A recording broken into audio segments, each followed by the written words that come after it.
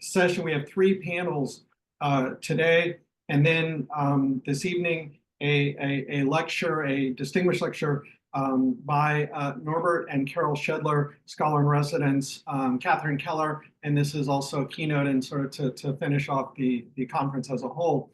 So the first panel this morning from 9 to 11 is on energy and Chinese philosophy, Qi, Li, and Neng, which are 3 Chinese terms that can all have connections to energy in different translations.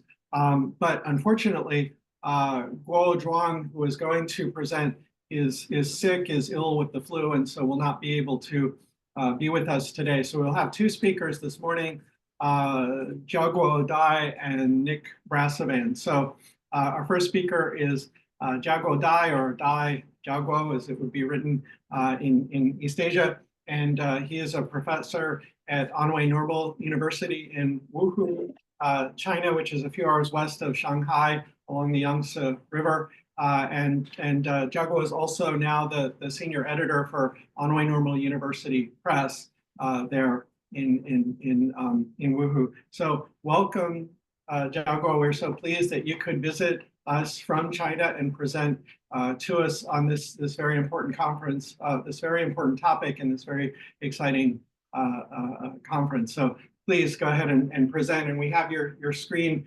shared with us. So we would, I don't know if you will need to go back up to the first slide, but please go ahead and present for us. And thank you so much for being here. Thank you. Thank you for the welcome, thoughtful words to me. I think it is a great time. We translate, we communicate with Nick and Clayton Guo. I think we build a bridge now. We are building bridge now. So you gave me the lecture. I'm very pleased to hear.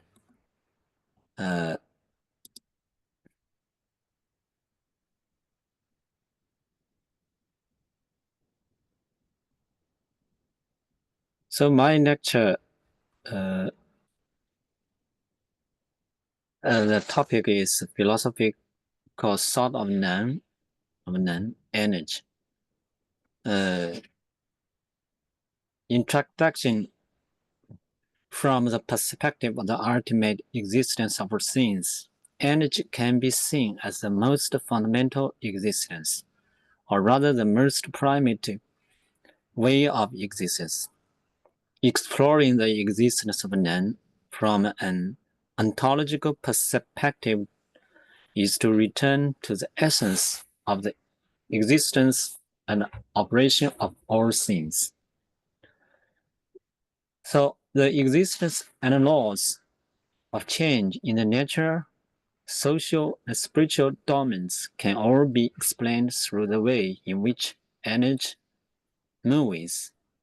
Energy evolves into 势, momentum, and 力, and 势. 势 evolves into 理, 力. Chinese in Chinese, the 3 words is 能, 势, 力. I think Nick knows that.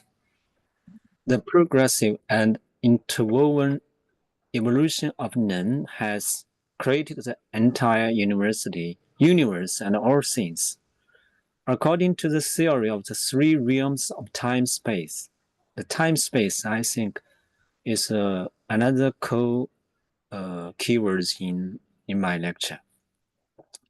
The energy, moment, and power correspond to the 3 major space-time of the universe: history and survival.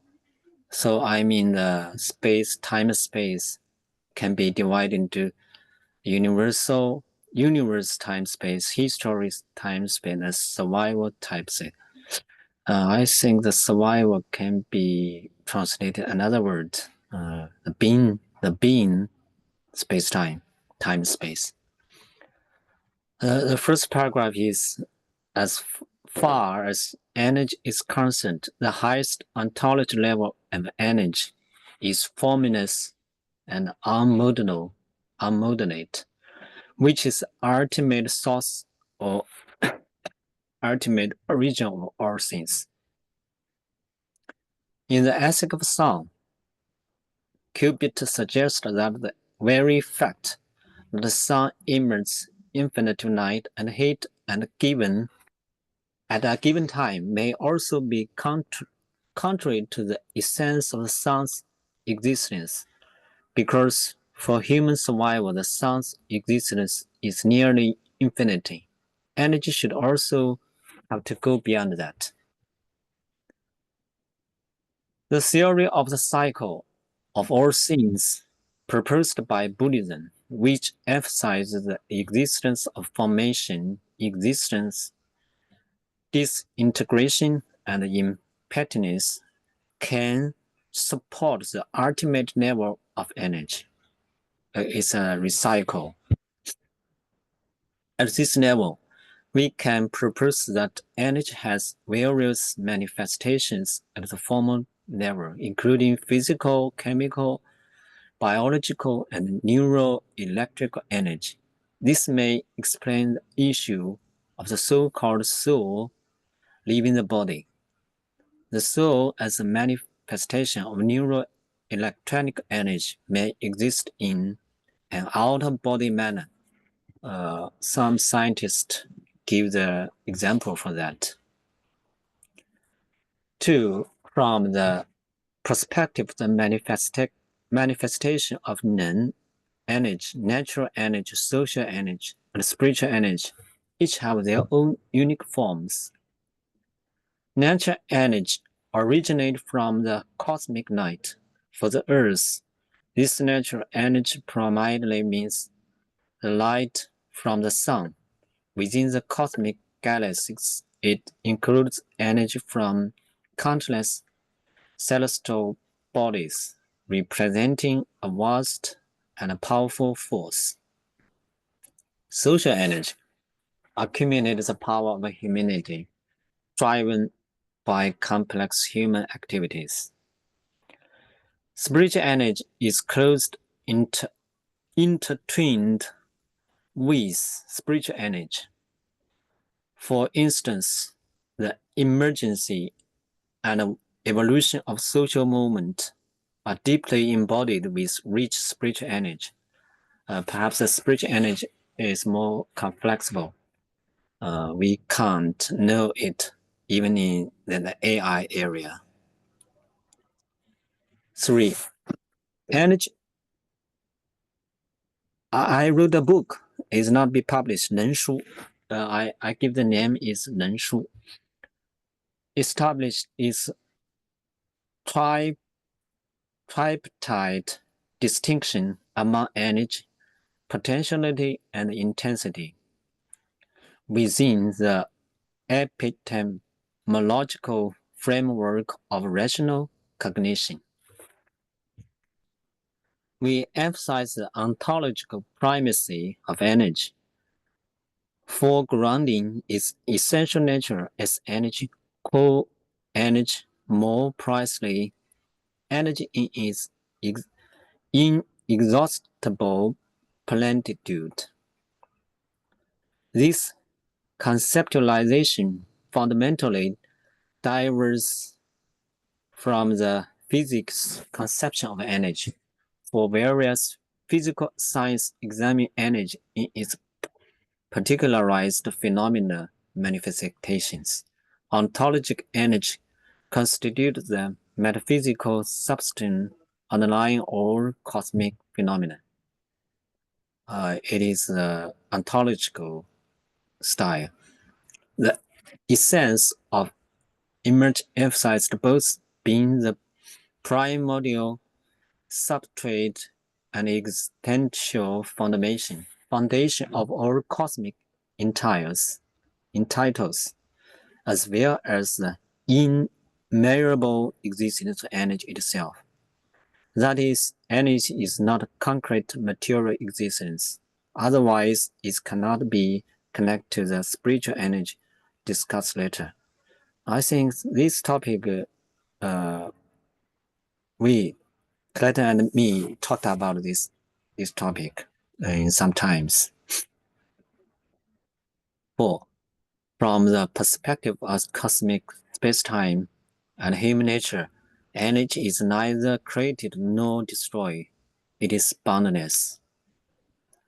The same applies to Shi and Li, as cosmic potentially encompass historical and existential dynamic. In specific historical context, one might speak of leveraging, creating, or aligning with momentum, yet moment itself remains boundless. Oh, someone. This explains why in war the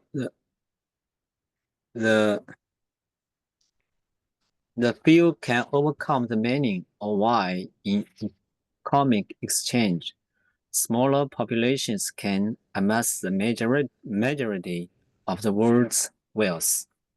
A vast nation may be controlled by the smaller one. I mean, some country have the newest technology of the weapon. Perhaps the small nation can conquer the big nation.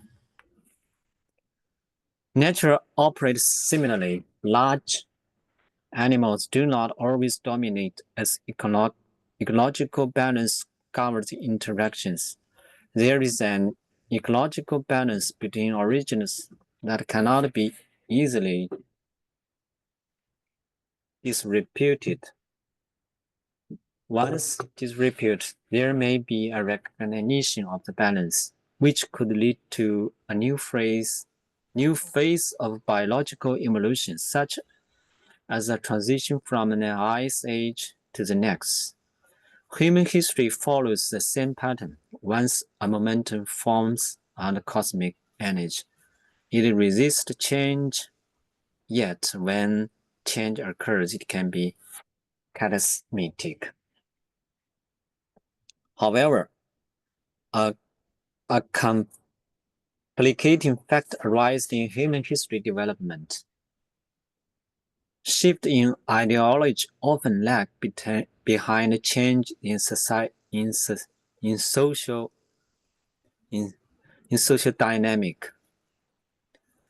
This presents a challenge to material historiograph, while material and institution momentum can shift readily. Spiritual and psychological moment resist transformation. This is mirrored in individuals. Physical maturity does not guarantee psychological wholeness, lead to a dissonance between body and mind. When individuals fail to align with social moment, it breeds personal distress and thoughts of illusionment and abandonment. I think the student, I always talk about this topic of the student, how to develop our body fully, not just the physical body. I think the spiritual is most important. 5. Power arises from energy and moment, manifesting in the most direct manner. Whether the cosmos possessed a prime mover remains an open question. Current observations suggest that boundless energy and momentum generate boundless power and the infinite cosmic. Within infinitive spacetime gives rise to infinitive manifestation of power. Maternity, life source, is one such expression. Variations in individual vitality, strong or weak, are directly tied to one's inherent energy and potential, as well as the privilege, energy, and moment of society. Consider a negative example in areas heightened energy and moment. Disasters inflict propagation great damage on vitality.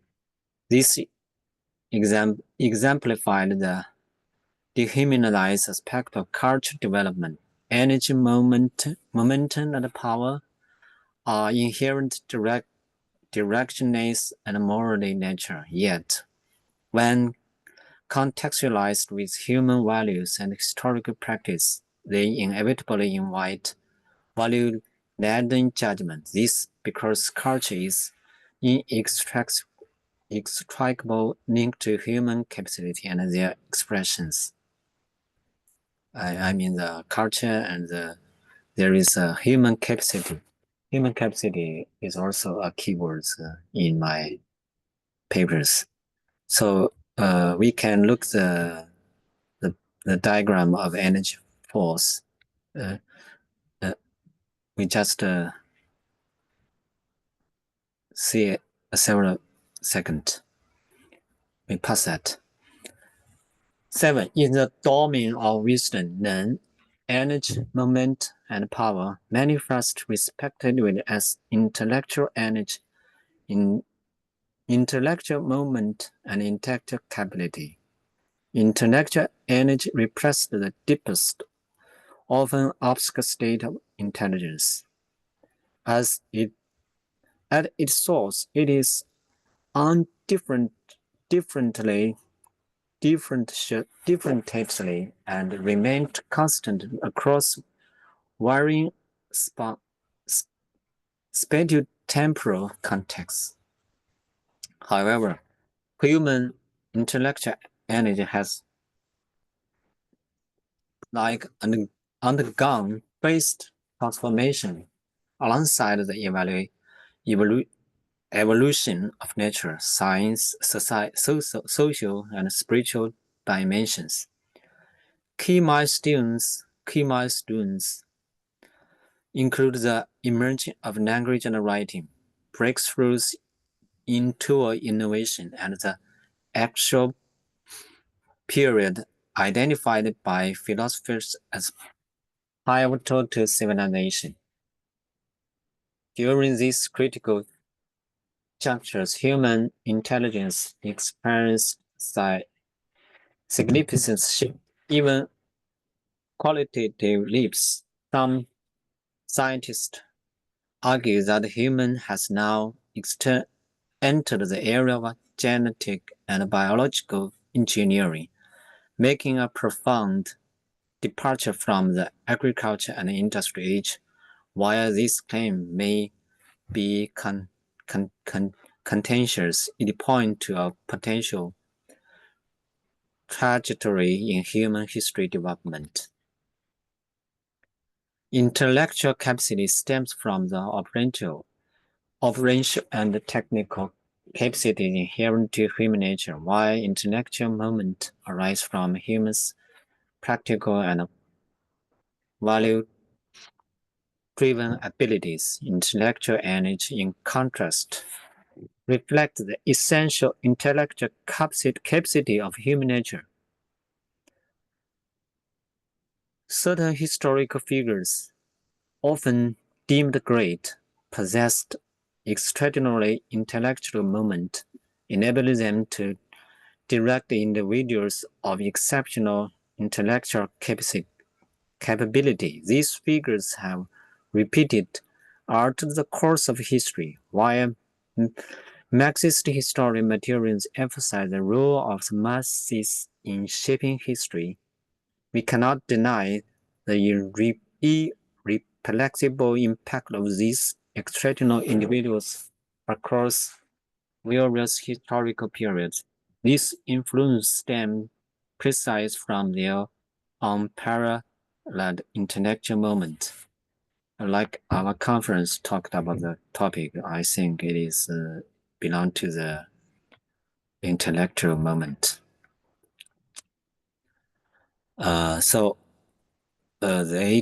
The energy of nature is always expressed in the most direct manner with its energy originating from the boundless universe.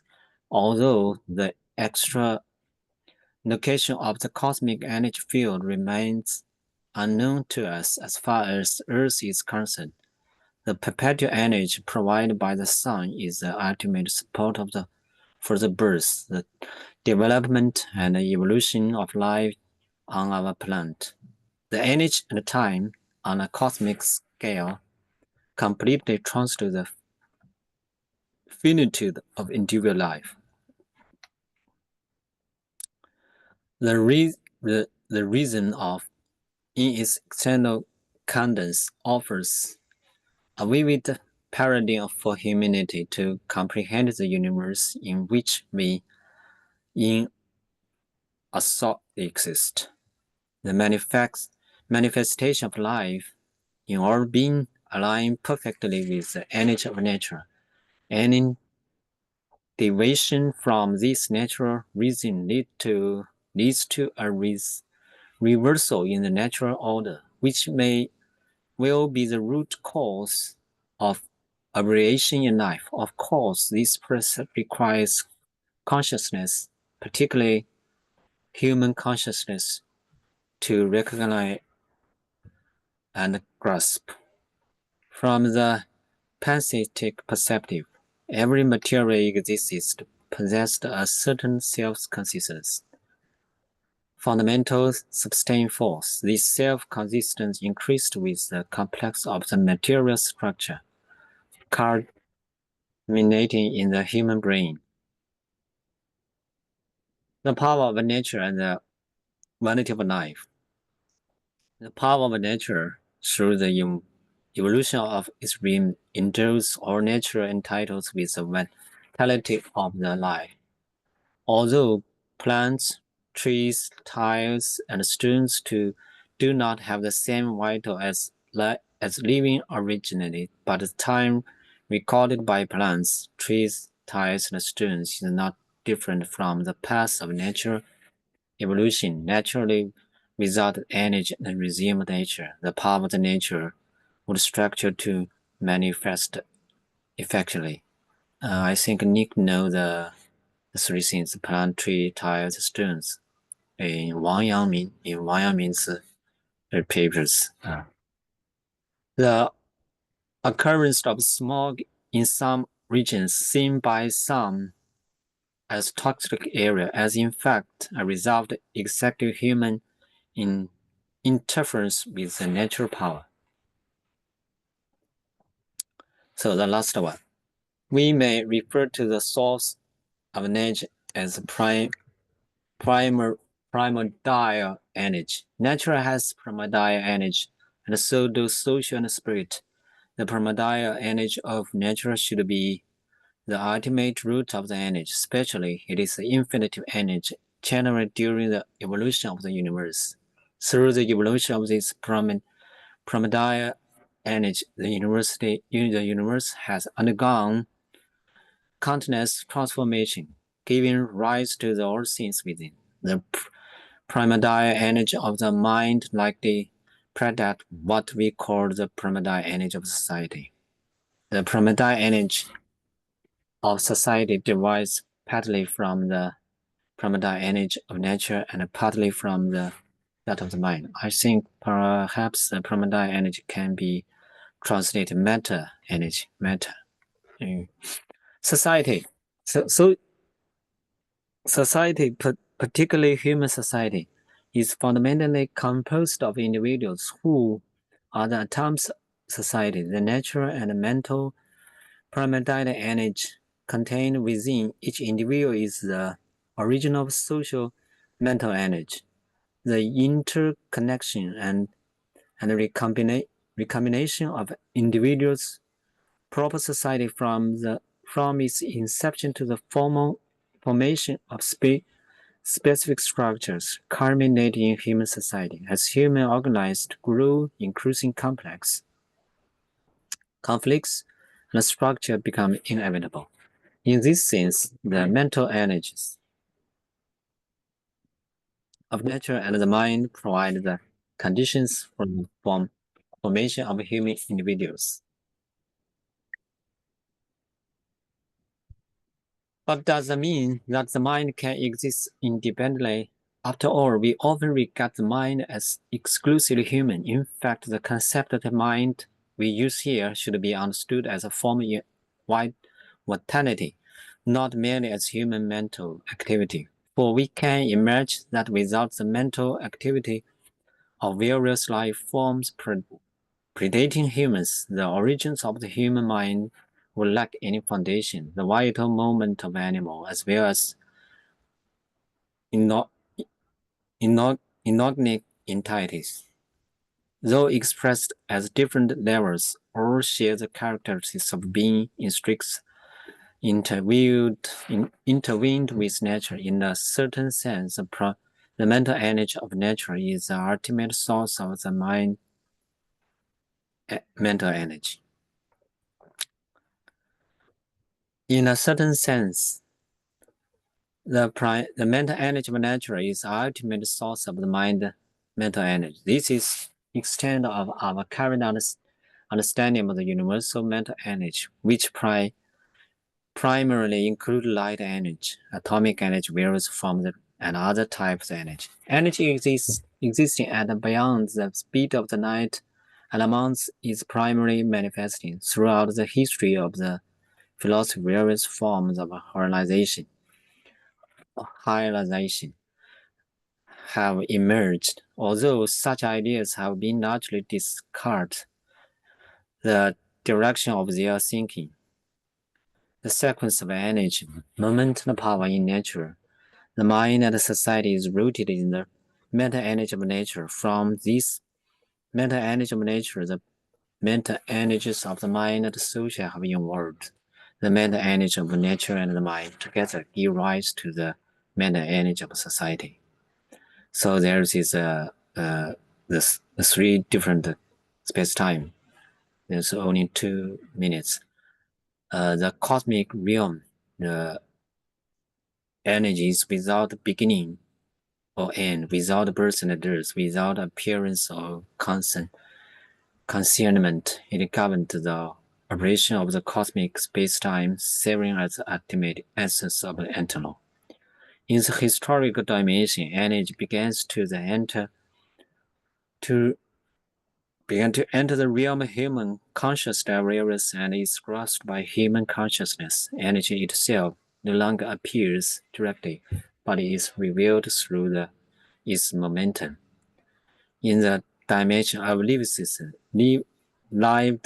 existence, in the dimension of human being, I think is daily life, including daily life.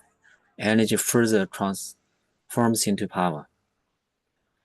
The different dimensions of the three realms of time and space are still the conceptual distinctions we make when it comes to time and space. In reality, space-time does not inherently possess separate realms. This division arises solely from our various interpretation of the existence and manifestation of energy. Space-time is neither an inherent framework nor a purely conceptual one. Space-time is, in essence, energy itself, the flow and cyclical nature of time, as well as expression and contraction of space and all dynamic state of the energy. So I appreciate our time. I think I end my lecture. Yeah. Oh, okay. Thank you. Thank you thank you everyone. Yeah. You have some time for some questions. We have some discussion. Yeah. I will hear the Nick's. I will hear the Nick his lecture. We'll do that first and then have a question conversation. Okay. I can move over here, that would bring the next.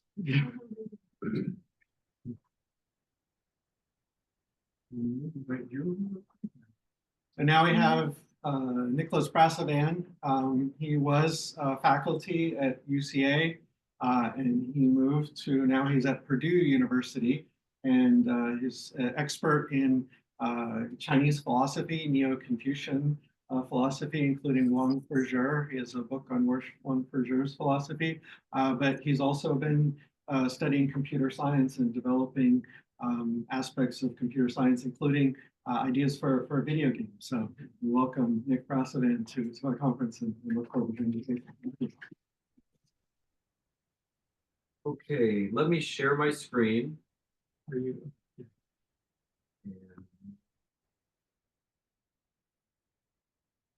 And now we can see.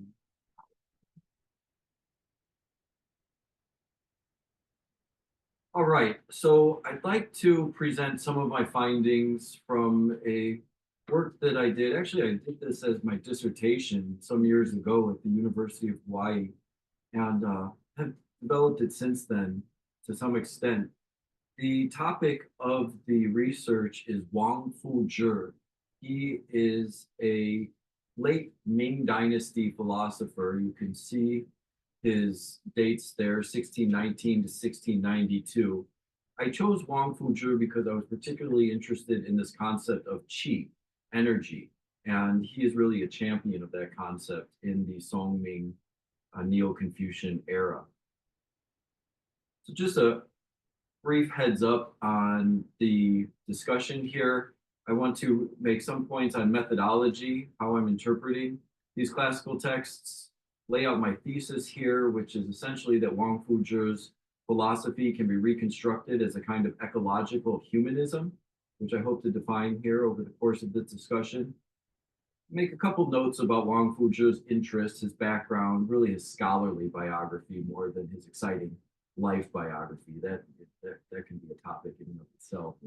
I'd like to look at the definition of ecology and really drill in there, analyze the term, the idea of ecology, and how that relates then to an ecological humanism, in particular in Wang Fuzhou's philosophy.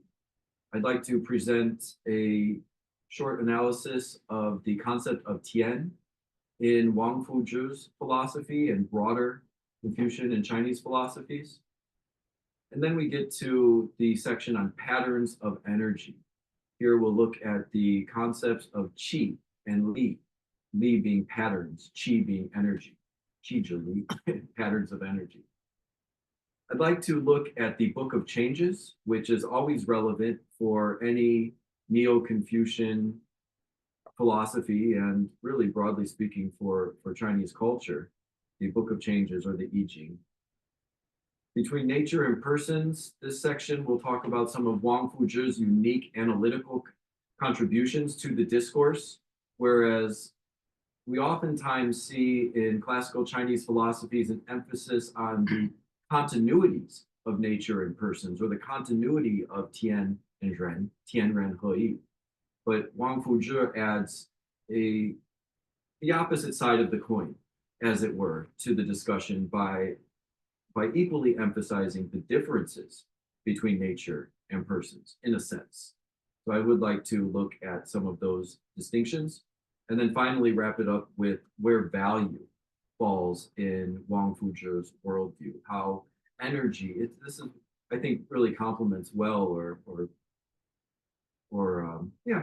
complements or also speaks to the point that Zhao Guo was speaking about when we find this infinite energy in nature and it confounds our understanding in many ways. And we'll see how Wang Fuzhou and his tradition of thought try to capture that experience in it as a valuable experience.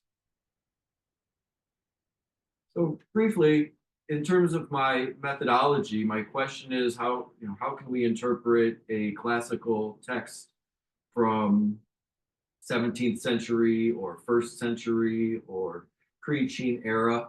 It's really a hermeneutical question, a question of interpretation. The methodology that I want to use here is essentially to frame a dialogue between two culturally, historically, and linguistically distinct philosophical traditions with the goal of developing an account of nature and persons in nature. So essentially what I'm doing is I'm just foregrounding my prejudice here. I mean, I recognize a philosophy in Wang Fuzhi that resonates with an ecological worldview, a modern ecological worldview. And what I'm doing is now approaching Wang Fuzhi from that modern ecological worldview and seeing how we might interpret him in that framework.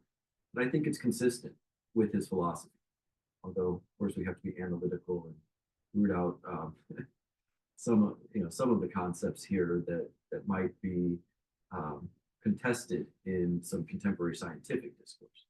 But nonetheless, I think there's a story to be told here. The methodology is consistent with a methodology that we find in Confucius himself. Review the old to know the new. Confucianism itself, I take to be a dynamic doctrine.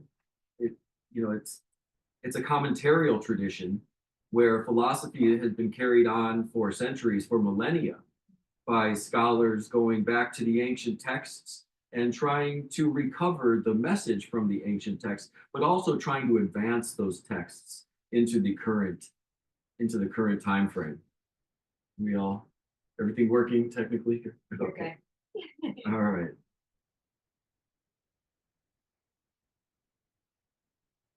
Wang Fuzhi, just as a very brief statement on his life.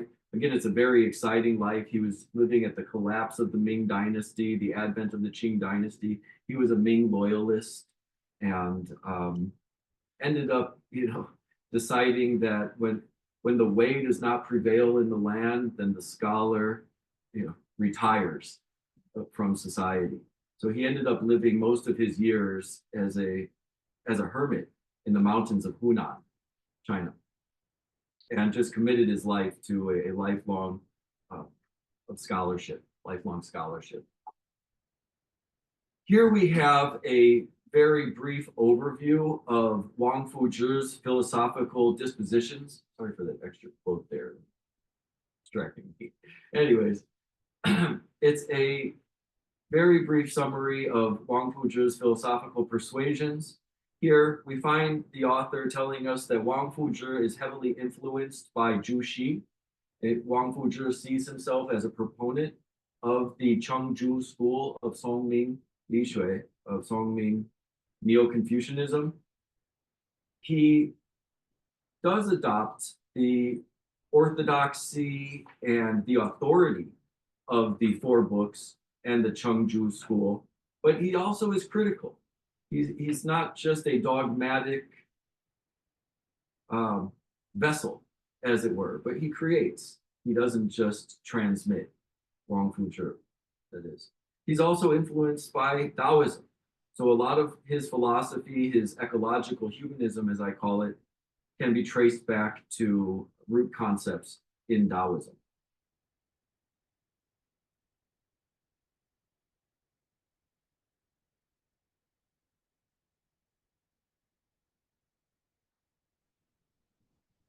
This idea actually was sparked some time ago, back in 2008, when a scholar from Sun Yat-sen University visited Indiana University, where I was working at the time.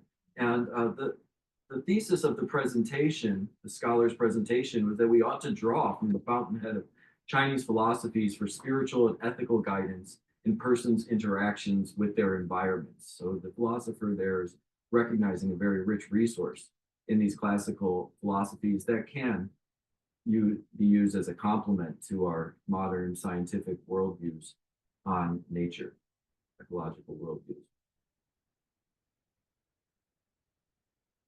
A similar methodology for this area of study I find in this excellent text here. It's somewhat old at this point. 1998 is the publication. But this Confucianism and Ecology, it's, I think, one of the best out of this series, this Harvard Press series on religions and ecology. We see here Michael Kelton saying, "We'd like to see what becomes of a traditional conceptual schema if it is put into complete interaction with contemporary understanding, and see what kind of benefit to contemporary understanding might come from thinking from the Neo-Confucian tradition."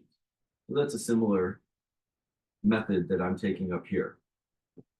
My thesis is that Songming Neo-Confucianism, it does provide a comprehensive and powerful ecological philosophy that can be revised, refreshed, and applied today, even consistently with ecology, contemporary ecologies, chemistries, and physics, although the classical concepts would have to be critically updated and refreshed to understand energy, I'd say more in a contemporary context. We'll see here the idea of ecological humanism. It's not just a descriptive philosophy where we're trying to provide an ontology. Rather, it's also humanistic in the sense that it has an ethical commitment to the flourishing of humans, and it has a recognition that humans are powerful. We have the power to enact changes in ourselves and the world that we really don't see elsewhere in existence. The power of our heart and mind, the power of our intentions to transform ourselves into what we would like to, or transform our world into a more hospitable place. This is a recognition, I'd say, of humanism, that we have this kind of power for anthropogenic change, human enacted change. Wang Fuzhi was a broad scholar in his readings. He studied everything under the sun and the sun itself. Astronomy, calendar science, mathematics, geography. He was well-versed in the classics, history, literature, but he paid special attention to the Book of Changes. This holds a very core spot in his corpus, in his philosophy. All right, having said that about methodology, having foregrounded my thesis here, I'd like to now argue that Wang Fuzhi's philosophy meets the requirements for an ecological worldview that are laid out in this text here, The Philosophy of Ecology, From Science to Synthesis. Another excellent text from the University of Georgia Press. And actually, just as a brief historical side note, University of Georgia has had a robust ecology program for a number of years. And this text really speaks to that as well. For the requirements of an ecological worldview, we find several statements. Of course, is over 2 slides here. The first requirement is that all living and non-living things are integral parts of a biosphere. This we can just flag as ontological interconnectedness. I mean, to me, this is already revolutionary, and it really, this breaks free from a classical Aristotelian substance-based ontology and starts to recognize relationships and interactions as being constitutive of organisms, as being constitutive of entities. The essence or identity of a living thing is an expression of its connections and its context. So here we have all of these points about interrelatedness are also interrelated. But the idea here is that you can't understand any entity in a vacuum, but you have to understand that entity in terms of its interconnectedness to a broader system. Everything is embedded within concentric spheres or hierarchical structures of relationships, systems, as it were. And we have to understand the part within the context of the whole. It's defined by its relationships. Similarly, this third point, connections and relations between parts of a whole must be considered, not just the parts themselves. All life forms result from the same processes. Here we have a commitment to naturalism. Will we find this in Wang Fuzhi? I think so. Non-human nature has value above and beyond instrumental resource utility for human beings. This is a sticky point for Confucianism in particular. Can we make the case that Confucianism is not anthropocentric? You know, when I think back to the Analects, I think back to the line where it says, Confucius's barn burned down. And when he rushed home, he said, was anyone hurt? But he didn't ask about the horses. why did the commentator feel like it was necessary to point out that Confucius didn't ask about the horses? Well, you be the judge. And so can we, can we rescue Confucianism from an anthropocentrism? That's a big topic, I think, in this area here. Humans have caused serious negative impacts on the earth, leading to the need for environmental ethics. Sure. This philosophy of ecological humanism that I'm presenting is meant to be rooted in ecology. Now, ecology itself is a relatively new concept, a relatively new science coming out of the 1860s, a post-Darwin era. Post-Darwin, there is a German naturalist, philosopher, scholar named Ernst Haeckel. Now, Haeckel coined the term ecology. And in coining the term, let's see, here's his statement. We'll let the man speak for himself.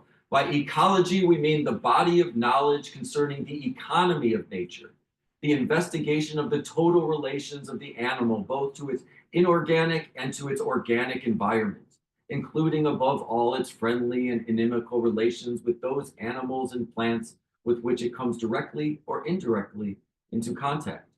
By ecology, we mean the whole science of relations of the organism to the environment, including in the broad sense all the conditions of existence. And this is the revolutionary point. This really frees the worldview from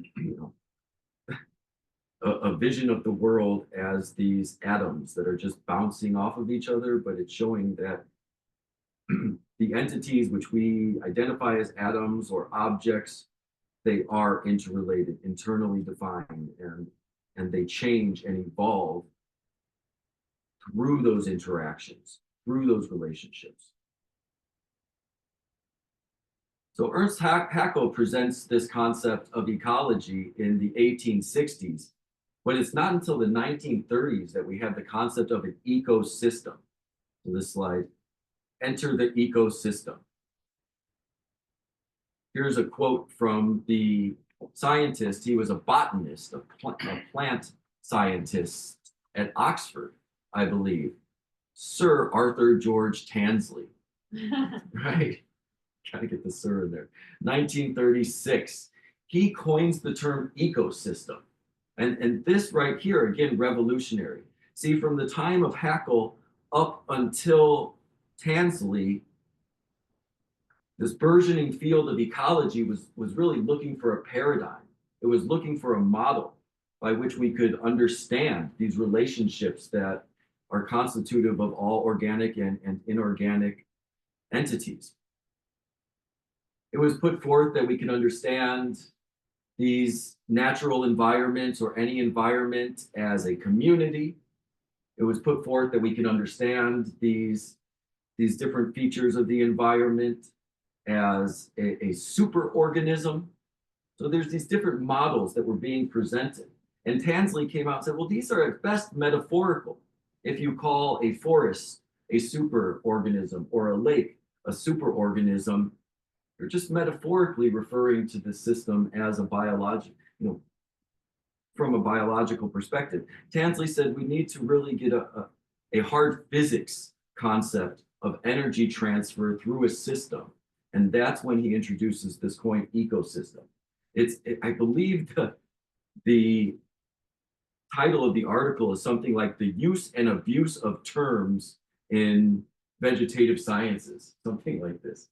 So he wanted to get a literal term that we could use to model energy transfers throughout a system, hence the birth of an ecosystem. Let me check my time here. You can go a little bit over because we don't have it. Okay, a little bit. But don't take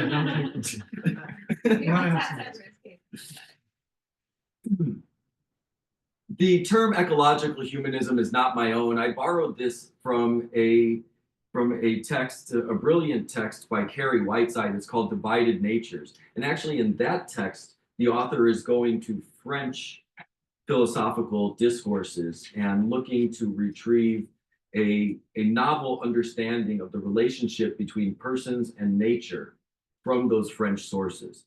And I thought that the paradigm that Whiteside really honed in on was, again, very resonant with a Neo-Confucian and a Confucian worldview. Hence, my spin on Whiteside is called a Neo-Confucian ecological humanism. The major tenet here is that persons are situated constituents of complex ecosystems that constitute the world. So essentially, we are systems embedded within systems, systems of energetic processes embedded within systems of energetic processes. In this theory, probably when you look all the way down, there's just systems all the way down. Persons are complex systems of complex systems in complex systems, right? Complex systems all the way down, nested hierarchical structures of systems. Here's an example of one of the French sources that Whiteside was using, Edgar Morin. I have an English translation here. The ecosystemic relation is not an external relation between two closed entities. It concerns an integrative relation between two open systems, where each is a part of the other. The ecological dependence and independence of man find themselves in two overlapping perspectives, which are themselves interdependent. One of the social ecosystem, and the other of the natural ecosystem. Ecology, or rather ecosystemology, rehabilitates the notion of nature and the rootedness of man therein. Nature is no more disorder, passivity, or amorphous environmental condition. It is a complex totality. Man is not a closed entity in relation to this complex totality. He is an open system in relations of relative organizational autonomy and dependence in the midst of an ecosystem.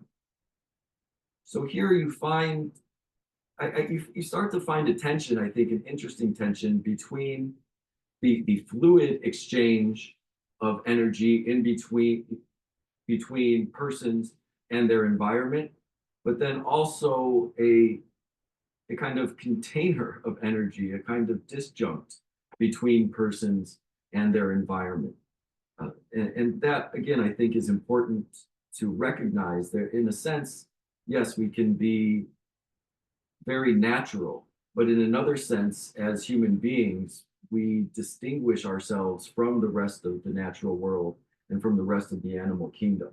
Wang Fuzhi is going to give us a kind of psychology, a kind of cognitive understanding of human beings as distinct from the natural world. We have a heart and a mind, according to Wang Fuzhi. We have emotions, intention, reason, and sure, those might be shared to some extent with other animals. My dogs cry sometimes. Animals feel emotions, but the depth and complexity of human emotion, according to this humanism, is quantitatively, if not qualitatively, different from animal emotion and rationality, non-human animal emotion and rationality. Now we shift from this, from the modern paradigm that I'm using as the perspective, the ecological worldview, we shift into Confucianism and its statements on interconnectivity and the situatedness of persons in the world. One of my favorite examples from this is from the classical Dashui, from the higher learning or the great learning of the Confucian canon. It's one of the 4 books, as I think probably all of us are aware. The text, it's worth reiterating, at least in part here, rehearsing, and then I'll have a diagram to unpack it. The text reads, "The ancients who wished to illustrate illustrious virtue throughout the world, they first ordered well their own states. Wishing to order well their states, they first regulated their families. Wishing to regulate their families, they first cultivated their persons. Wishing to cultivate their persons, they first rectified their hearts and minds." So you get the idea of this kind of recursive process where the text is working from a broader system down concentrically into more focused local systems. broadly, right? So these are basically the different levels of the human existence within the world. I'll call it persons in the world for short. These are the general or basic levels of persons in the world for Wang Fuzhi and the Confucian tradition in general. At the broadest level, you have all under heaven, Tian Sha. This could also be replaced by Tian Di, the cosmos, the heavens and the earth. It's the natural world writ large. Within that, you have situated a society writ large, here represented by the country or the state. Within that, according to the text, you have the family. Within the family, you have the self as a lived body. This is really key, and I think sometimes it gets overlooked in readings of the texts. The term for self here, it also means body, lived body, shanti, right, lived body. So the Confucians are recognizing already a lived experience embedded within that system of the home, that ecology, right? It's a lived, embodied experience embedded within concentric spheres of relationships. The lines here are porous to show the interconnectivity or the transfer of energetic exchange between these different levels. So you can imagine how the environment can influence the mind and the health of the individual, and then conversely, the health and the heart and mind of the individual can have an impact on the social and natural environment when it's put into action. Right here, this scholar is just saying that Wang Fuzhi inherited a Taoist conception of the concept of Tian. Right? And in this conception, Tian is understood as Zuran, as nature or spontaneity. This is a primary meaning of Tian in Wang Fuzhi's philosophy. And it said here he doesn't only get it from Taoist sources, but also from Xunzi. I have a, let me advance here quickly. The argument here is that there's different conceptions of Tian in the history of Confucian discourse. In some contexts, Tian is anthropomorphized. It's given personified characteristics as if it has a will, as if it has a heart and mind. And we find this in Confucius, we find this in early Confucian texts, but that stream of thought is persistent throughout the development of Confucianism into Neo-Confucianism. Wang Fuzhi, for his part, he advocates a concept of Tian that is non-anthropomorphic. It doesn't have personified characteristics. And this is actually what distinguishes humans from the natural world outside of humans. Right? Humans are part of nature in one sense, but in another sense, we are different from the rest of the world in Wang Fuzhi's view, in that we have a heart and a mind. And that's what distinguishes us from Tian and the 10,000 things, the myriad things. This concept of Tian is predated, it's introduced in Xunzi. And let me just translate this line here, because I always have a lot of fun with this. Xunzi says, you might pray and it rains. Why does this happen? He goes on to say, well, it doesn't make any difference. It's like when you don't pray and it rains. So the idea here is that Tian becomes this more mechanistic process that is driven by the transformations of opposing forces, yin and yang, as it's understood in the context of the Book of Changes and Chinese philosophy. Tian is Zirangzhe Tian in Wang Fuzhi's philosophy. We have some other statements to this effect here. By Wang Fuzhi's time, it was recognized, well, throughout the tradition, it was recognized that the energetic transformations of nature, the interactions of yin and yang forces of energy are creative, are procreative. And this is actually where where scholars have found some really fruitful connections with Whitehead's notions of creativity as a kind of um, cosmic fact. All right. All right. First principle, ultimate. Yeah, right. And so the creativity is really essential here for Neo-Confucian as well. Sometimes it's referred to metaphorically as the heart and mind of the heavens and the earth. Sometimes it's referred to literally as the concern of the heavens and the earth for producing life.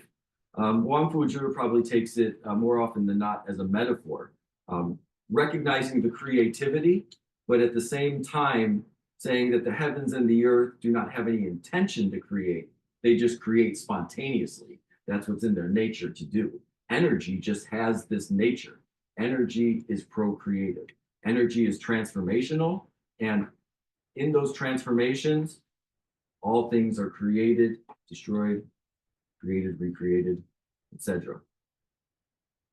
Here we have some quotations from Wang Fuzhi, illustrating his concept of Tian. Tian is only yin, yang, and 5 phases, roving out and in the 2 spaces of the sky and the earth. How could it ever condescend to give orders to bring things about? The heavens and the earth being without heart and mind, they still achieve transformation. Thus, they are of yin and yang. So, and I created a GIF for it. Yeah. It's only about 3 seconds and it's just right there.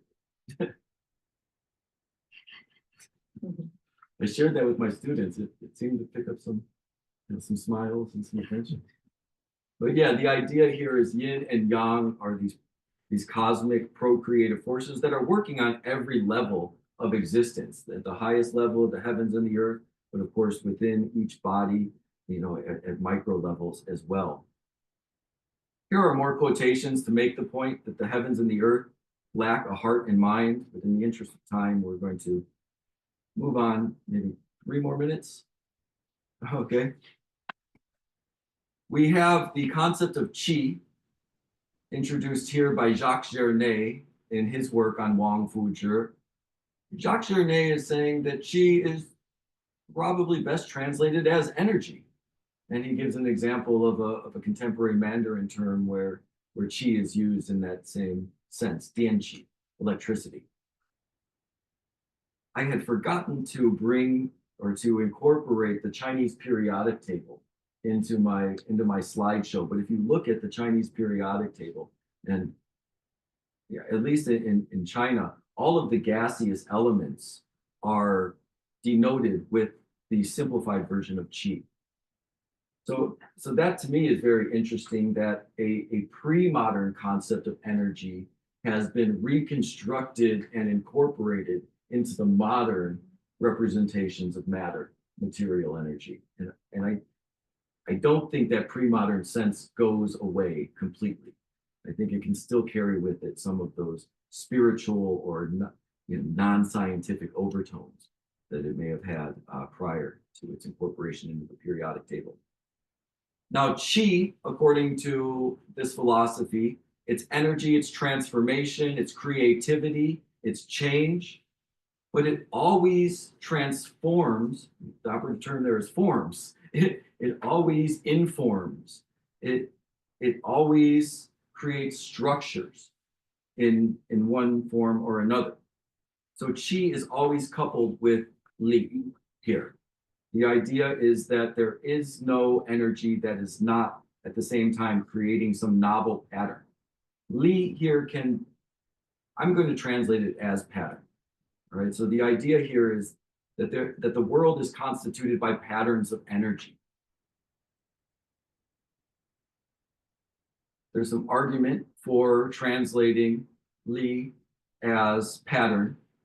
Here is an argument from Gernet on how Li can be understood as system. So the idea here, you go from patterns of energy to systems of energy, or systems of energetic transformation and exchange. The patterning is universal, but its subdivisions are many. So all things are patterns within patterns of energy. So here again, it resonates with the systems theory. All things are systems within systems. Here we have all things are patterns within patterns. This is not just Wang Fuzhi's worldview, but this is shared with Chinese Buddhism, East Asian Buddhisms writ large. The concept of Li, or patterning, as a kind of interconnectivity is found throughout that discourse, as well as throughout Neo-Confucian discourse. The idea of the cosmos constituting a body, an organic body, to emphasize the interconnectivity of things. That's found in these pre-modern texts, but again, that may need an update from, if it's going to square away with Tansley's ecosystem, ecology. Wang Fuzhi advocates a holistic systems theory in the context of the I Ching as well. So now I just want to wrap up with calling our attention to the Book of Changes and how this sets the stage for a complex systems theory, and how this can actually be a cosmography or a map of the cosmos. And insofar as it's a map of the cosmos, it's a changing map of a changing cosmos. So the I Ching is meant to be this kind of dynamic map, kind of like our weather forecasts that we have today. The weather radar predicting how the changes will unfold in the oncoming days. So the I Ching is likewise meant to do that, map out the changes and transformations in their incipient stages, and then how we expect them to progress. The I Ching is based on a set of symbols. It's a binary set of symbols constituted by broken and solid lines. At its most basic level, you could have a 1-bit symbol, right? Just either a solid or a broken line. You can add another bit and you can have solid, broken line, 4 combinations of them. If you have 3 bits, then you have 8 possible combinations. And the text really hones in on that 3-bit system and identifies each of these symbols with a name and with a natural phenomenon here. And again, these are meant to be transforming symbols that are referring to transforming realities. The text goes on to build up the symbols into a 6-bit system.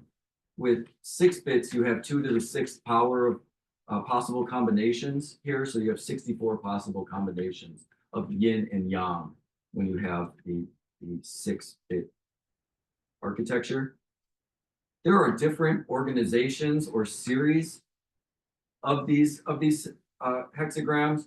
This one is very interesting. Maybe we can talk about this afterwards. This is actually a binary sequence. This comes from the 11th century, and it's literally a binary counter. If you understand these in terms of zeros and ones, the first one on the top left is a 0. The second one on the top right is a 1. Third one over is a 2. If you, again, imagine them flipped on their side in zeros and ones. It counts from 0 to 63. Leibniz actually had a copy of this when he discovered binary. So again, I Ching as a cosmography.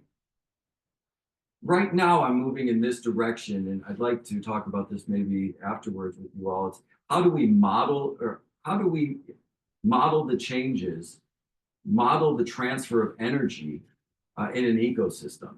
And you might just codify it here, abstract here into a binary sequence, and then you can encode the transfer of energy, model the transfer of energy. Squirrel eats a nut can be understood as 1, 2, 3. Wang Fuzhi, he didn't get into that binary arithmetic. He wasn't aware of it, but he did see these gua as interconnected systems, and he talked about how each gua has another gua behind it, and each gua is transforming into another gua through various changes and transformations. In this vocabulary, in this ontology, there are many ways of change that are analyzed. So energy transforms in many different modalities. Well, to put an end to it here, Wang Fuzhi did add this concept of the differentiation between nature and persons. He emphasized the heart and mind as that component of persons, which really distinguishes us from the rest of the animal kingdom. He did recognize the powers of the heavens and the earth as being that which we have to defer to. So we can't completely master or understand nature, the transformations of things. We have to defer to them. We can and we should work with what's in our locus of control, I believe Wang Fuzhi would be an advocate for engineering our environment so that it's more hospitable to human inhabitation. But we should also understand that there is a pushback on behalf of nature if we overdo it, right? As Zhao Guo said, smog is an excessive use of our resources or something to that extent. So I think Wang Fuzhi would recognize this. Yes, the humanistic drive is sanctioned in this philosophy to engineer nature, to engineer our environment, to use energy for our own intents and purposes. But we have to do it sustainably. We have to do it in concert and in harmony with the natural forces of the heavens and the earth and the myriad things. Otherwise, we do run into problems like oil spills in the Gulf of Mexico, smog over Beijing, and etc. The way to do it in a Confucian worldview is to ritualize our activities, our interactions with the natural world.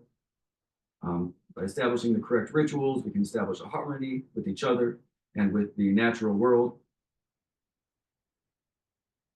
And finally, there's a recognition of the kind of vastness, I want to call it the sublime in nature, in Wang Fuzhi's worldview.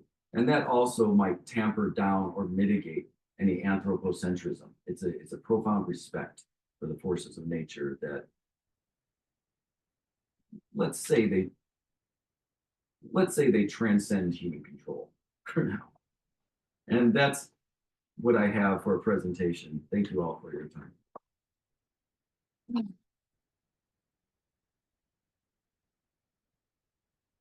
So we have almost 45 minutes for questions. I don't know if you want to, Pat already has a hand up. Fantastic. Others, yeah.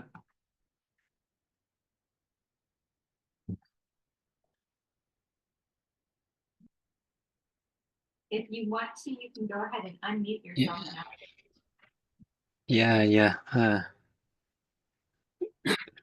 Best, Nick Down did well, very best. I have some question. Perhaps I can raise here. You mean the non-anthropocentrism, non-anthropocentrism. You give the new term now. I think if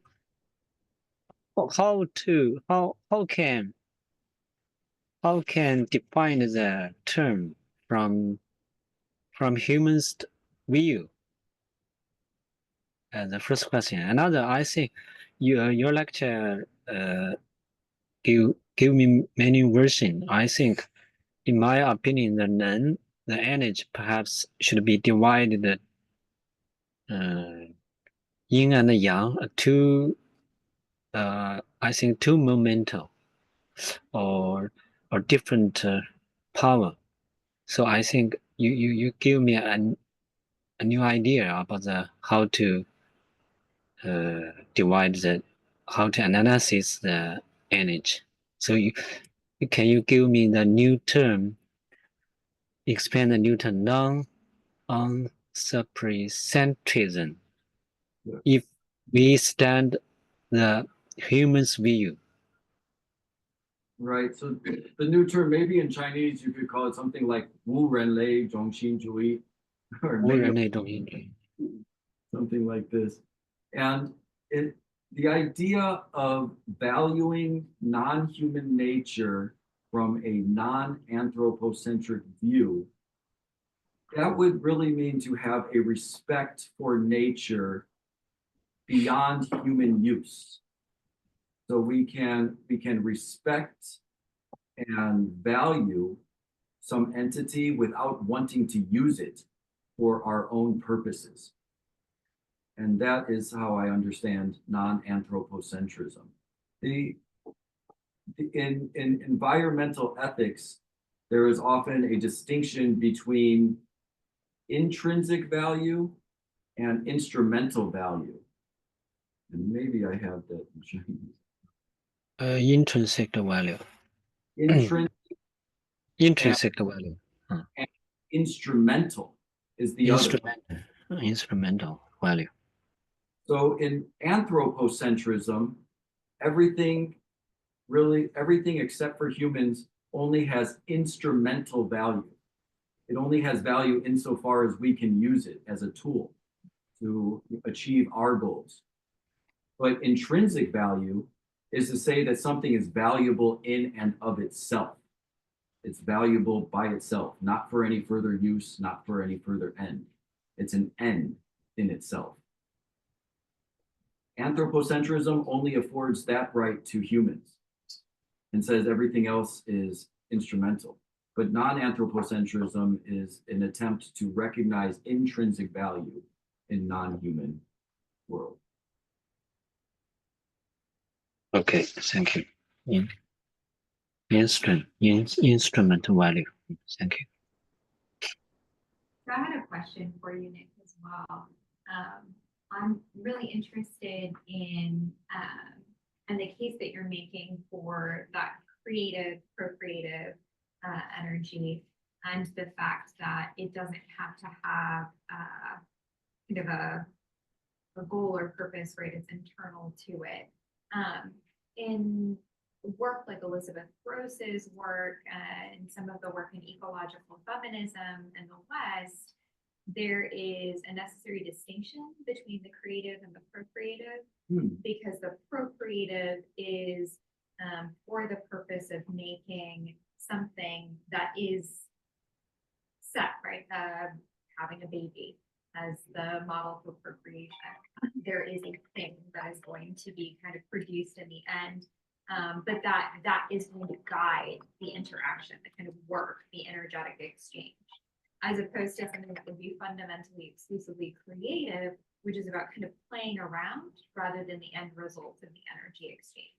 And so I wanted to hear if you thought that those two things were kind of working together, maybe it's in the same energetic flow that you're describing, or if there would be a way to separate those concepts or those ideas of the procreative and the creative in the formulation you have in So mind. I use procreative because the Chinese term is sheng, which means life, and it literally means to give birth. So there we go. Yeah. Yeah. So when the text, when you look at the I Ching text, it says sheng sheng zhi wei yi. It doubles up the term sheng. So it means, creative creativity. This is called change. Or procreative creativity. Right. This is called change. I maybe with that, that procreative creativity, you could capture both senses there. Does the text support both senses? Well, it does emphasize novelty. So in the sense that creativity creates something new, produces something new, novel, the text it supports that concept of creativity. But it also supports patterns of change and transformation and new experiences, born within those same kind of patterns. Like, a new baby follows the same pattern, but it's still a new baby. Right. Right. And that's that distinction between like the purely novel and then something that is just unplanned, right? Unexpected, the kind of playfulness, the other distinction. But that would be interesting to me. They're just connected, essentially. I wonder if there's not more emphasis on structuring though, in free form. No, I just want to emphasize that it's really a challenging and important thing. You picked up co-creativity in the sense. I mean, I was a full feminist reaction always to its use, because always then there's the old dualisms, but you're using it in this radically non-dual way, and I think it could really help to repattern energies at this point. And there's still no real channel, I think, in Euro-American ecological discourse for a casual use of procreativity, and yet because immediately the signals of sectors of Texas start alarming one, but. but to occasionally reflect on it in the way you're doing feels really important to me, because we have to like break through that barrier between creativity and procreativity. If we're going to break through the barrier even between natural and human, and it is a kind of tragic irony of history now. It's becoming irony. Before it was a more blunt tragedy that women were just in the role of nature and men were on the side of culture, right? So procreative, creative. But we have, you know, it's been half a century of feminism, and you know, some of us who were formed by that are really wanting to say, you know, for the sake of the redemption of the ecology of the earth, that dualism of procreativity and creativity has to be broken through, because so much of our ecology is procreative biology. Yeah, so I just wanted to say, I think that's really an important piece of the kind of ontological interconnectivity that you're so beautifully unfolding systemically. Thank you. And like I said, I think biological, biological connotations are built into the term for creativity or procreativity, and it's celebrated. I mean, it's recognized as a fundamental force of the world that humans can contribute to, but we can't ultimately do on our own. We have to recognize the heavens and the earth and their contributions to life and novelty. You seem able to be super destroyers of it on our own by not recognizing that we can't live in it as though we own it, not as though we're on our own, but by failing to recognize it and creating ownership where there should be interdependence. Of course, This is a more deferential model where you're deferring to those natural forces rather than trying to control them or own them, trying to work with them to the extent that within your locus of control, while recognizing that they are outside.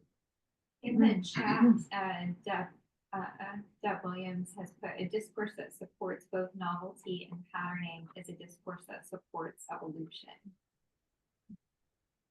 I like it. You had a question? As far as the anthropocentrism and Confucianism concerned, and you strongly recommend the group like Confucianism and Ecology, and I read the book very interesting. I find it very interesting too, and in that chapter by Tom, I don't know how to pronounce it. Okay. And there, he divided kind of anthropocentrism, strong anthropocentrism, and light anthropocentrism, and Confucianism in some way. And I'm always curious about Confucianism are where situated in and relating to anthropocentrism, but you said that anthropocentrism is mostly about instrumental value. So, what's your disposition related to anthropocentrism? Yeah. Curious about it. Yeah, me too. I'm wondering myself. With regard to Confucianism, well, I think, for one, I don't think there's a single thing called Confucianism. I think there are Confucianisms, Peter Buddhism, Confucianism, a pluralism of worldviews. And I think that, yeah, you can find evidence in some passages and some texts for seems to be a strong anthropocentrism, like when Confucius doesn't ask about the horses, or when Confucius says you have to sacrifice that sheep, the ritual has to go on. And so there is some evidence for that. But then again, when you get out of the analects and into the broader discourse, you find these recognitions that you can't instrumentalize all of nature. And this, I think, also comes from Taoism. You know, that once Taoism really starts to impact Confucianism, you have a recognition that nature will do its own thing outside of our control in many instances, and we should respect that, and we should value that in and of itself, not try to control that. So there you have a non-anthropocentric idea that is incorporated into certain thinkers like Wang Fu. And I'm not saying that all of these thinkers are even consistent. You might have multiple Confucianisms just in one author or just in one text alone, the Analects. But yeah, so you can find evidence for anthropocentrism there in the tradition. You can find evidence for non-anthropocentrism. And yeah, you can find a middle ground with some kind of weak anthropocentrism or enlightened anthropocentrism as well. So I have a question for Jiaguo. Yeah. Could you say a little bit more about Neng and also how it relates to Qi? So in Neo-Confucianism, and we saw with Nick, there's a lot of conversation about Qi and how Qi relates to Li, and it is often translated as energy. And many of us here in the West, the United States, are aware of this word Qi. But Neng, and I've learned from you, is this crucial term. But where does it come from, and how is it different from Qi? Perhaps I and Nick, perhaps we have discussed this question. I think the Qi, perhaps in my opinion, I'm not satisfied with the ancient the ancient terms of the Qi, Li, or any other terms in the traditional philosophy. Especially from different philosophy, they can give the different meaning of the qi. Like the Nick said, the natural qi and the spiritual qi. But we cannot know. We don't know what kind of qi exists actually. But in the recent science, we know when we knew the recent science, we know the atmosphere, including the oxygen, hydrogen. So I think that kind of physical existence, it means some material being. So I think it is not belong to abstract term. It is not an abstract term. I think the difference is I know, especially I read your book, the Earth, Politics, and the Religion. You give the new materialism, the Nen.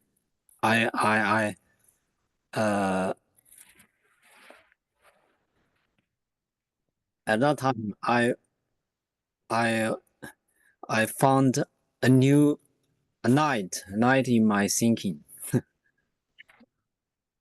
So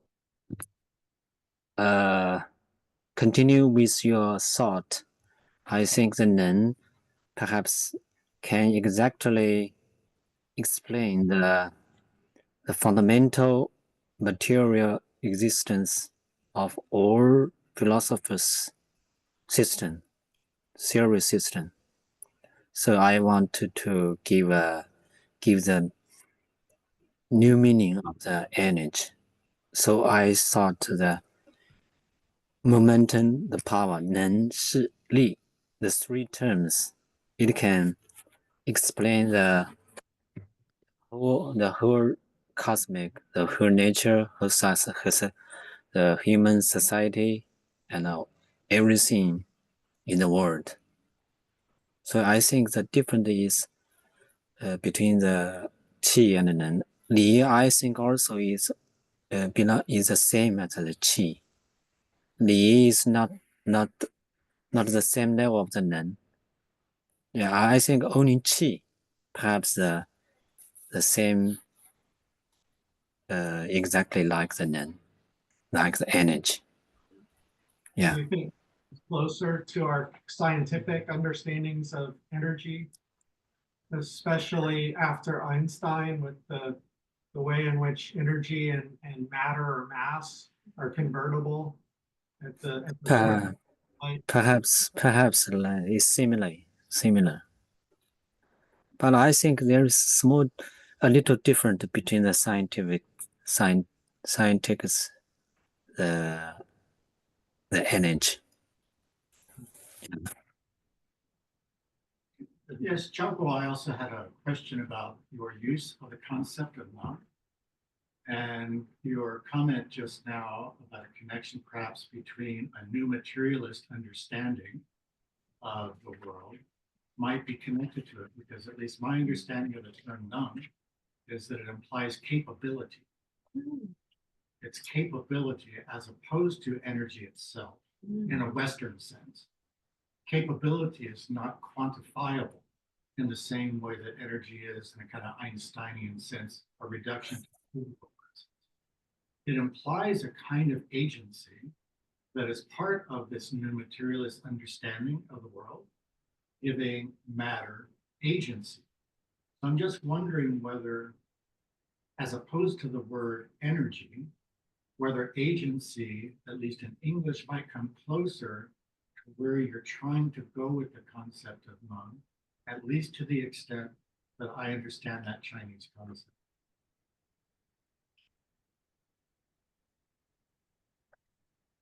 Oh,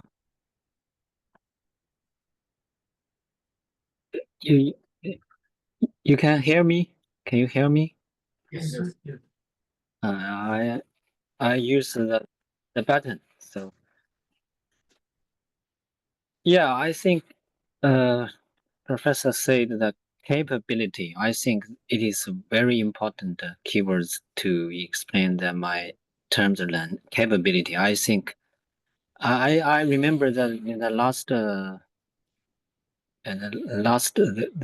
in my lecture the several in the last PPT I think I gave the capability. I think learn is not something keep calm, keep not moving. So I think I say we we we have the capability to, like the next name, procreation, recreation. If we have capability to creative, this is creative, can be changed, can be lasting. So I think you gave the term capability is very important to understand the. And I think this thinking is similar like the Clayton's energy. But in Clayton's the first book, the New Materialism, I know he want to tell us we should we should look the energy not only in scientific view but also if I can use the nickname ecological humanism, ecological or the ecosystem or the ecosystem. If we think the world is a system, is there must some active thing control the system. I think it is the energy. And in the sensible, it is give us like the chemical, the physical, and the electrical. But who give the physical, chemical, there's the capability to make up many things. I think that there is in the ontological the capability of the energy. I don't know if I explained clearly.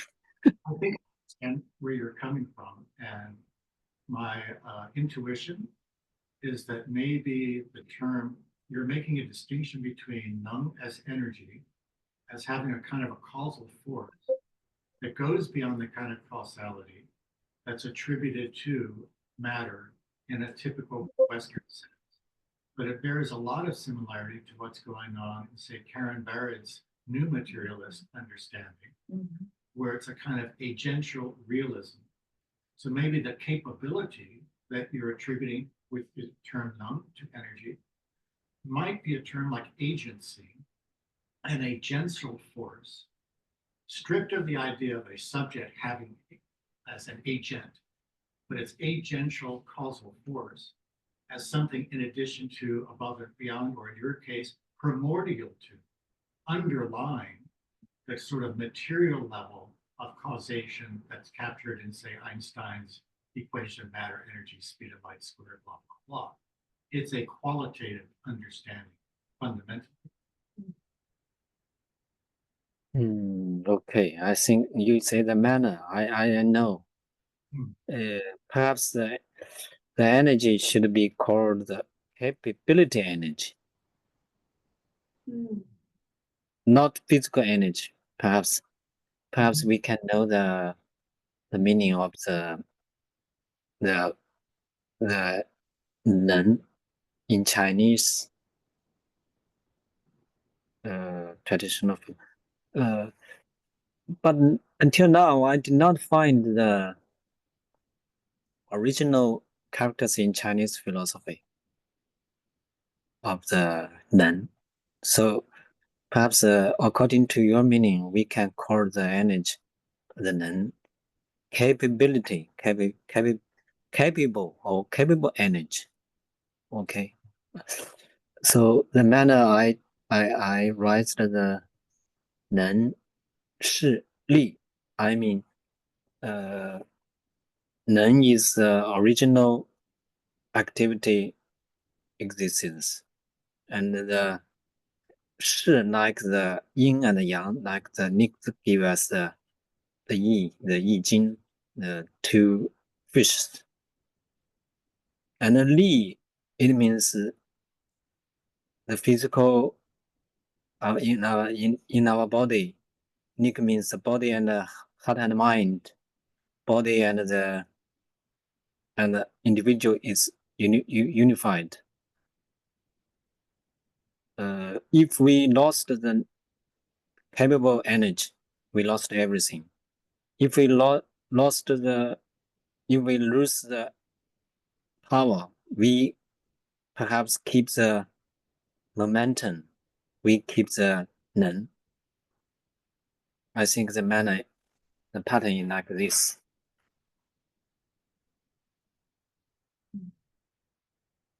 We've got another question in the chat that is for both of you, Dagwo and Nick. So John Michael, they write, in Dagwo's presentation, he mentioned how the intensity of Neng can be detrimental to vitality or biological life. In relation to discussions of the biosphere and Nick's presentation, why stop the natural order at the level of the planet rather than the cosmos? Put another way, the planet seems hostile to life pre-anthropogenic climate change. Thus, how is it possible to act in accordance with the contradictory forces of ecology, humanity, and geologic time? Much appreciated and fantastic talk.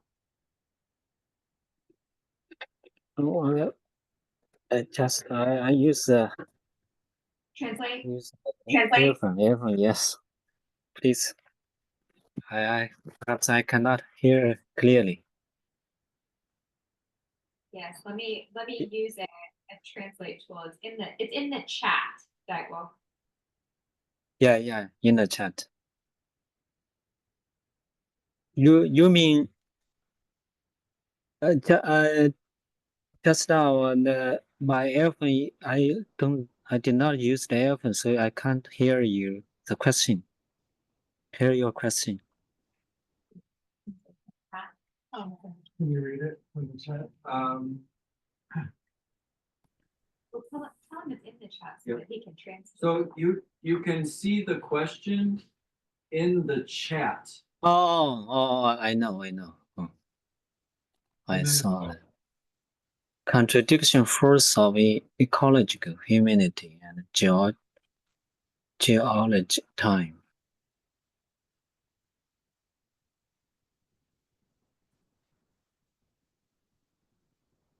Why stop the natural order at the level of the planet rather than put another way?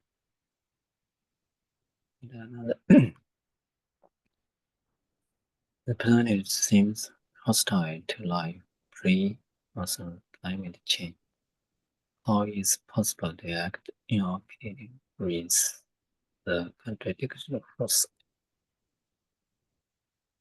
You let him know I put in a possible translation. Much appreciated and fantastic talks. Perhaps I talked about there's some natural phenomena.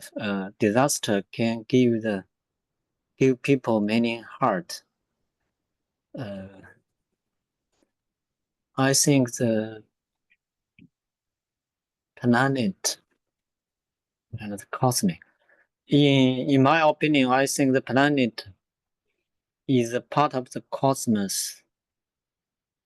So even in the solar system, I think it is also be controlled by the endless energy, the infinitive energy. So it like the butterfly pattern. I think so. So in this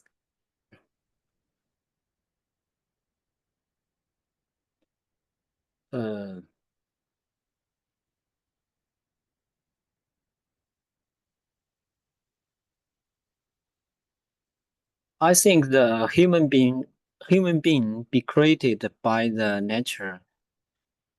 Perhaps it is occasionally, but it is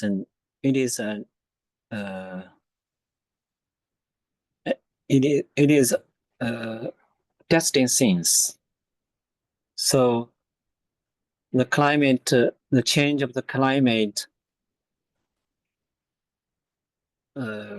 must influence the human being's life.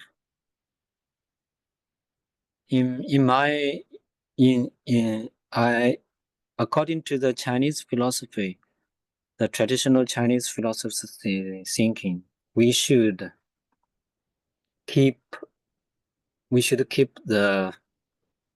control our life, especially the economic activity, the political activity, and the and other the world, like including the world. So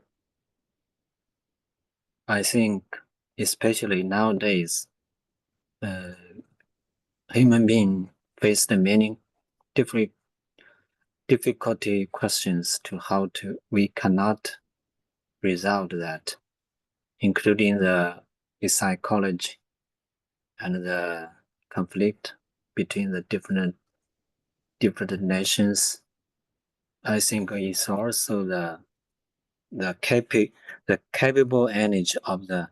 I very appreciate the nickname, the heart and mind, because not heart, not mind. It must be heart and minds if there's some question or fault in the heart and mind. So it is pursued to the idea of the how to understand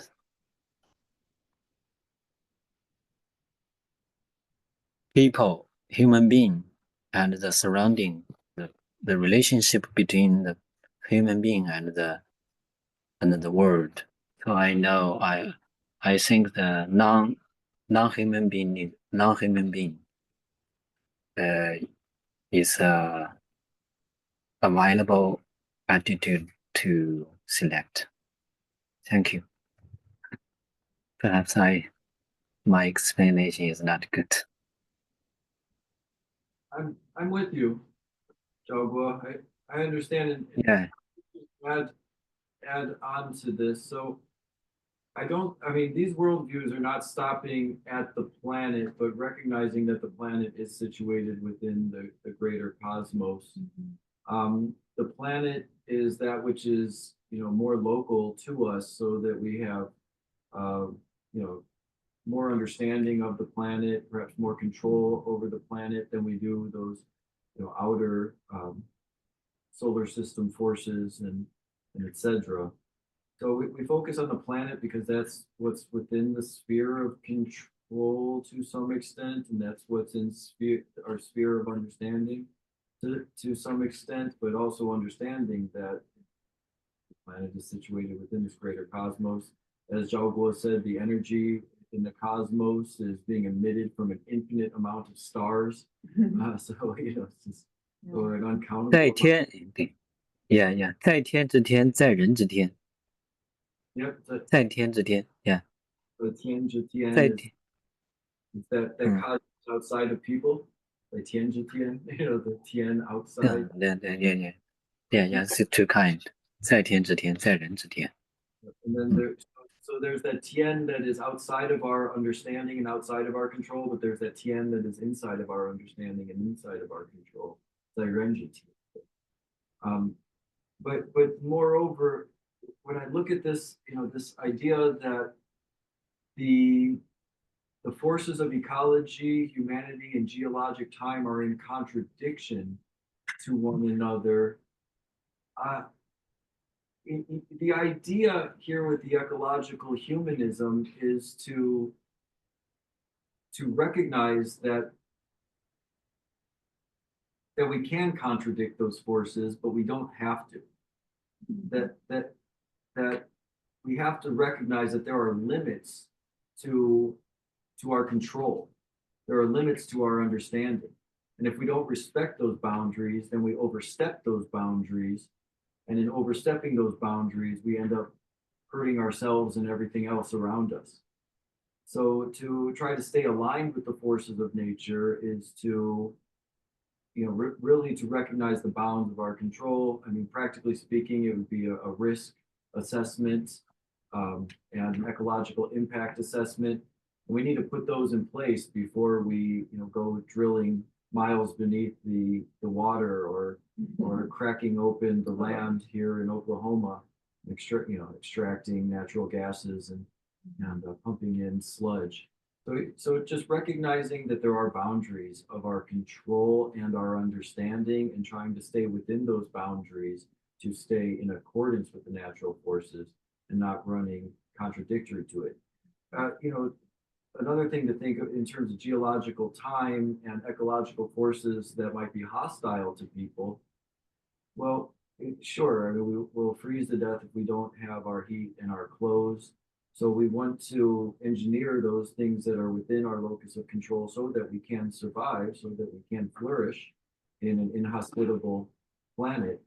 But also recognize again that we have the power to do so, and we have the resources to do so to an extent.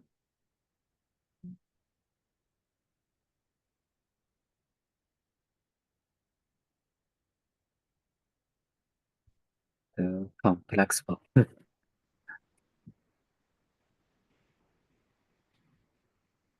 have a few more minutes if anyone else wants to chime in. We don't see anything in the chat. Yeah. I mean, I did want to say that there seems to be a little bit of a tension between, kind of philosophy of Nung and situating the human, the self, the heart, mind within it, and also maybe a kind of ecological humanism, even, especially if it's a stronger humanism where it's more about the control, whether it's instrumental or not. It seems like in a Taoist perspective, like we work with nature, we follow the Tao, or we do what the Tao is already doing, and that's creates more harmony, as opposed to this kind of like control and engineering and try to make nature into what we want it. And of course, there's great things that come from that control, the engineering, but then there's also those costs, which is climate change, because and also our waste, our emissions, these things that are transforming our environment in a very dramatic way. So it seems like there could be a tension a little bit between a certain kind of humanistic Confucianism and a more naturalist Taoism, from my perspective.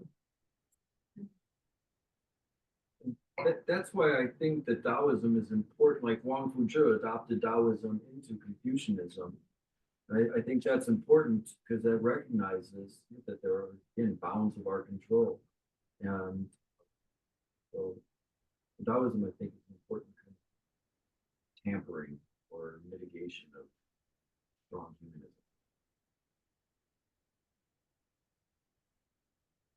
Also wanted to note the language situation, the extraordinary technology that allows us to talk to each other through these screens, although also here in person and other places, as well as the language difficulties and challenges. So of course, we're speaking English. Most of us speak English, and most of us don't speak Chinese. Although you have some people in your class listening in, and then we have Korean speakers as well. And so it's like kind of a little bit clumsy, a little bit fumbling to try to interact, to talk, to understand each other, but also, and finding the terms and finding the language, but also hopefully worthwhile to commit to this work, to try to understand each other, to communicate, to collaborate, to make sense. So in that context, I'm just so grateful for you to be with us, Xiaobo, and also Nick, for your talk on. Thank you. And so how Yes. questions of energy here to the questions of energy, issues of energy that come out of the Chinese and Neo-Confucian tradition. Yeah, exactly. We have the capability to explain each other, to understand each other. So we can sit here from the different part of the Earth, the East Earth and the West Earth. We can talk about the same topic of energy because we have the capability to learn, to know, to study each other, and to bring up together. I think it is the real or the complexible the meaning of the energy. I know just the professor said the capability of doing something. I think everything and just the activity in the world, they also have the capability to let the life to continue to lasting.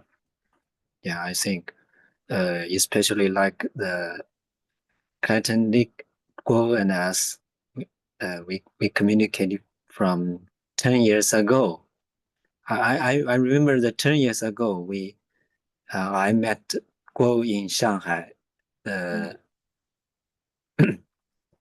East Chinese Normal University. After that, we connect, we communicate each other from now. So I think perhaps it's a miracle, but it must be some capability in our life, in our inner spiritual. So, especially like the ecological humanism from Nick, he gave us he was students lecture, the heart and mind. I also take our student how to know the Xin in Chinese philosophy. We can use Nick's heart and mind, not heart, not mind. But heart and mind, we can use heart and mind to know how the traditional philosophy to explain the Xin. Because in their opinion, the Xin is not the heart, is not the mind. but the heart and mind.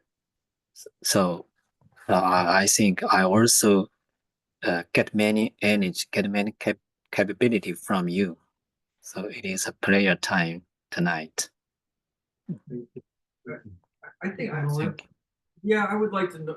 I would like to make a note here. Maybe it can't be a final word. It's got to be an Well, for ongoing- our session. But it's- That's right.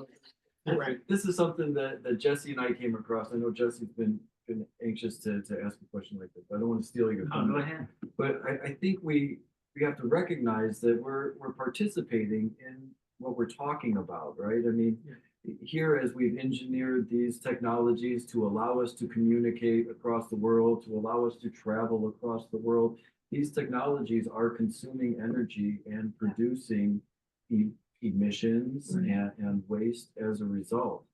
So we have to recognize, I think, that we're probably engaged in an ethos of humanism presently, as we are, using energy for our own ends, and yet we need to respect, the fact that these energies are producing these impacts throughout the world.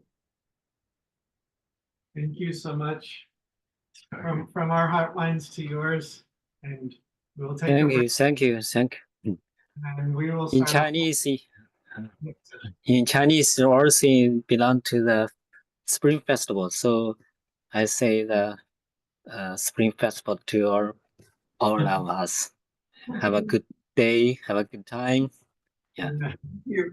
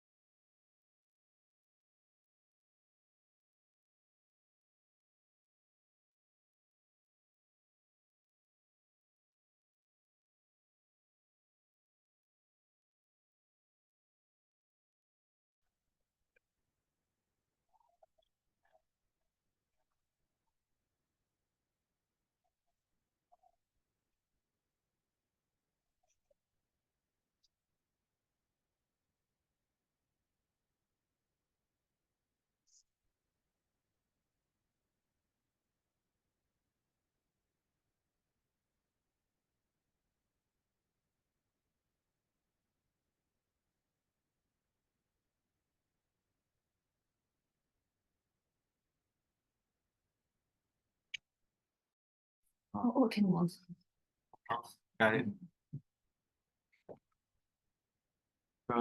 One of the arguments in this presentation is that being or being -ing is the extendability that can be translated as ontid capability. In so doing, I argue that extendability is one of the aspects of energetic exchange, and also that this extendability works as a decomposition. And in my way of thinking, decomposition offers a space to talk about immaterial things. On December 3rd, 2024, we Koreans heard of the declaration of martial law, literally out of blue, even during the night. People and politicians quickly reacted to it, and it ended within 2 hours. After that, we shared the thought that the dead is not gone, but that the disease saves the living this time.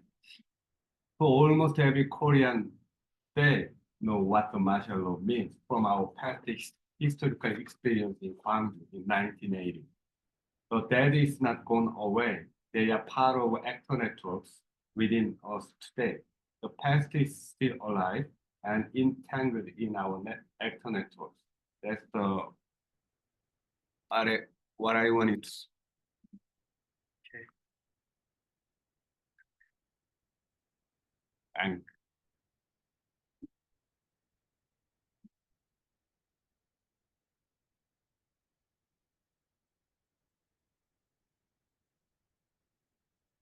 anyway, the being emerges from energy, more exactly from the energetic flow.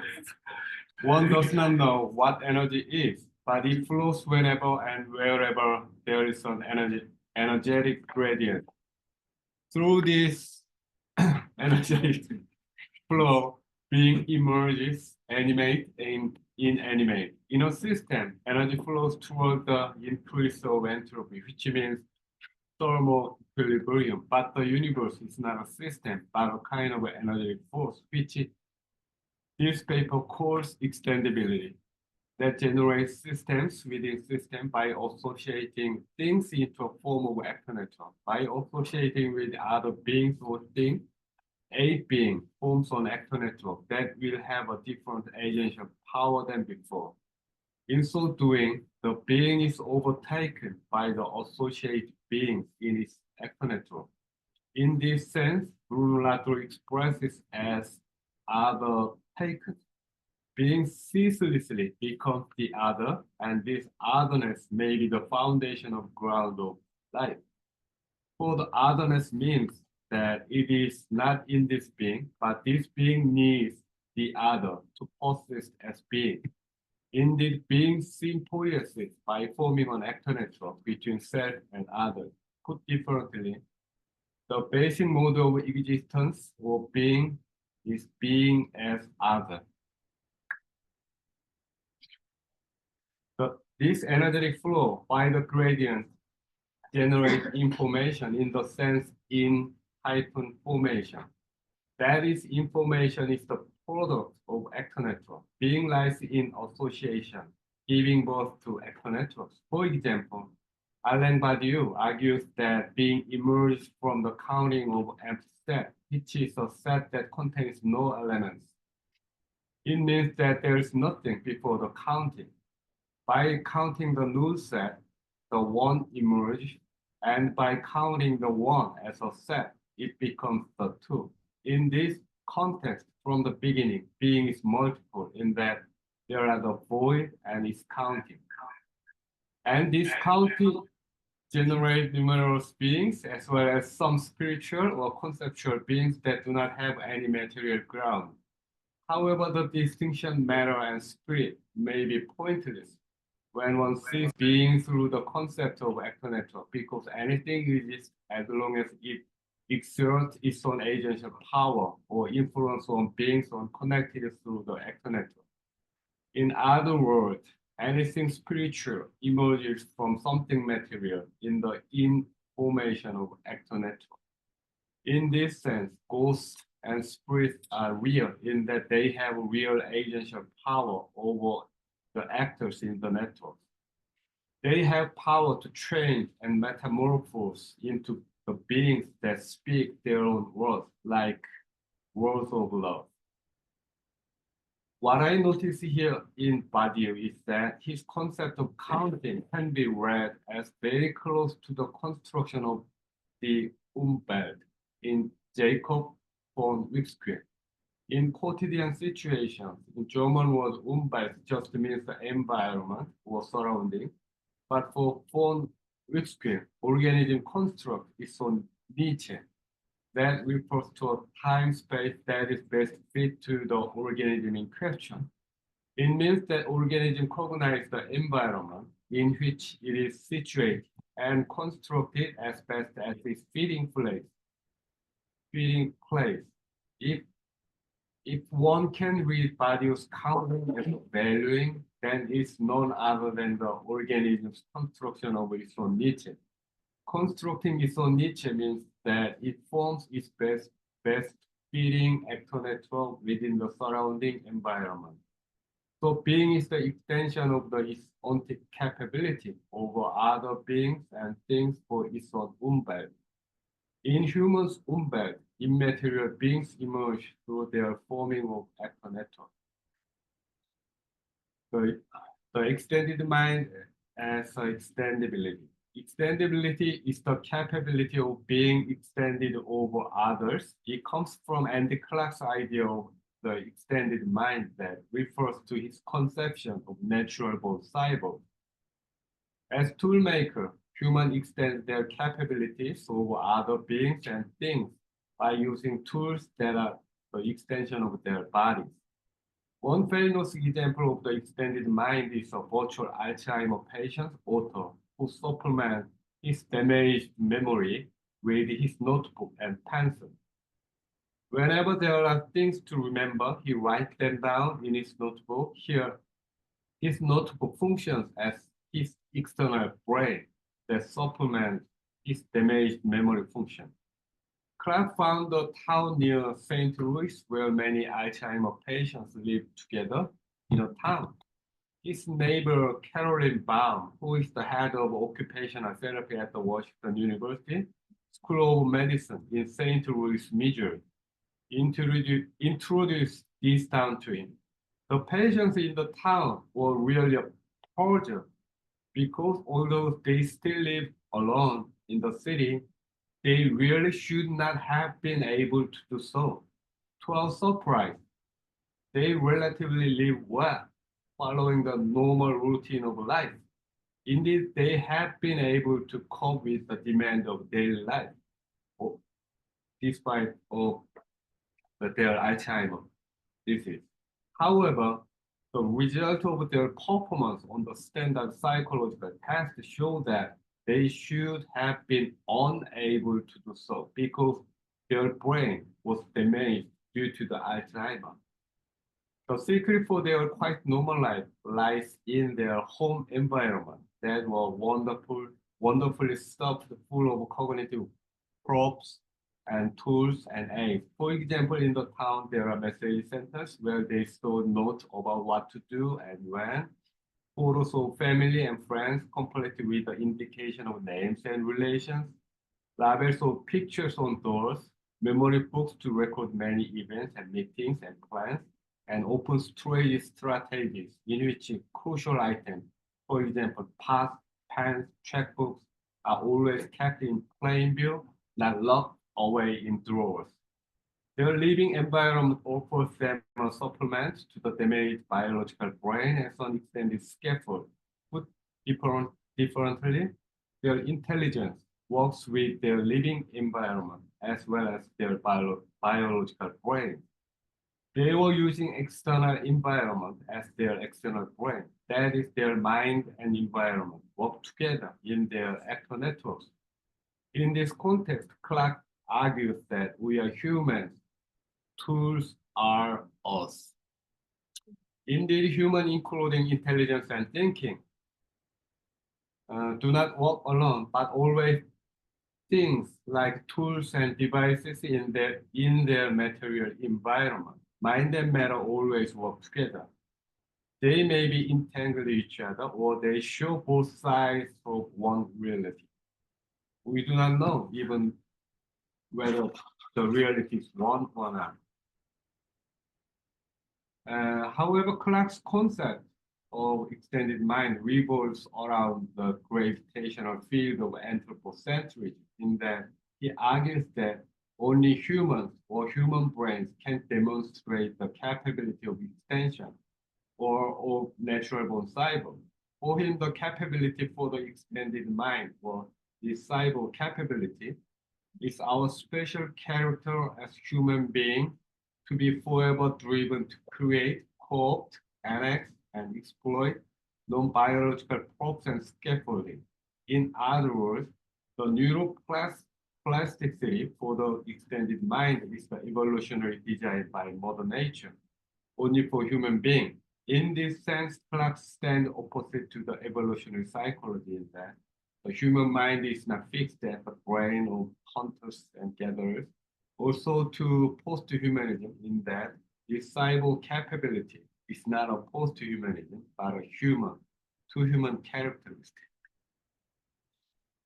Then, strangely enough, Clarke describes the traits of slugs as not mere ambulatory byproducts, but active elements in a distributed multifunctional activity enhancing grid. Key players in a smart world for slugs. A slug leaves its mucus trail that contains of water and with some salt and glycoproteins, and that can last up to 40 days in some species. Although this mucus goo can facilitate individual slug locomotion, the more important function is to allow other slugs to follow the same pathway with a much more minimal production of goo, functioning a bit like a common highway. Further, this mucus trail becomes active spawning ground, courtesy of their high nitrogen content for the algae on which certain slugs feed. It is one of the examples of swarm intelligence, such as the pheromone trails laid by foraging ants. Slugs construct their own umbel, facilitating the surrounding environment for their extension of the body. Further, Clarke mentioned that these activities of slugs is quite similar to our activities on the digital network, as one follows the digital trails by former users. For example, when one purchases things or books on Amazon. So Clarke says that our digital trails function as a grassroots computation at its finest. The function of the mucus trail are not much different from the home environment of the Alzheimer's town in St. Louis. Basically, both activities are computation, as Clarke called it. What I argue is that this computation works on a connection to or association with other beings, including devices, tools, and things. Given that inanimate beings can have their own agency power. In this sense, Clarke's extended mind needs to be translated into ontid capability beyond the human characteristic. One of the examples through which extendable connectivity shows some sign of intelligence is fungi. You know the fungi. Fungi grows at the tip of hyphae that develops into mycelium, which is a massive branching thread-like structures of hyphae, forms the vegetative structure of fungi. Then mycelium develops into a form of network with other hyphae, including different trees and plants in a forest, and by which the whole forest can communicate. In fact, mycorrhizal network works as a wood wide web, like the wired connection of internet for us. Although fungal networks do not have any brain structures or central nervous system, they behave like intelligent beings. It enables trees and plants in the forest to communicate with each other so that it lets them recognize the situation of surroundings in the forest. For example, when a tree is attacked by some predators like ants, the fungal networks deliver this information to other trees and plants through the mycorrhizal network to which it connects. We often interpret this delivery of information as the act of a tree that attacks. Yet, what if the network they form with the fungi itself works as an intelligence to protect their symbiosis? or they sense the external situation and prepare their counter moves. Who does it? Our traditional understanding of being says that trees send the information to other beings, but this presentation argues that the actor network of trees and fungi produce information and deliver it to other connected or associated beings. It's none other than the network or the association or extendability that enables trees and plants to recognize the situation of the forest. I think this is the kind of immaterial thing. These in-between beings or fungal networks are real actors to form the actor networks in the forest. The bit between is not an empty space, but is filled with a force that is called extendability. I argue anti-extendability rather than human extendability. I skipped the part. Another important thing fungi do is decomposition. In so doing, they connect the past, the present, and the future in the form of actor network. All living beings have their end, the death. But from the perspective of energetic flow, death is not the end of living. Decomposition, like a fungi, destroys the dead bodies and decomposes into the form of base element. Then these decomposed material are utilized by other beings for their own living actor networks. In this sense, saying this, we need to be careful, but even death may be a kind of anti-contribution to other beings. From the eyes of decomposition, all beings live in a scavenger loop in the flow of life and death, whose upshot is that highly concentrated animal nutrients get spread over the land by the exodus of flies or bees, etc. All forms of living beings are scavengers, taking their energy, nutrition from other living beings. In this sense, life is global, as White has said. Again, we humans are the ultimate scavengers and the ultimate recyclers from the perspective of decomposition. Put differently, the dead animals, which the natural undertakers like raven, vultures, and so on disassemble and spread over, are then reconstituted into all sort of other amazing life throughout the ecosystem. That is a change into other kind of life, and in this sense, a wild celebration of renewal with our substance hosting the party. Thus saying that we came from and returned to just dust is just the flip side of the same token saying that we come from life and we are the conduit of other life. This is why life detours the increase of entropy, and I call it the extendability of life. Life does not walk alone, but together with death and decomposition. Salmon returning to river where they were born may instinctively know that they will die and never see the ocean again. Once salmon enter the river and make contact with fresh water, their hormone kicked in to change their physiology. And the salmon experienced a sudden physiologically assisted aging. Upstream of the river, they will encounter huge bears, which once they become glutted, cease to eat the muscle meat instead of pulling off the skin and eating only the fish gonad, which are engorged with raw or meat. Then the rest of the salmon's body would be thrown away into the forest. Are they wasted? According to the Heine, salmon's return is like one of highly evolved death into life cycles in nature. Surprisingly, most of salmons are eaten on the ground of the forest by gulls, bald eagles, ravens, otters, crows, magpies, jays, and raccoons. Bears' wasteful eating of salmon suddenly turned into a kind of sharing.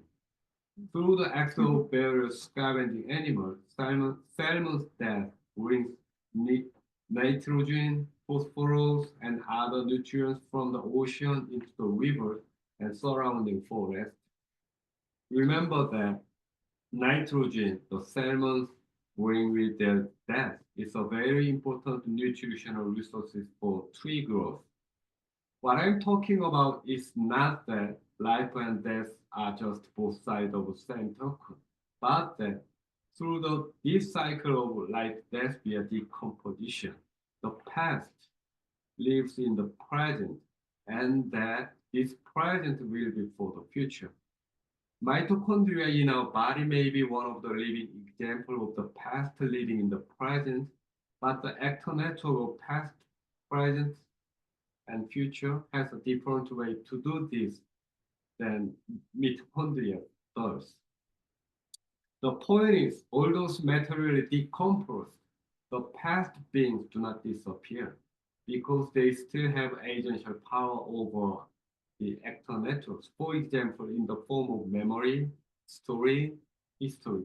In a certain situation, the dead even can save the living who can hear the voices of the deceased through the histories and or stories and or even personal memories. In our historical experience of the martial law during the military dictatorship enabled us to act stop it just within 2 hours on the day of December 3rd, 2024 in South Korea. Dead are not gone, but exerting their agential power in our memories. Our memory is not just about the past, but an interface with the past. Through the interface of memory and history, the living and dead still communicate with each other and form their actor network. The voice of the dead is contained in stories, literature, and cultural memories. The stories of dead with unforgettable harm are passed over the generation, and they then become part of their cultural tradition, signifying the wisdom for future generations. All those negative way, ghost stories always, feel like negative. The voice and wisdom of the dead is not forgotten, but they still have their own agential power for us to be changed. This what discusses on new materialism misses, I think. Non-material beings indeed are active actors in our actor networks. In fact, matter is a constructed ideology in modern times. In actor networks, nothing cannot be purely spiritual nor purely material.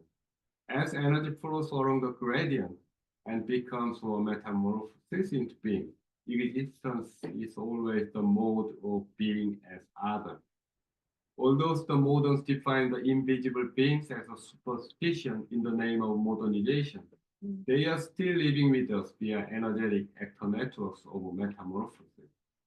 Energy flows and changes, transforms itself, and in metamorphoses itself into something other.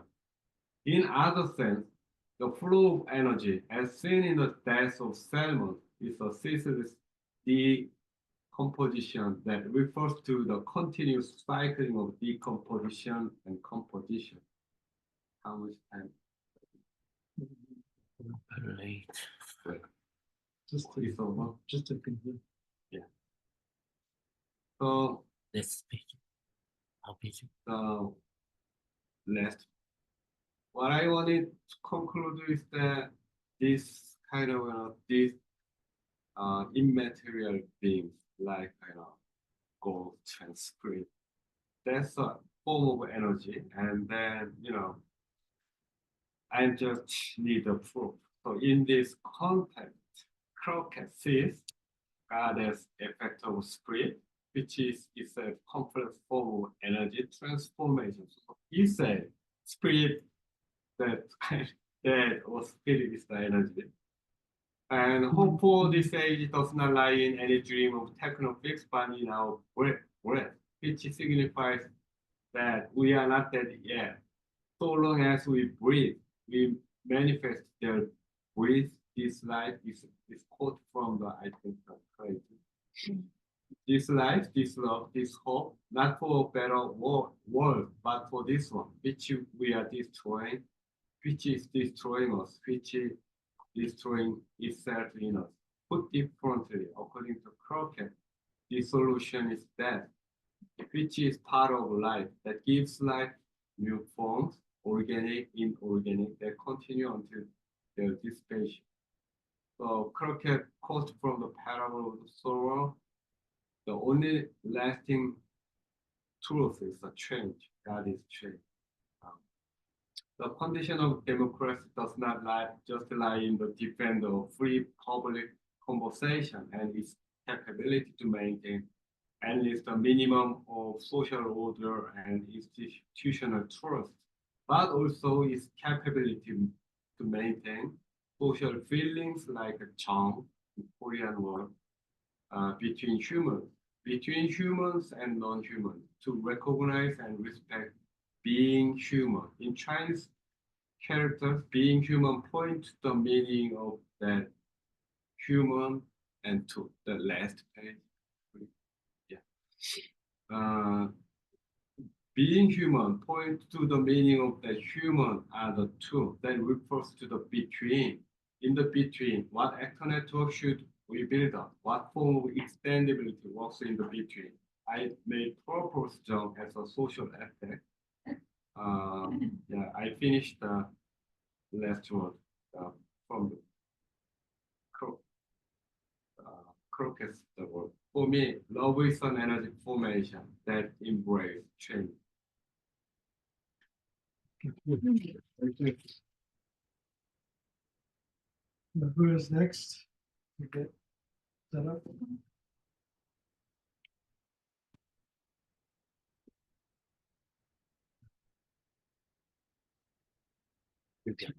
So just set up our next presenter. PowerPoint. 여기로 앉아. 편하니까.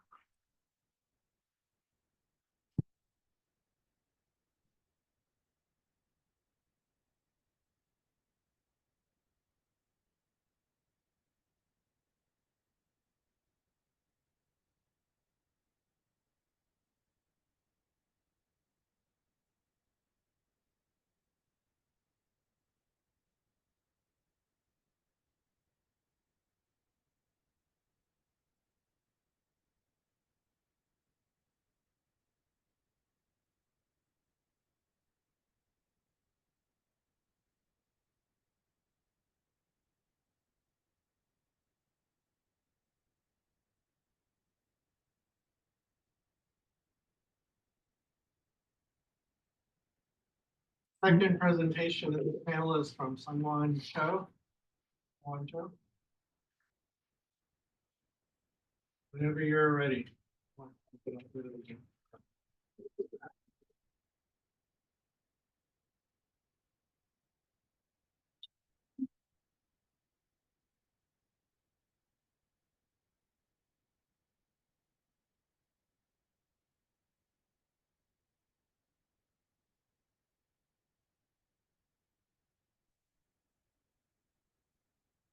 Thank you for having me. My name is Song-Hwan Jo. I'm from Korea. I'm teaching Korean philosophy at Korea University. Nick gave me a present before he leaves, a cigarette. Thank you for your hospitality, Clayton, Jesse, and faculty of UCA. The title of my presentation today is Korean philosophy from the perspective of energy philosophy or Anthropocene.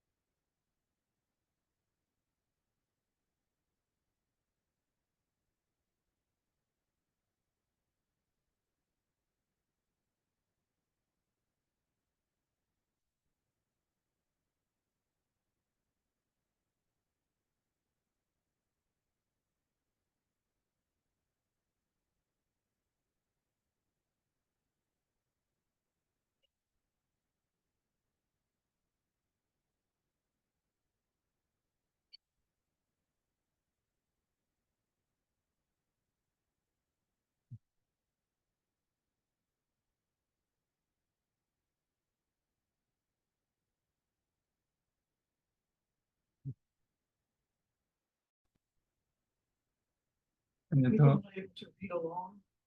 Well, they're saying the screen. was- They said that the screen was frozen. Oh, I Yeah, see that. yeah. Now, mine's been fine and I'm plugged in, so I don't know. It was another issue with Wi-Fi. They said the audio is back. So if you project up to that, we're good. Keep going and we'll see if that also means that the screen issue is fixed. the nature of key is vibrance, movement, locomotion, and transformation. These four are the core of key philosophy. Here, vibrance and movement represents the vitality and activity of key, while locomotion and transformation refer to the aspects of process and change. These four natures of key can be abbreviated as unhwa, locomotion and transformation of key, or kihwa, the transformation of key. Unhwa and kihwa are key concepts in key philosophy of Che-Han-ki. Che-Han-ki also explains key as follows. The universe is composed of key, and key is indivisible.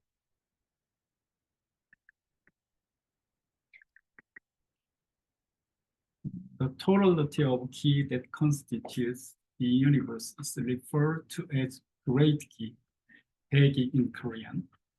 In contemporary East Asia, the term 대기, great key, is used as the translation of the Western astronomical term atmosphere.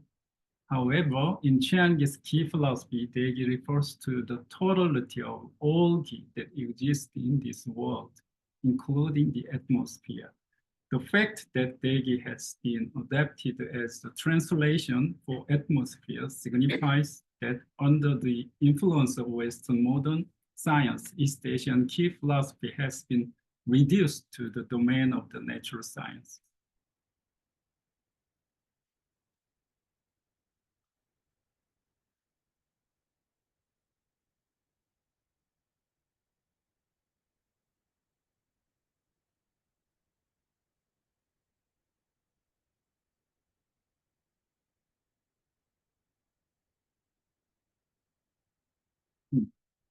Thank you. Similarly, the term climate change is translated in East Asia as 기후 변화 in Korean or气候变化in Chinese. These translations suggest that in early modern East Asia, climate, 기후,气候, was perceived as a form of 기화, transformation of 기.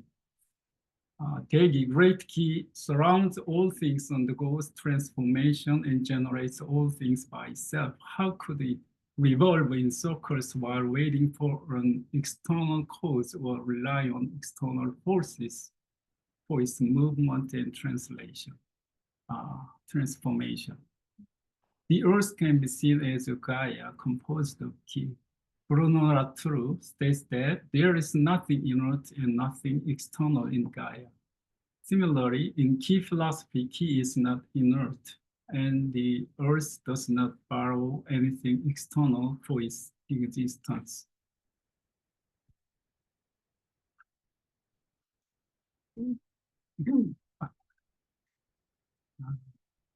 Key is an inseparable whole beyond fragmentation or division. A human is not an individual because it can be divided into key. Since key itself is indivisible, humans and non-humans can be best understood through the dimensions of key. Philosophy, therefore, should be grounded in kihwa, or transformation of key. This is where key philosophy begins. Humans and non-humans are transformation of key, kihwa. Humans and non-humans are subject to great key, 대기. They are also the transformation of key. Thus, Che-Han-ki coins terms such as the transformation of a human key, the transformation of a non-human key, the locomotion and transformation of a human key, or the locomotion and transformation of non-human. From the dimensions of Kihwa or Unhwa, there is no ontological hierarchy between humans and non-humans. Chiang said, birth, aging, illness, and death constitute the Unhwa of the human body. In living organisms, Unhwa supplies nutrients, while in decaying objects, Unhwa manifests as decomposition. These are the fundamental ideas of Ki philosophy. And number two, new changes in the modern age. Chiang-Gi encountered the Western modernity through Chinese translations and recognized that a new transformation of Ki had occurred. He says, the rapid movement of sailing ships around the earth represents the locomotion and transformation of human Ki. This phenomenon did not exist in ancient times, but emerged in the modern era. Two forms of novelty are involved here. One is the discovery of the fact that the earth is round, and the other is the invention of tools, Ki, that made it possible to recognize this fact. Thus, Chiang states the following in the preface of Ki philosophy. The fact that the earth rotates has been fully revealed in recent times through the use of tools. The development of scientific tools such as telescopes suggests that a new dimension of Kihwa, or the transformation of Ki, has become possible. Chiang-Gi refers to this as the Unhwa of tool usage. Thus, he divides Unhwa into three dimensions: cosmic Unhwa, human Unhwa, and technological Unhwa.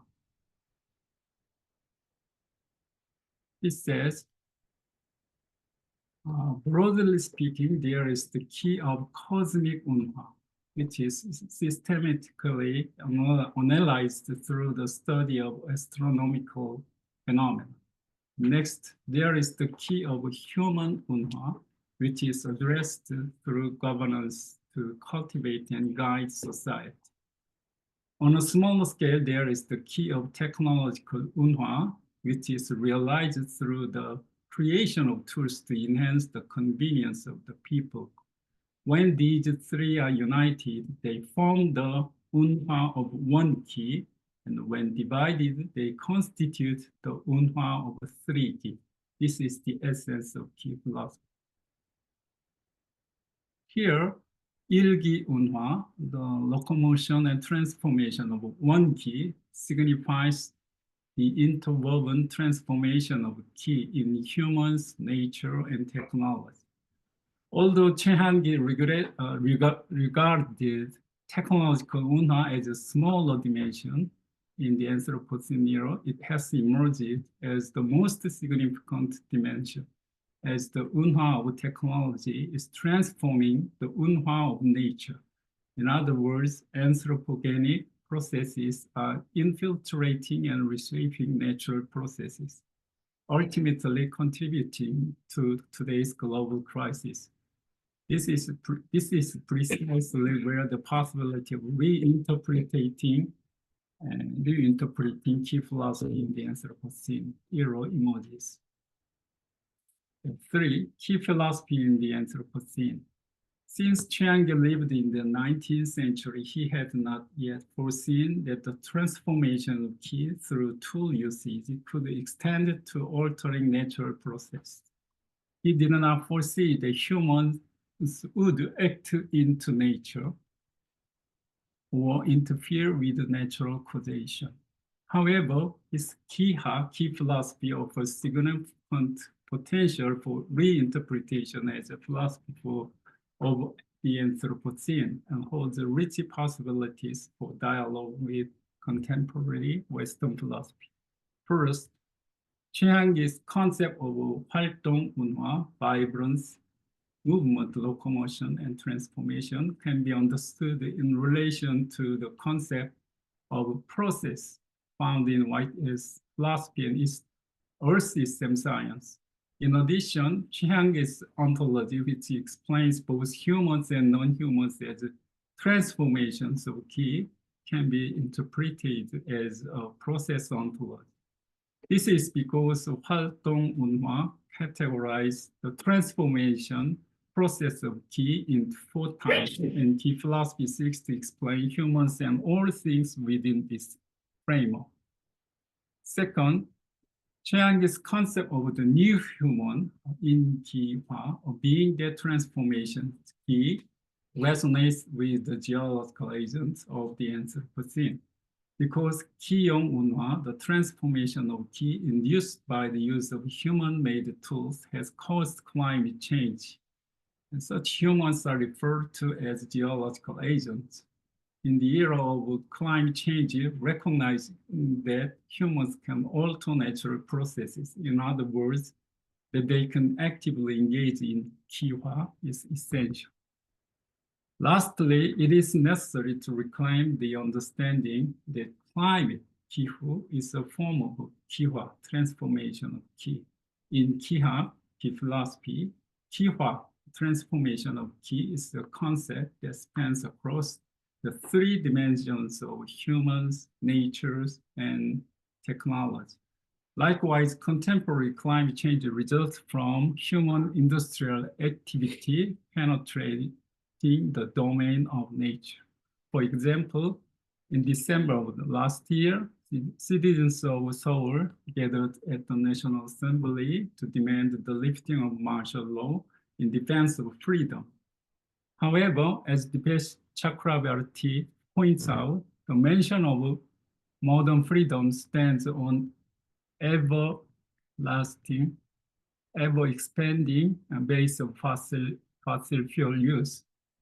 Certainly, traveling in Chiang's Kia to the National Assembly by car or subway and waving glow sticks in protest would have required fossil fuels.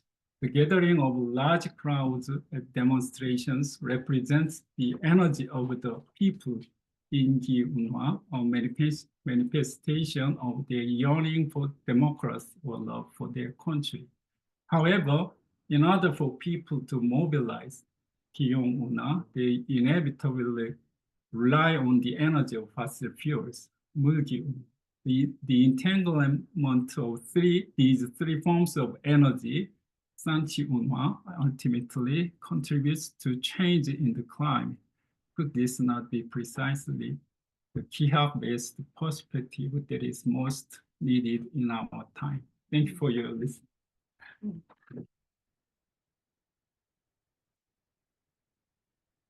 Someone, are you next? Yeah. Now we have Wang Jin Lee will do presentation after the PowerPoint set up. Yeah.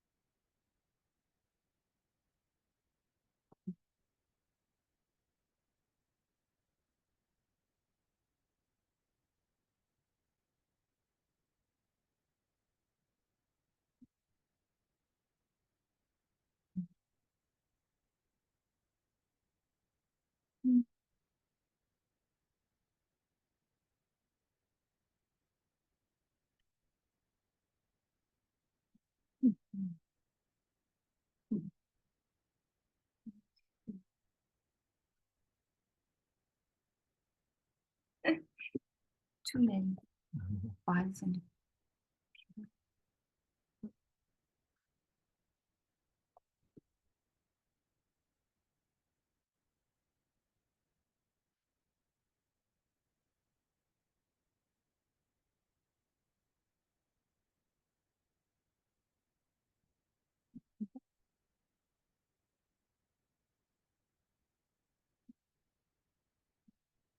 Where can I share to both of those slides?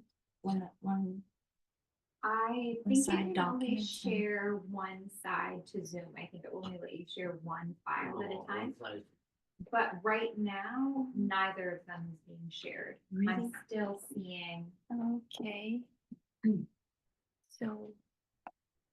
What can I do? I want to share the document file first. What can I do? Oh, yes.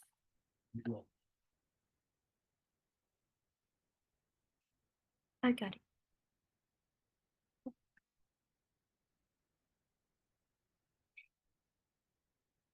See, can you see the documents Yes. for the audience? Yes, thank you.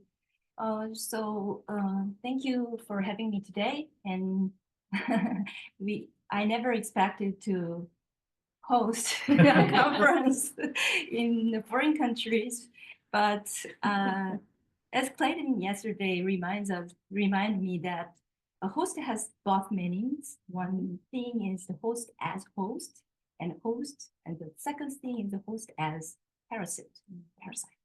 So I want to say, as a host, I want to say today about the symbiotic theory, like host and parasite, and especially focusing on the intelligence and non-neural intelligence.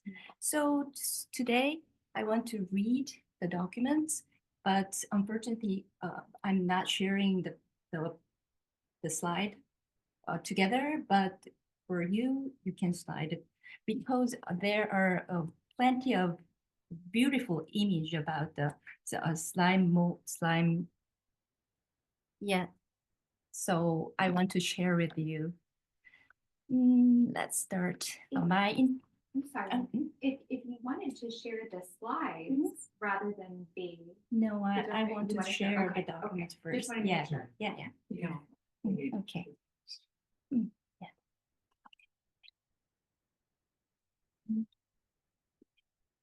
Here. Yeah, my presentation is entitled How Moles Think, the Symbiotic Theory of Non-Neural Intelligence, a comparison with the Korea's first fungal science fiction, The Dispatchers. And I also attach some kind of comparative analysis with Choi Han-gi in end of my the presentation.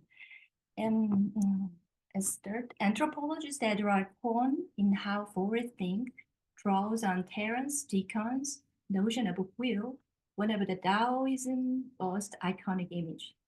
This wheel not only symbolize the absence at its center, but also represent the Northeastern Asian concept of key. The depiction of the Tao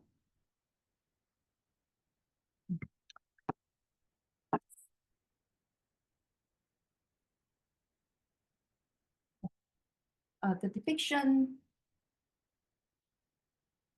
of the Tao as a wheel of a chart immediately suggests that Tao is not static, and it is something that stands eternally still, but rather something that moves, even though the wheel itself does not change its shape. The two fundamental elements of the wheel mentioned in the first line of the 11th chapter of Tao Te Ching are the spokes and the hub, the empty space at its center. The spokes symbolize continuous transformation, known as key transformation in Choi Han-gi. The wheel with 30 spokes mentioned in Tao Te Ching was once thought to be non-existent, but its actual existence was confirmed when it's discovered among the Terracotta Army in the mausoleum of First Qing Emperor. Just as Deacon views the mind as deriving meaning through the absence with matter, Cohn applies Peirce's semiotics to propose a chain of meaning produced thought. He explores the forest as a vast ecological system in which thought or the index are exchanged. In this way, Kohn argues that the living being in the forest are the think. That is, they engaged in a meaning making by following Peirce's semiotics as evidenced by animal track or monkey calls. The forest ecosystem operates through this semiotic exchange, demonstrating that meaning is not exclusive to humans. Non-human beings also interpret and respond to signs. In particular, Kohn emphasized that forest is not a fixed entity, but a dynamic and ever-evolving space of meaning making. Through the emptiness of the hub of the wheel, the forest provides a space where diverse beings interact and generate meaning in an open, and continuously unfolding process. Through this perspective, I've entitled today's presentation Bold Think. Coincidentally, Stephen Shaviro concluded the final 7th chapter of his book, Discognition, with the theme of thinking like a slime mold.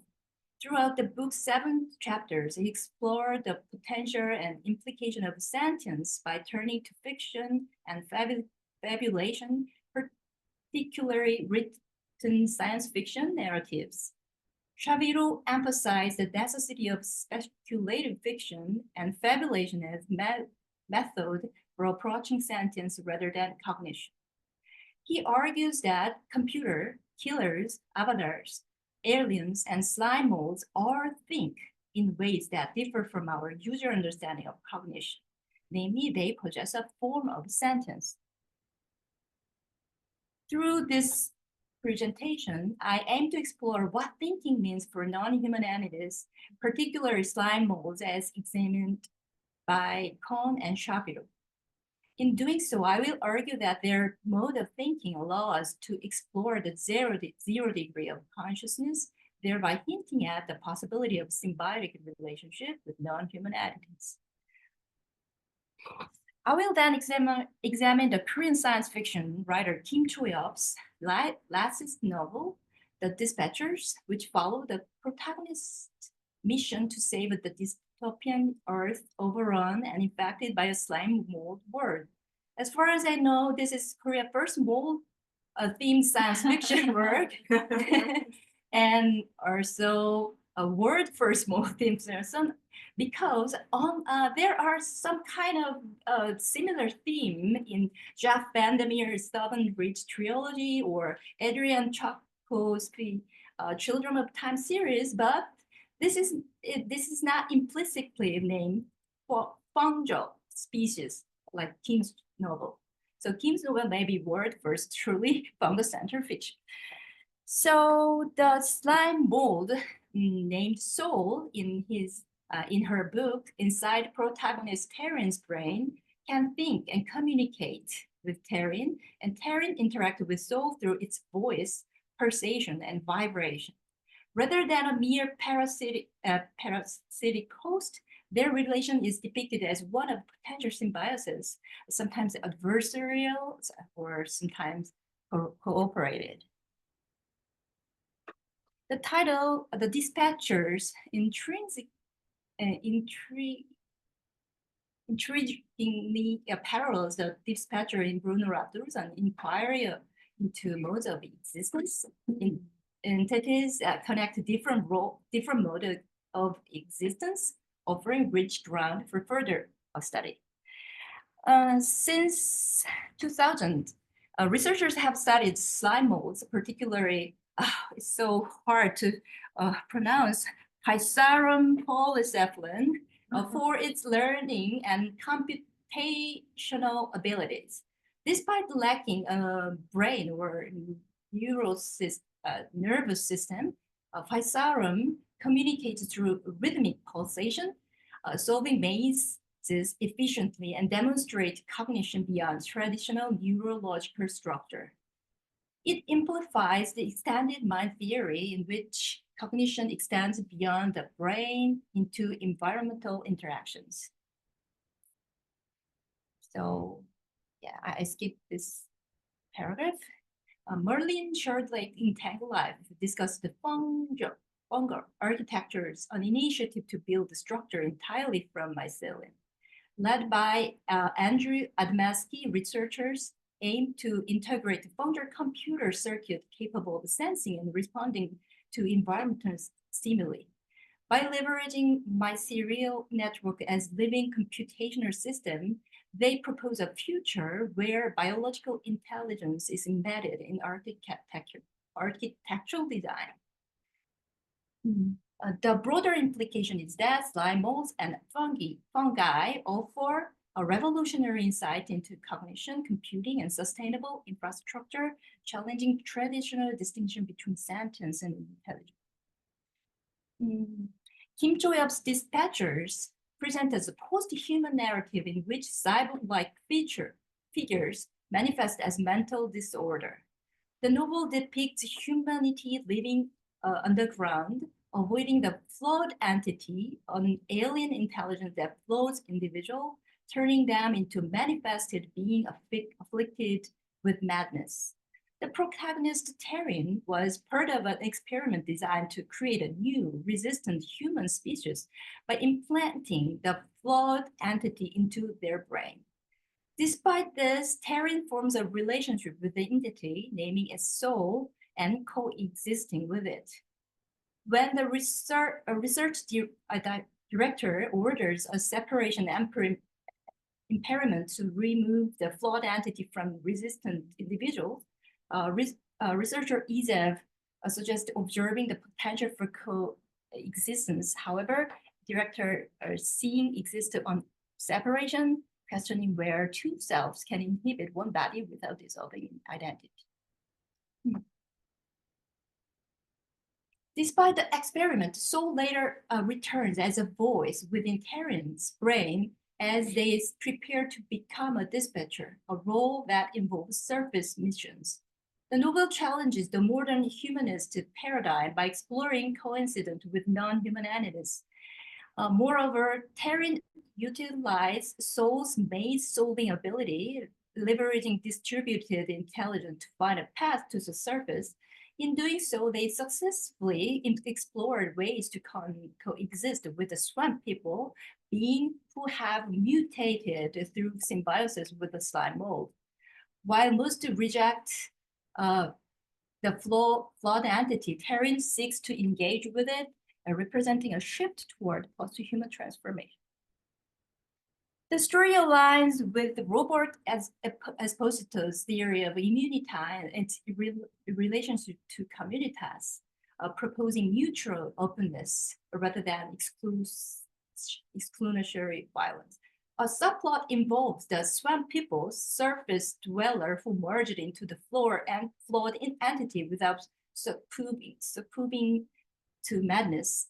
The headquarters eventually orders their extermination. A spawn judged to be more consumed by hatred is entrusted with the task of reinforcing the novel's central theme. Humanity's survival depends on embracing otherness rather than eradicating it. Through the paradox of fascinating and hatred, the dispatchers explore the existential tension of post-human cohabitation, blurring the boundaries between self-other and human and non-human. As Nick said that in his presentation, in 1966, Ernest Haeckel coined the term ecology, and in 1877, Albert Bernhard Frank developed the concept of mycorrhiza. And after that, Henri Antoine du Barry introduced the point of symbiosis in 1979. Yeah, Joshua Ladaberg coined the term microbiome in 2021. The opposite concept of symbiosis can be dibiosis, which refer to an ecological imbalance, specifically the disruption of healthy balance of gut microbiota. Anna Ching looks for disturbance-based ecology in which many species sometimes live together without either harmony or contrast. Oh, yes. In Kim Cho-yeop's novel, soul enters terrain, and we perceive terrain through voice, pulsation, rhythm, and vibration. The interesting things about Faisalom is that the researcher who performed this experiment hypothesized that the brain versatile rhythmic sense of Faisalom stems from many different biochemical oscillators operating at a continuous range of frequencies. According to Shabiro, rhythm here is not a fanciful metaphor. Our life seems to participate in what Steve Goodman calls an ontology of vibrational force, characterized by what Whitehead called continuing troops of emotional energy in process and reality. Exploring the 0 degree of consciousness through the fungi that think, feel, and respond can serve as a foundational steps toward understanding symbiosis with many unknown and miraculous beings we'll encounter in the future. Yes, to conclude, I must confess that I have discovered the intriguing concept with Choi Han-gi's key philosophy in Korea while exploring the path to become a symbiosis and cyborg, the combination. Here we need to delve deeper in chuchuk, in Korean. It means deductive reasoning because it's a crucial part of Choi's epistemology. Choi Han-gi's epistemology, rooted in key philosophy, centers around chuchuk, a kind of method of speculation or extrapolation that expand human understanding beyond direct experience. His 4 steps model consists of bright mind, 양명지심, and experience, 견문, and then 추측 and cognition. The final stage is cognition. Unlike John Locke's tabula rasa, Cha posits that human possess an innate capacity for reasoning, which possess experience and formulate universal principle through 추측. Che intrinsically assigned sensory function not to brain, but to the mind heart. We said a lot about this last previous time, linking cognition to 신기, an active force that continuously moves and transforms. 추측 operates a mental mechanism that interprets experience and deduces knowledge beyond immediate perception, allowing the mind to transcend its extension and temporal limitation. Through this process, individuals perpetually expand their understanding of the world. From this perspective, Choi's concept of perceptual speculation aligns with extrapolation as discussed Shabiro and Mark Fisher in their exploration of future society and resonates with the heroic emphasizing speculative fiction. Yes. So to conclude, by accurately interpreting these signs, we can use them as a foundation for a relationship that are sometimes adversarial and sometimes mutual beneficial, fostering a symbiotic existence. We initially discussed the hub in Zhangzi's will as an absence that enable continuous change and dynamic interaction, drawing parallels to ecosystem and cognitive function. Mycorrhizal network demonstrated distributed intelligence operating without central controlling brain. For example, distributed intelligence seen in both Faisalom polycephalum and AI models emerged from decentralized interaction rather than a central command enabling adaptability and resilience. While their mechanisms differ, both systems demonstrate learning and complex behavior through distributed processing. Yes. Yes, I'm skip some paragraph. Here, the term stupid intelligence refers to natural mechanisms that may seem simplistic or unintelligent at first glance, but actually function in a highly effective ways.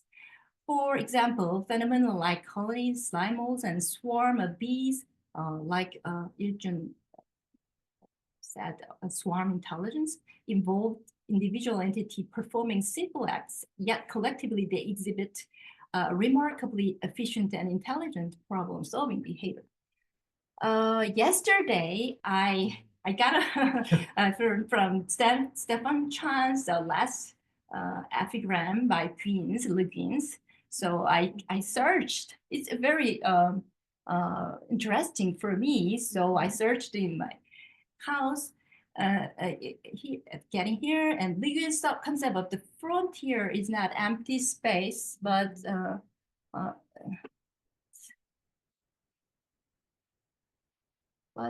one already full, connected it to Zhang Zi's idea of wheels hub. Le Guin's take a chapter. Wait, where? Here.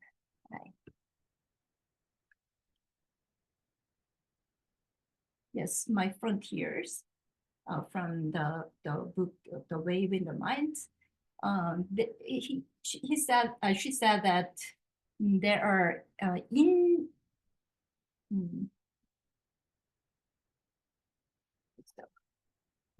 skip just the pioneer, a young perspective is perceived the new space as empty, imposing meaning upon them, yet those spaces are already rich with ancient cultures and indigenous histories.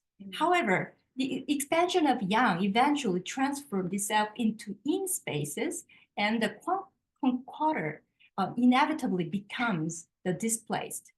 This aligns with the Le Guin's assertion that we are the aliens in a future that is already full.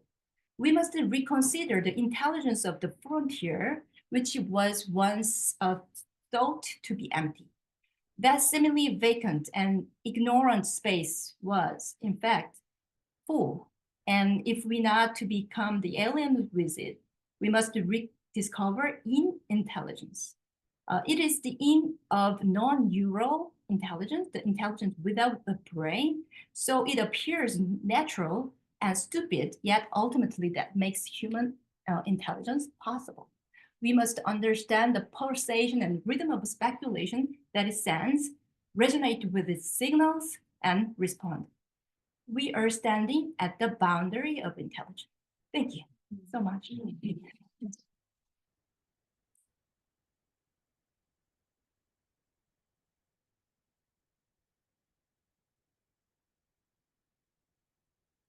The final presenter for this session is Namjoon, and we'll get again set up with the talk with the PowerPoint.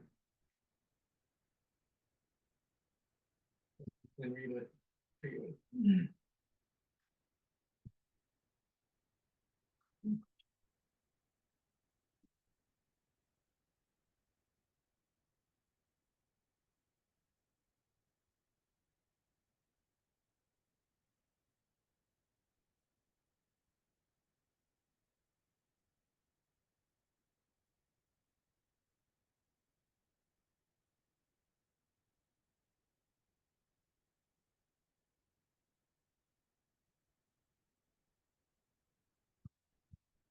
No.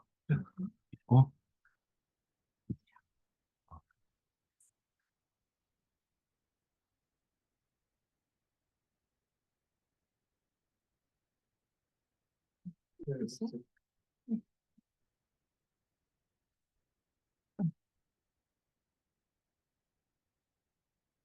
Nice to meet you.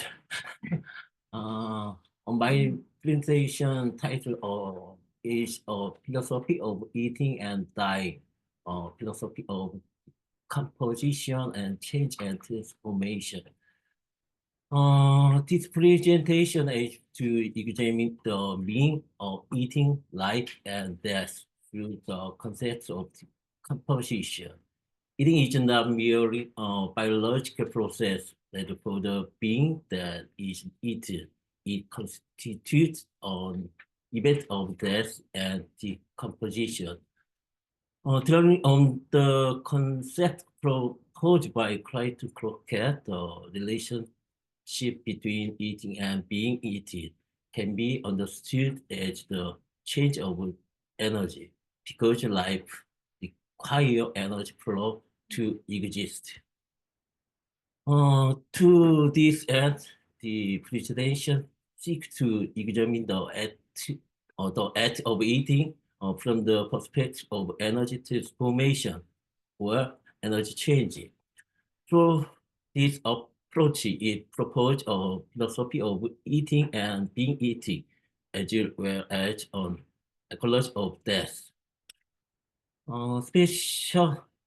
Specifically, drawing on the concept of eaten, 식전, meaning heaven eat at, or God eat God.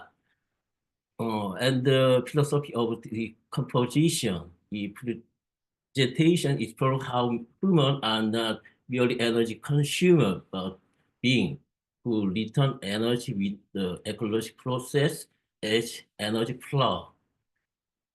The philosophy of the composition, Tajishi Jiwara, in his book, Philosophy of the Composition, thinking about corruption and fermentation, defined the modern error as one that resists decomposition and argued that we should have the oh oh oh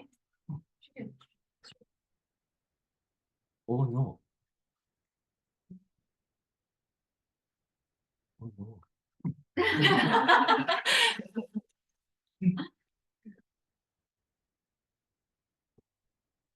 Hmm?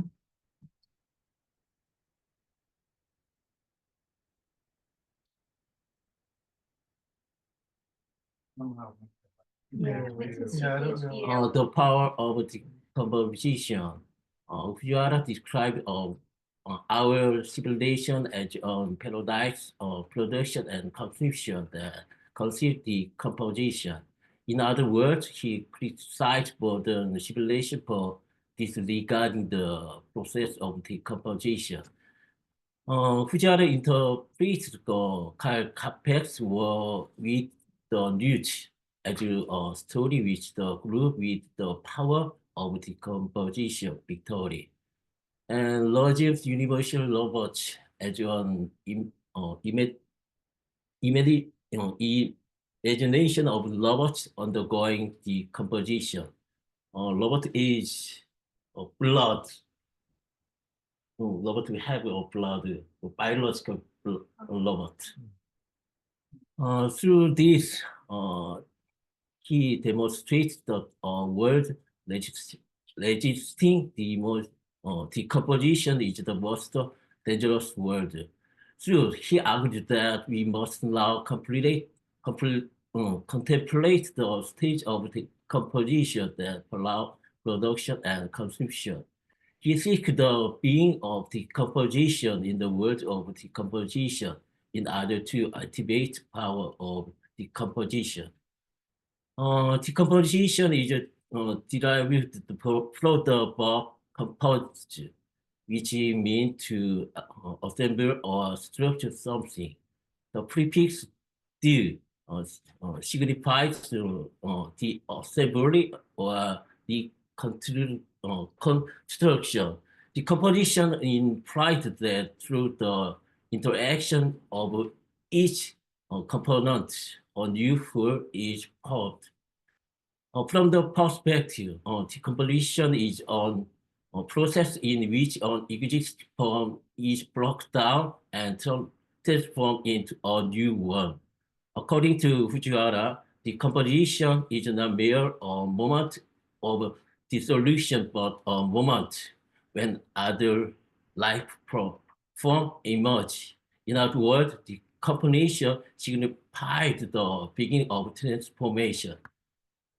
Through the lens of the composition, that is not dissipation, but a transformation into other form of life. Through death is not the end of life, but emergent event that give rise to new life as change of energy. Ultimately, decomposition is not just about the dissipation, or rather it signifies the extension of life or change of life.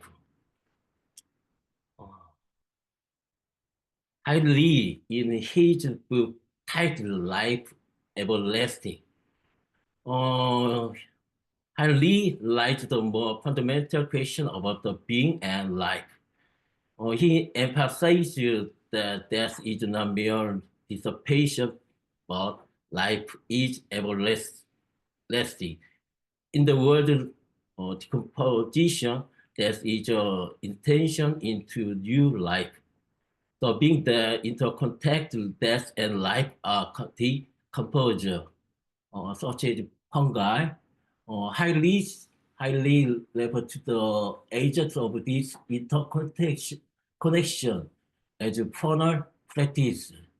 Here, faunal practice are decomposure, because which decompose dead body, dead body, eat dead body.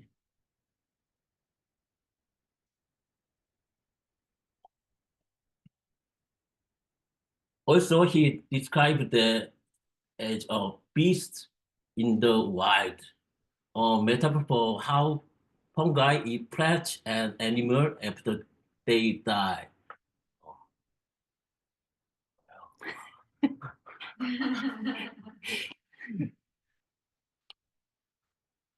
This process of decomposition allows us to perceive death not as the dissipation, but as a transformation of life. In this sense, death is not an end, but an emergence of events that give rise to new life. In the world of decomposition, eating and dying are not separate events, but interconnected process within the transformation of energy. Also, eating is not merely biological act of substance, but a transformation of life. Death, in turn, is not the end of life, but a transition into a new form as decomposed matter and return it to new energy form. Through this perspective, life and death are connected, revealing that decomposition is not merely dissolution, but an essential process of renewal and transformation. Decomposition reveals that it is not merely dissolution and destruction, but a process of new form. Through this perspective, life and death are interconnected. So this changed the conventional binary perception of life and death. Continue 3. Giwa. Giwa means key transformation or energy transformation. In East Asian Gi philosophy, all things are composed of Gi, and even the universe is perceived as being filled within.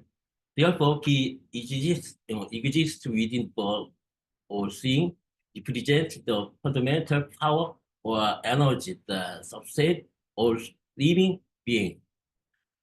The key philosophy explains the transformation of all things through the gathering and scattering of Qi, Qi-san, and passing the no being can escape this continuous Qi flow.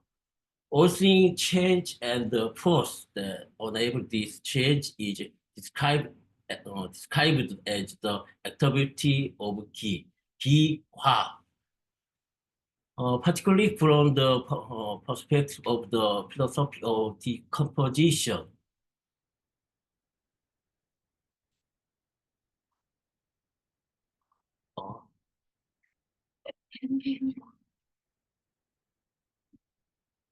Sorry. Slow.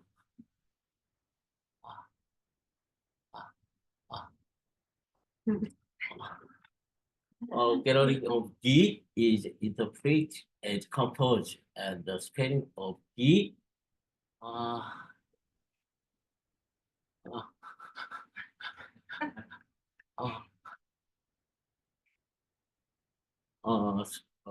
category of G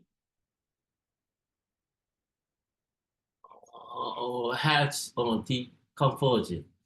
Then the concept of energy transformation can potentially be explained through 기화. 기화 refers to the process of transformation and movement of key. This key philosophy is utilized in Donghak, powered by Che Jae-woo in Korea. As a concept to explain God, 천天of heaven, Che Jae-woo understood as 지기, 있음기, and all seeing or light from this 지기, and he identified 지기 with God. Thus, regard 지기 as the fundamental life as the base of the existence of the universe. In other words, 지기 is a fundamental substance and force that generates and transforms all being. Furthermore, Che Jae-woo asserts that 지기 gives rise to all things and glows them through 기화.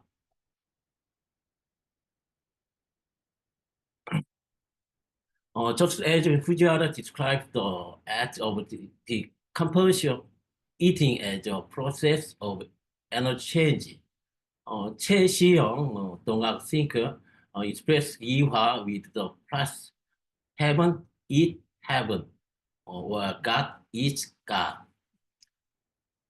This plus reflects the idea that he is inherent in all being, and that each activity is rooted in 기화.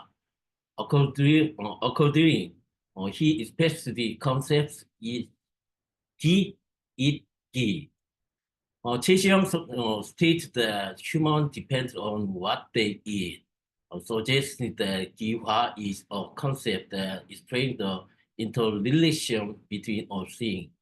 Thus, 기화 signifies the principle of life mutual dependence.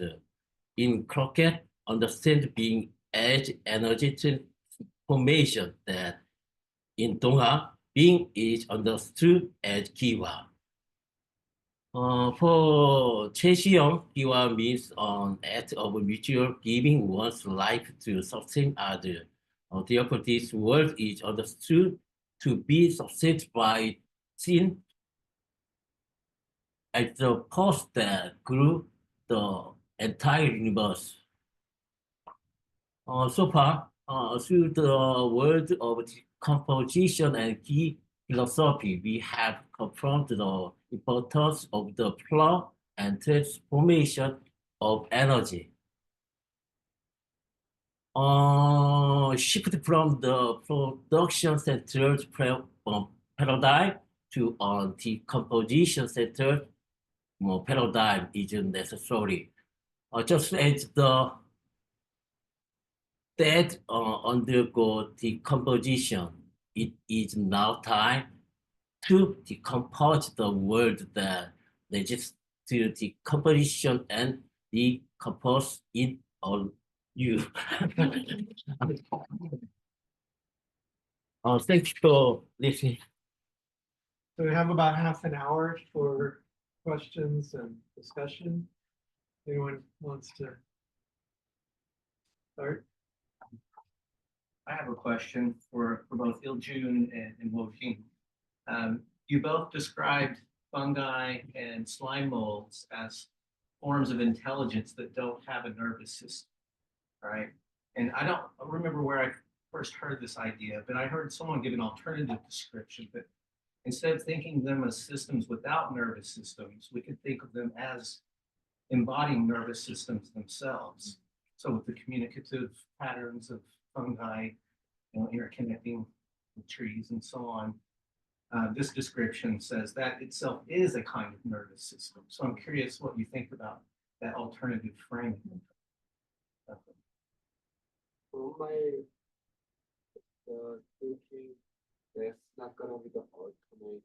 Instead, that's what exactly what I'm saying. Oh, okay. And it's associated, I just connected to that one.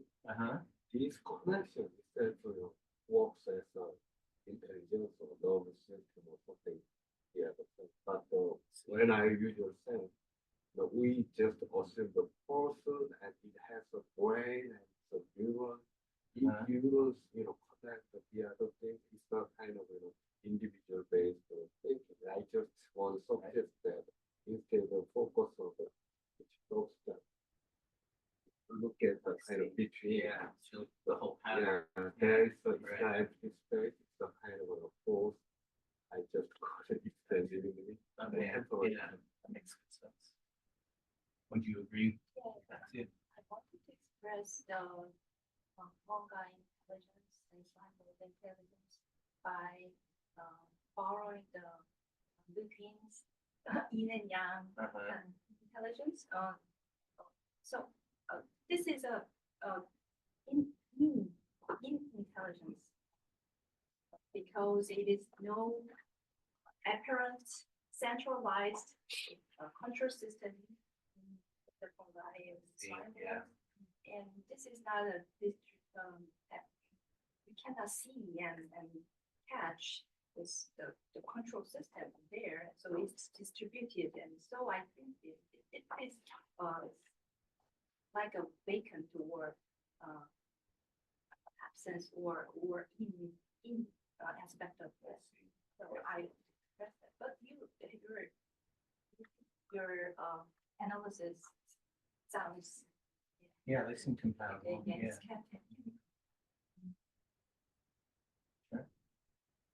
That Smith put into the chat. Thank you for all of the fascinating presentations. So did Julia Windenfei. I had a question that might relate to all the presentations actually, which is the role of the cyborg. What I heard being described a lot was the way in which the non-human, either through the fungi or through the food we eat, or whatever it was, is influencing the human. But my reading of Donna Haraway's work in particular, especially as she's kind of evolved into her more recent work, is that that still often centers the human experience, right? How all of these other things are impacting us is still centering the human experience, even as we're thinking about decomposition. And she describes, for example, the way in which the extended mind theory that she has in mind is about how our interactions with the world actually shape and change the world as well. And I'm wondering if that kind of, I don't know if it's a refocusing, but integration of that focus again might help us to think more about our responsibilities to symbiosis or to cyborg or to recomposition.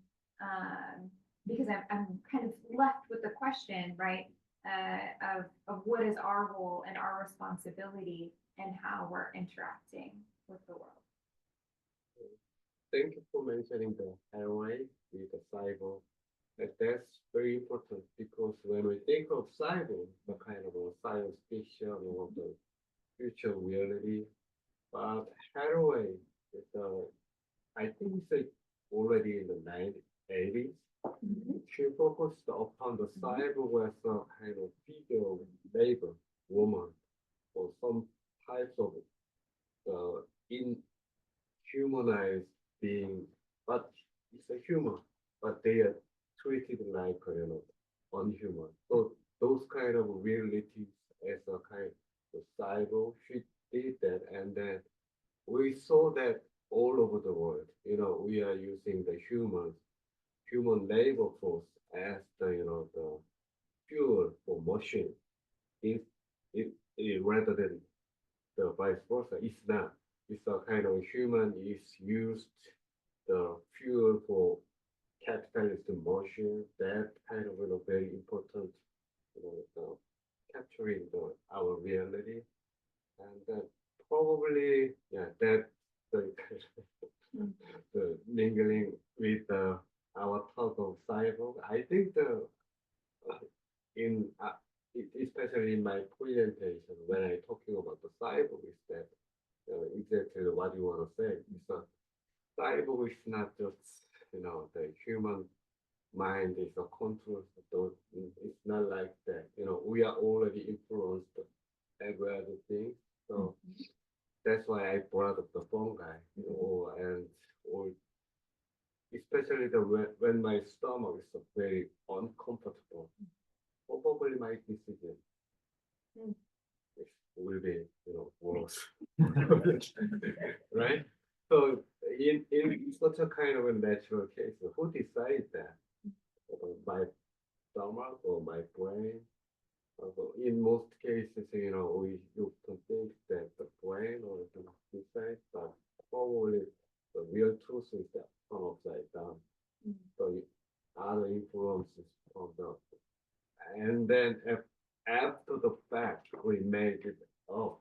The conscious story. That's the kind of overview. So probably, that's why I prefer the rephrasing that extended mind, not that it's an extended.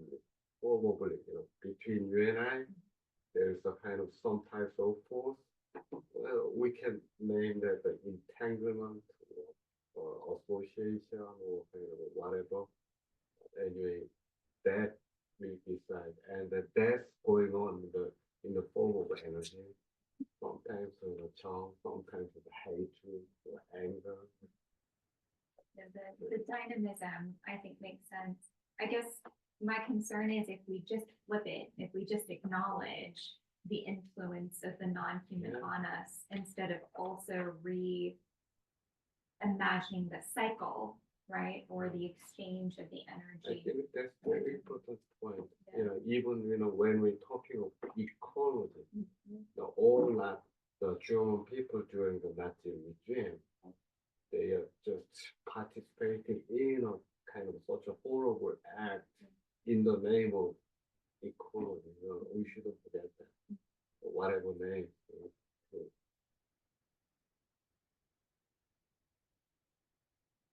So I think, I'm fascinated with this idea of decomposition and also how it relates to death, and as a kind of more yin, right, side of things to counter the yang of this kind of industrial productive capitalism. And we could think production, construction, composition, but also it's not just a simple opposite. And I think that's also where we were going with your question, saying like the idea, thinking of like the D and then the dash in decomposition as like not just composition, but incorporating both, and then also trying to push us beyond it. So even like thinking about like deconstruction, with Derrida, DE is like in that same, or even like decolonial. We did decolonial. It's not just post-colonial or anti-colonial, but it's like almost like an unraveling, which also is a kind of decomposition as well. But I like that, and I appreciate that, and I think that it's a great counter to how we force ourselves to accept the world that as it is, and even when we want to criticize it, we feel like we have to uphold and defend all these yang kinds of things, life, the vitality of life, and making things different, and geoengineering and construct, like doing it better after all the bad things that have been done to make it the way that it is. And so I think that, again, focusing on the decomposition and the death, the decomposers that break things down is a really incredibly important correction. I have to mention that Professor Hall, that's the guy introduced the decomposition first. It's almost the same time. While I'm reading your poem, he introduced what the heck? Decomposition. And then I just, reading both, I was thinking that Catherine, the third part of political theology of the earth, mentioning the failure. So decomposition is not a simple alternative to any other kind of production. Probably we need to put the hyphen with a kind of reminding of any time of our failure. So that's the guy.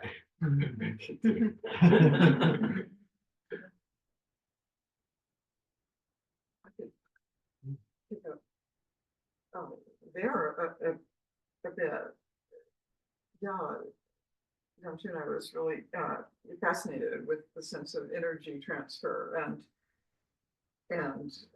energy transformation, especially in the metaphor of or maybe it's not a metaphor, or maybe it's a proclamation of humans eating humans and God eating God.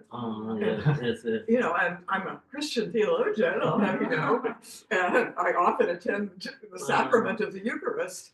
So I was thinking it would be really interesting to organize a liturgical event of the Eucharist in which we somehow enact humans eating humans and God's eating God. I guess that, with the sacrament of Christ, we're doing both.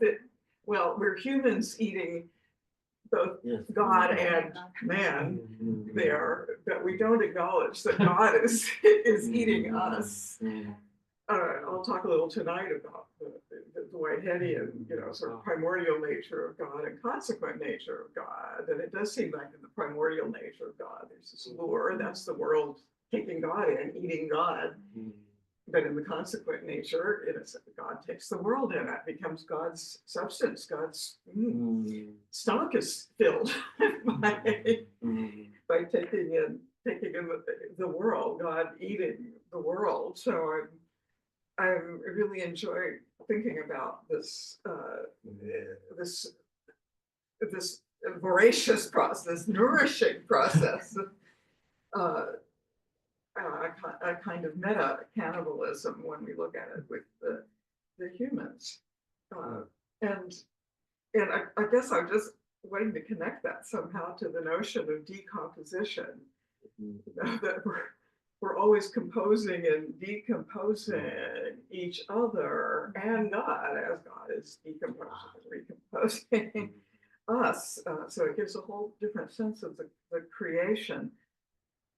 And creativity and art forms. We think of creation and art together, but that's always about composition, which I believe still remains very beautiful, but maybe compositions that perform their own decomposition.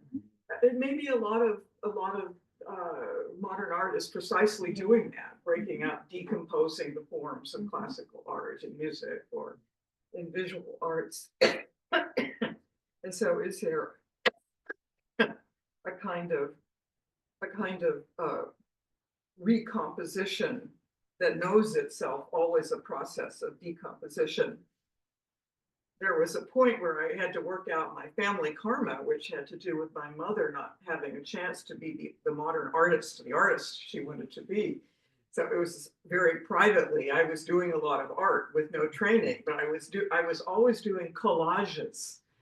And so just taking bits of waste and garbage and making them into a collage. So I didn't buy any materials. I would just use waste. And I still have some of them.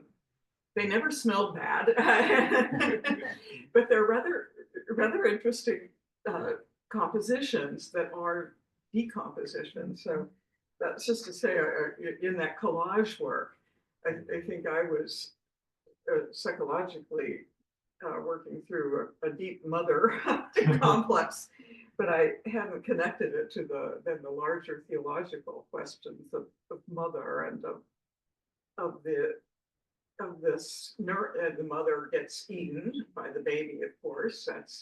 That's very physical. But just to meditate on the energy of the energy transformation going on in the recomposition and decomposition through this this mutual eating is where I'm going with this. So I'm just going to stop there. I just really appreciated the connections with the decomposition and wonder about ways of ecologically recomposing ourselves then. This could be inspiring. This metaphor of recomposition as a way of honoring the decomposition, and yet also creatively, aesthetically recomposing our civilization together. It's just, there's something more creative and affirmative in that image, and affirming also of our waste and our garbage and our decomposition. So thank you. Just wondered if you see some connection there too to ecological civilization as work of of re and decomposition as we all eat each other. I want to let you all know that for some reason the screen is frozen for what they're able to see of the room. There's just the folks that are in there, and I'm not sure what's causing that. Also, Kat Hicks, as you were talking through all of that notion of the recomposition, decomposition, eating the self, eating the other, put into the chat Ouroboros, and the image of the Ouroboros as well. Yeah, the Ouroboros eating itself. And Jaguar said is the year of the snake. Yep. I love it. You just have the new year. I'm the phone guy. That's the phone. Use the snake. Okay.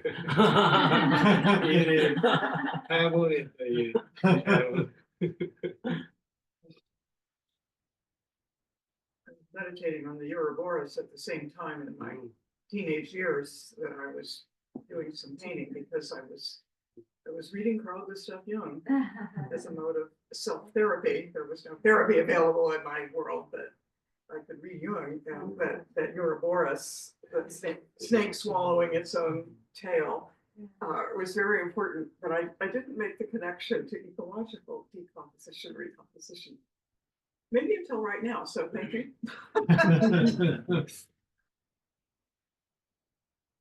The aesthetic metaphor is really interesting too, as you're talking about art, because I think about, when someone is restoring a work of art or a painting, what they're actually doing is removing a layer of film and of paint over the paint, right? They're not actually adding something to it, they're taking something away, but it's still considered a restoration.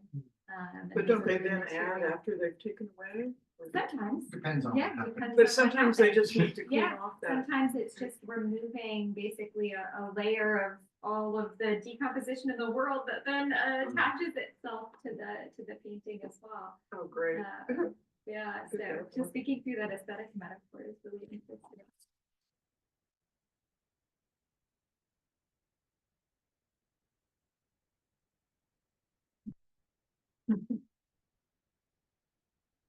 We have a singular image.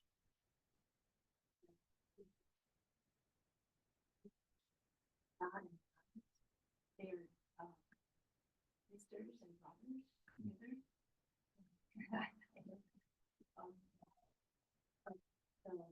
The goddess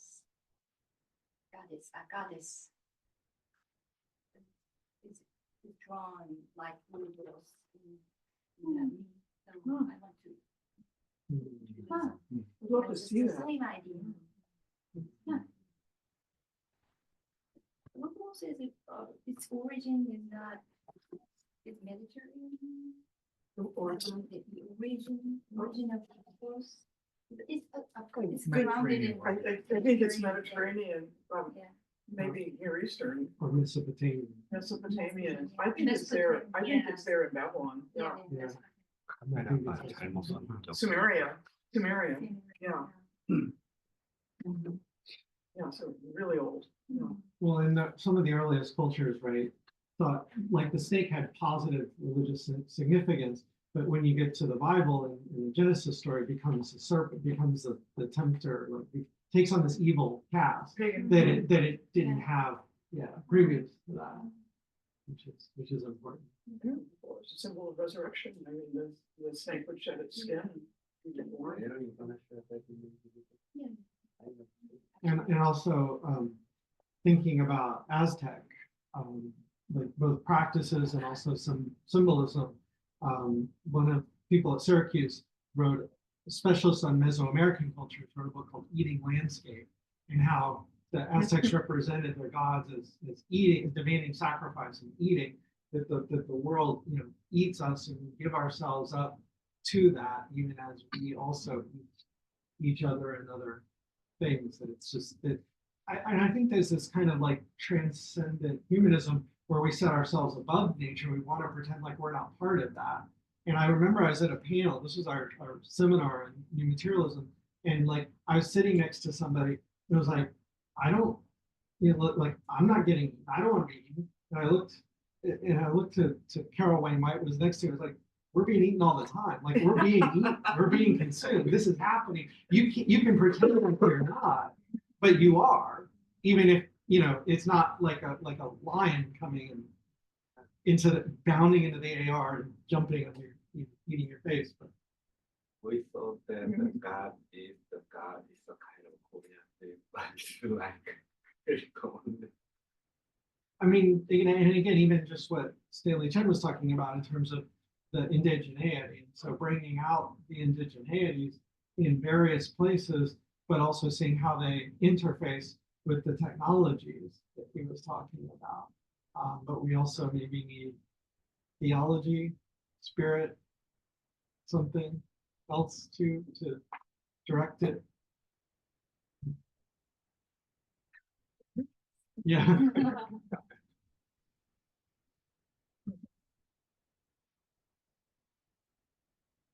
And I think there's some evidence that the Ouroboros is also Egyptian.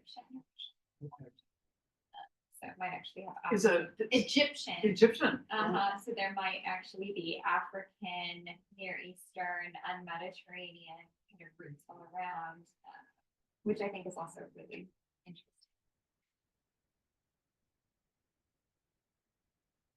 No, it's an important image to meditate on, because most of us here have been shaped, I would think, by the demonization of the snake in the second chapter of the Bible. Oh, wow. Oh, is that the goddess? Yeah, the Fuji and one. There's a sequence of civilization and the lower part of their body are interweaved together like. I don't know if you can see this, right? See the image. If you tell me the link, I can put it into the chat. That'll be easier. Where did you find it? I can put it into the chat. Yeah.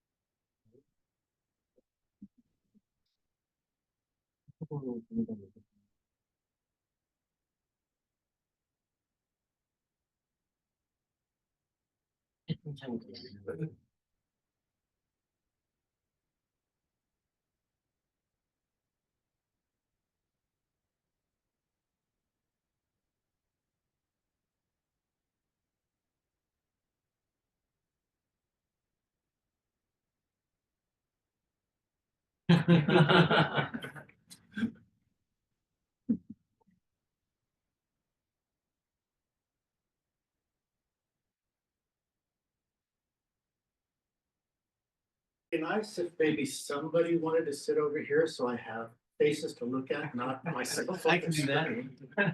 It's a bit awkward.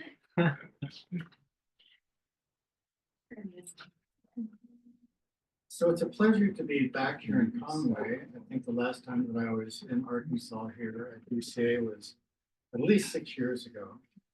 So it's good to come back and to see old friends, good friends who have become older friends, and to see the aging process playing out, not as decomposition.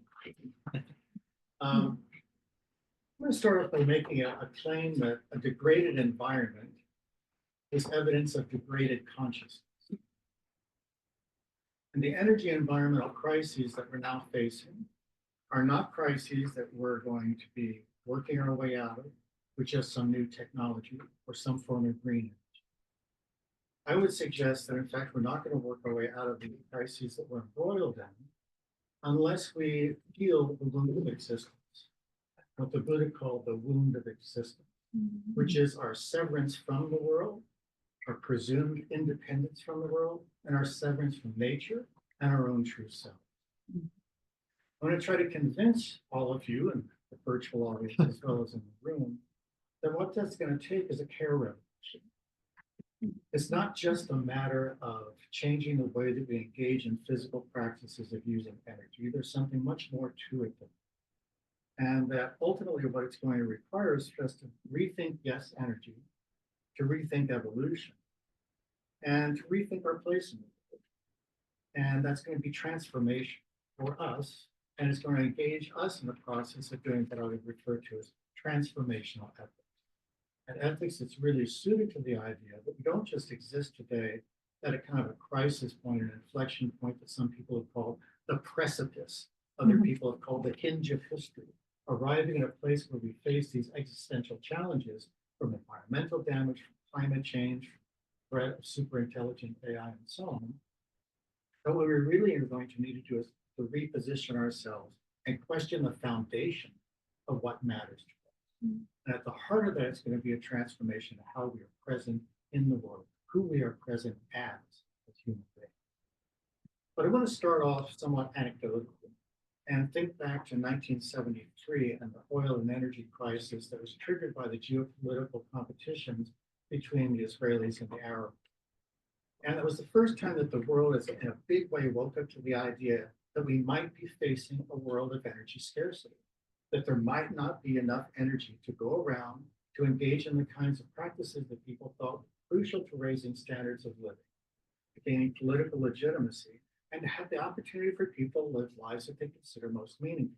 There was a certain energy minimum that people thought was necessary for that, and the oil and energy embargo, the oil prices, cued people into that might not always be the case. But then in 1972, we had the Club of Rome. And the Club of Rome report on humanistic growth suggests that it's not just scarcity in that sense that we're going to have. It's the precarity of the geopolitics, the scarcity of energy resources over time. And we were just at that time in 1973 starting to realize that the very first paper scientifically demonstrating anthropogenic climate change could be traced back to 1938. And it was only some 35 years later that people were beginning to start to think, maybe it's also about the wrong sources of energy as well. So energy precarity, energy scarcity, and energy impropriety. And in the face of all those three things, as a first-year university student in 1973, I thought, man, this is just too much. It was pain. And the pain for me individually was pain at the gas tank. When I went to go fill up the car to take my girlfriend out on a date, it cost 3 times more than it did months before. That was the kind of pain I felt. And I thought, if I'm a part of this larger geopolitical thing that's going on, this moment of change in human history, going into the scarcity of energy, energy precarity and so on, I'm just a pawn in the game. I'm just a little piece on the game. But now here we are, 50 years later, over 50 years later, and things are, if anything, worse than they were in 1973. There's been a lot of political, hand wringing and, policy hand waving, but essentially we're in the same position that we were 50 years ago. At the time in 1973, I thought, I'm nobody. I'm just a little thing in the world. And as I reflected on now looking back, I was right in some important ways. You know, that where I stood in the world is like we sometimes think that we're pawns in the political and economic Game of Thrones that's being played around the world. But we're not really even pawns. If you just think of a normal chessboard, 64 squares and the little pieces on it, we're not even molecules within a pawn. We might be atoms within a pawn. We're really nothing. And these power structures that now exist are a gentle infrastructure for engaging in the transfer of energy. If you think of power, power is energy transfer over time. But if it's just energy being transferred randomly, that's entropy. That's not going to lead to any kind of useful work being done. For energy to translate into work, for power to get turned into work, it has to be organized use of the energy, organized transfer of energy. And for that, we have power structures all around the world. And the power structures that we now have are not just bastions of people who have lots of power. These are institutions that are wielding power on behalf of the immensely powerful. And I'll just give you as a point of reflection as to what kind of power structures we're dealing with today. Think about this simple fact. In 2020, just at the beginning of the COVID-19 pandemic, the 8 richest people in the world had more wealth than the poorest 3.8 billion people in the world. But that since then, from 2020 until today, the wealth of the 5 wealthiest men in the world, their wealth has increased at the rate of $14 million per hour, every hour for the last 4.5 years. No. Yes. And so if we live in a world with that kind of inequality, the distribution of power, wealth is power, being able to do things, to get work done in the world, to change the way that people live, that kind of power redistribution is not going to go away if we just happen to wake up tomorrow morning and suddenly there's green energy everywhere and abundant energy. No worries about the source of energy, no more precarity, no more scarcity, no more impropriety of energy. We could wake up into this utopian space, and would any of these power structures change? I don't think so. And so what we really need to be doing is to worry about what it means to have truly fundamental change in our agential infrastructures. We need fundamental change at that level. And that's really ultimately comes down to fundamental change in what matters most to us as we work collaboratively together to decide what matters most for our own futures as humans and as humans in communion with our planet.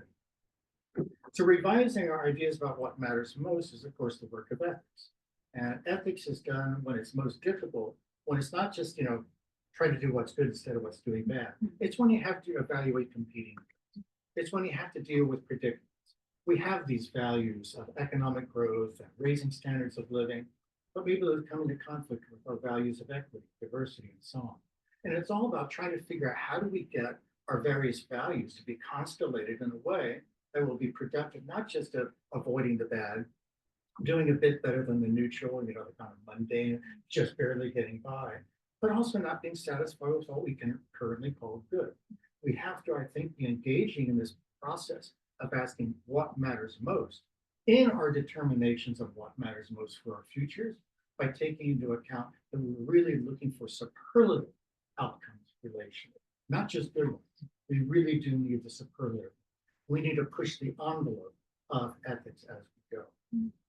The Buddhist analysis is that there's 2 problems with this. 2 things stand in the way, 2 blockages. The first of those is the kind of dominance rationalizing presumption of human independence, that is humans' independence from the world around them and our individual independence from one another, a key blocking. The second one is the physically biased conception of energy as something that is essentially quantifiable. The 2 key blocks. The first blockage relates to what the Buddha identified, as I stated at the outset, this wound of existence, this presumed independence from the world, which is really a disengagement, not just from the world around us, a severance of the patterns of interdependence, which are really constitutive of who we are. It's actually a severance from our own true self. So the basic Buddhist teaching is, you want to get rid of conflict, trouble, and suffering? Begin by understanding that all things arise interdependently. There are no independently existing things and entities in the world. And that's something that was pretty tough to do in the Buddhist time. Because for the same reason as Rachel Carson did this book in 1962, announcing our interdependence with the environment around us as human beings, and we still continue to think about that relationship of interdependence as a contingent relationship. As a contingent relationship, it's an external relation. Yeah, we're interdependent with China's economy, but we can disengage from it. We could throw towers on it. We can block it. That's the thinking. Independence remains basic. Interdependence remains secondary. The Buddhist teaching is flip the table. Interdependence is basic. Interdependence is not a contingent relation. Interdependence is a constitutive relation. So that ultimately what that means is that relationality is more basic than things related. A mind-blowing sort of thing for those raised in a kind of atomistic worldview. That yes, interdependence is constitutive, but it's also not just interdependence. If everything is constitutively interdependent, that implies everything is in fact interpenetrating. That interdependence and interpenetration are two sides of a single phenomenon. So that ultimately all things are only what they mean for one another. What you and I are is what we mean for one another and what we mean for the world around us. And seeing this was pretty tough in the Buddhist day. You know, at that point in time in India, 2,600 years ago, as teaching, that was a tough call to say everything arises interdependently. And guess what? You were relational all the way down. But I think it's even harder today because those of us grown up in the contemporary world are so much attached to this sort of smallest or atomist idea of the world that we take all the order of the cosmos that we find ourselves in to be essentially composition. It's a matter of taking some basic units of reality, put them together in some combination to create these molecules that they combine in certain ways to make other molecules, and then somewhere along the line, poof, pop up life, and then poof, pop up consciousness, and poof, pop up cultures and all the rest of the stuff. When in fact, that model doesn't work. That model doesn't explain consciousness. It doesn't explain life.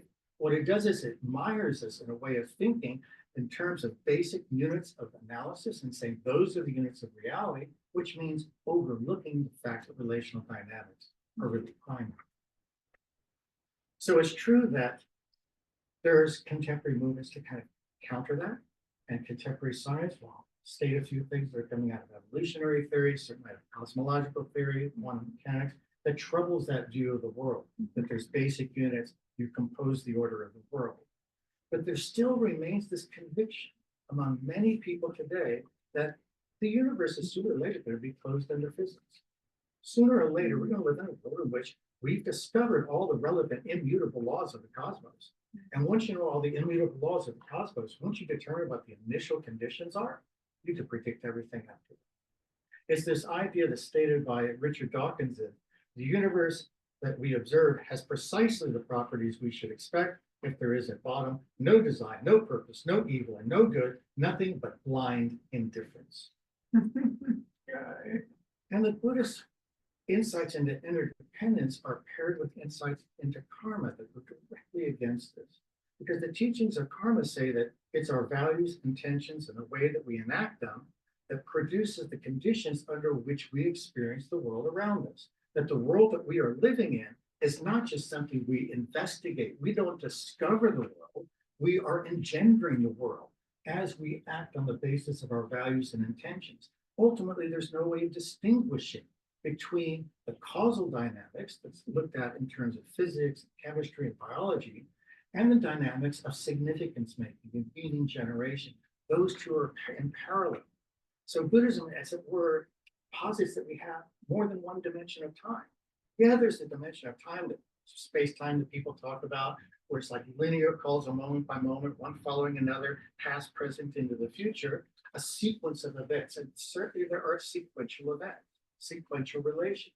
But Buddhism says there's also these significant relations of significance that play out in a temporal scale that's hard for us to grasp on the basis of four dimensions and only linear relationships. That you need something else because there's not just this superposition in the moment, there's entanglement over huge blocks of time. That in order to understand how karma operates, we really need to bring into account The time is more complicated than we've given it credit for. So we've got two problems here. Problem of atomistic bias, compositional order of the universe only. And then this other bias towards saying meaning is something added into the cosmos, not something intrinsic to it. And the Buddhist teachings of interdependence and karma suggest together that our cosmos is irreducibly meaning-laden, that significance and meaning-making relationships are as crucial to the world that we live in as the phenomenal world that we address objectively science. So one of the implications of this from a Buddhist perspective is that the brain, body, environment system that we have is not the cause of our consciousness. Human consciousness is primary.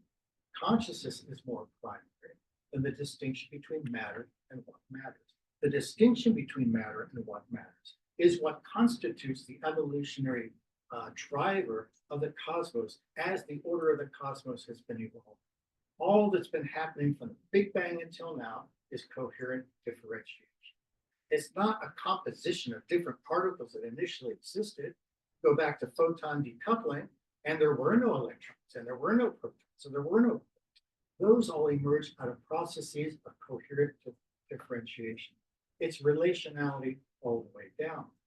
And one of the implications of that kind of interdependence karma view, the notion of the evolutionary history of the cosmos, is the evolutionary history is one of consciousness matter.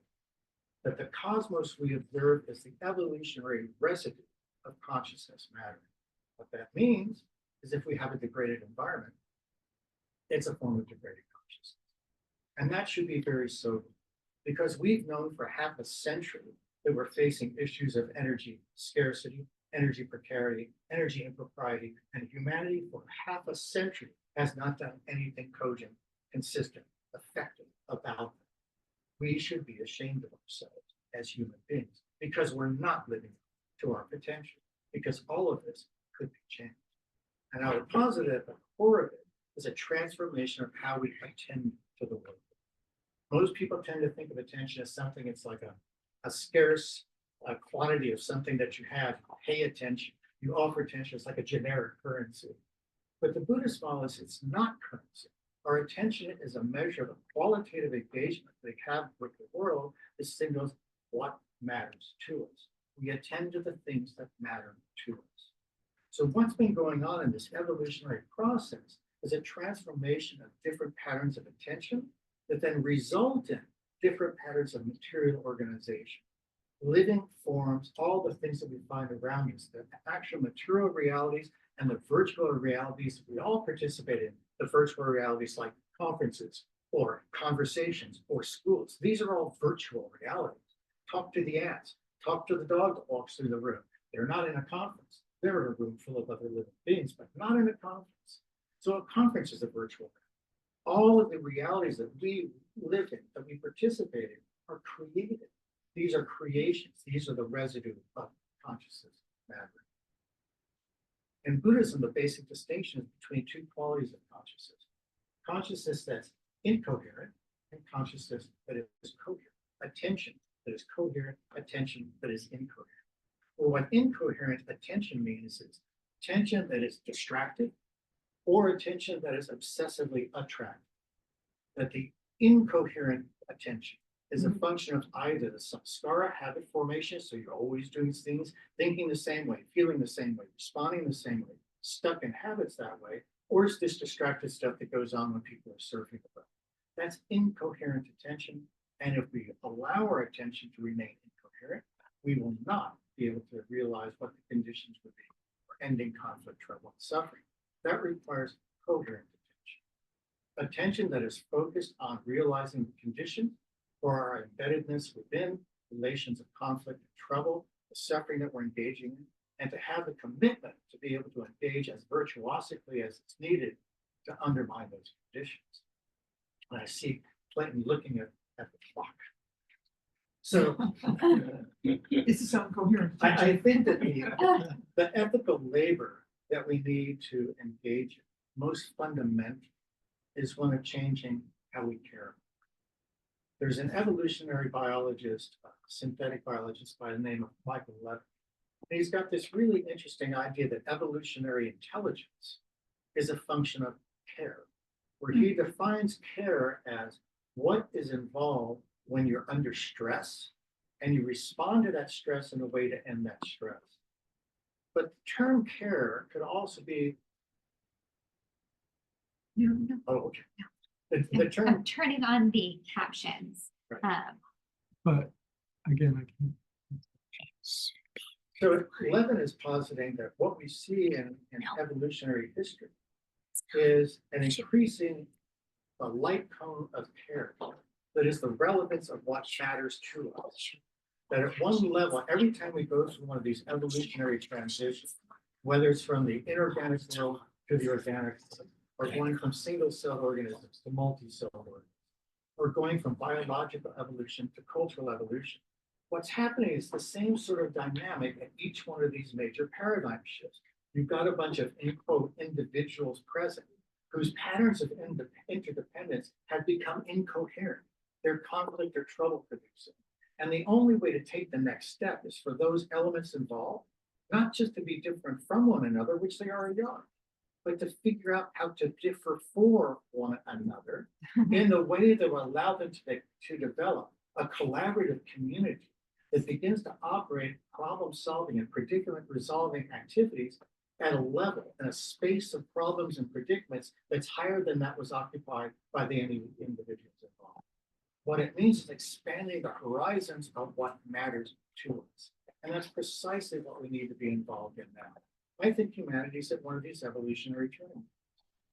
And then if we do not develop the capacity to commit to and follow through on the idea that what we need to do is to not just differ from one another, but to differ for one another in ways that are conducive to diversity, understood as a relational dynamic that occurs only when the difference is present, contribute to the mutual flourishing of all those that are involved. And that is going to be an evolutionary moment. It's going to be when evolution becomes truly creative, truly responsible. It's an evolutionary moment in which responsibility and responsivity become wedded together in the most obvious and important ways possible as we continue to care about one another. So this notion of care goes back to this function of belief in the human experience, that we believe that there's something more that matters more than what we have taken to matter most up until now. Something may in fact matter more than what we've seen as having mattered. And when you expand that horizon of what matters most, that extension of our belief in the old Proto-Indo-European sense of belief, which is not some kind of cognitive thing about a claim of truth, in the sense that it goes back to the word loop, the Proto-Indo-European term loop, which is the same as the root of the word love. That what we're due for is a love revolution. And what's the root? Love. Loop. L-E-U-B-H. Loop. L-E-U-B-H. Sorry, thanks. Thank you.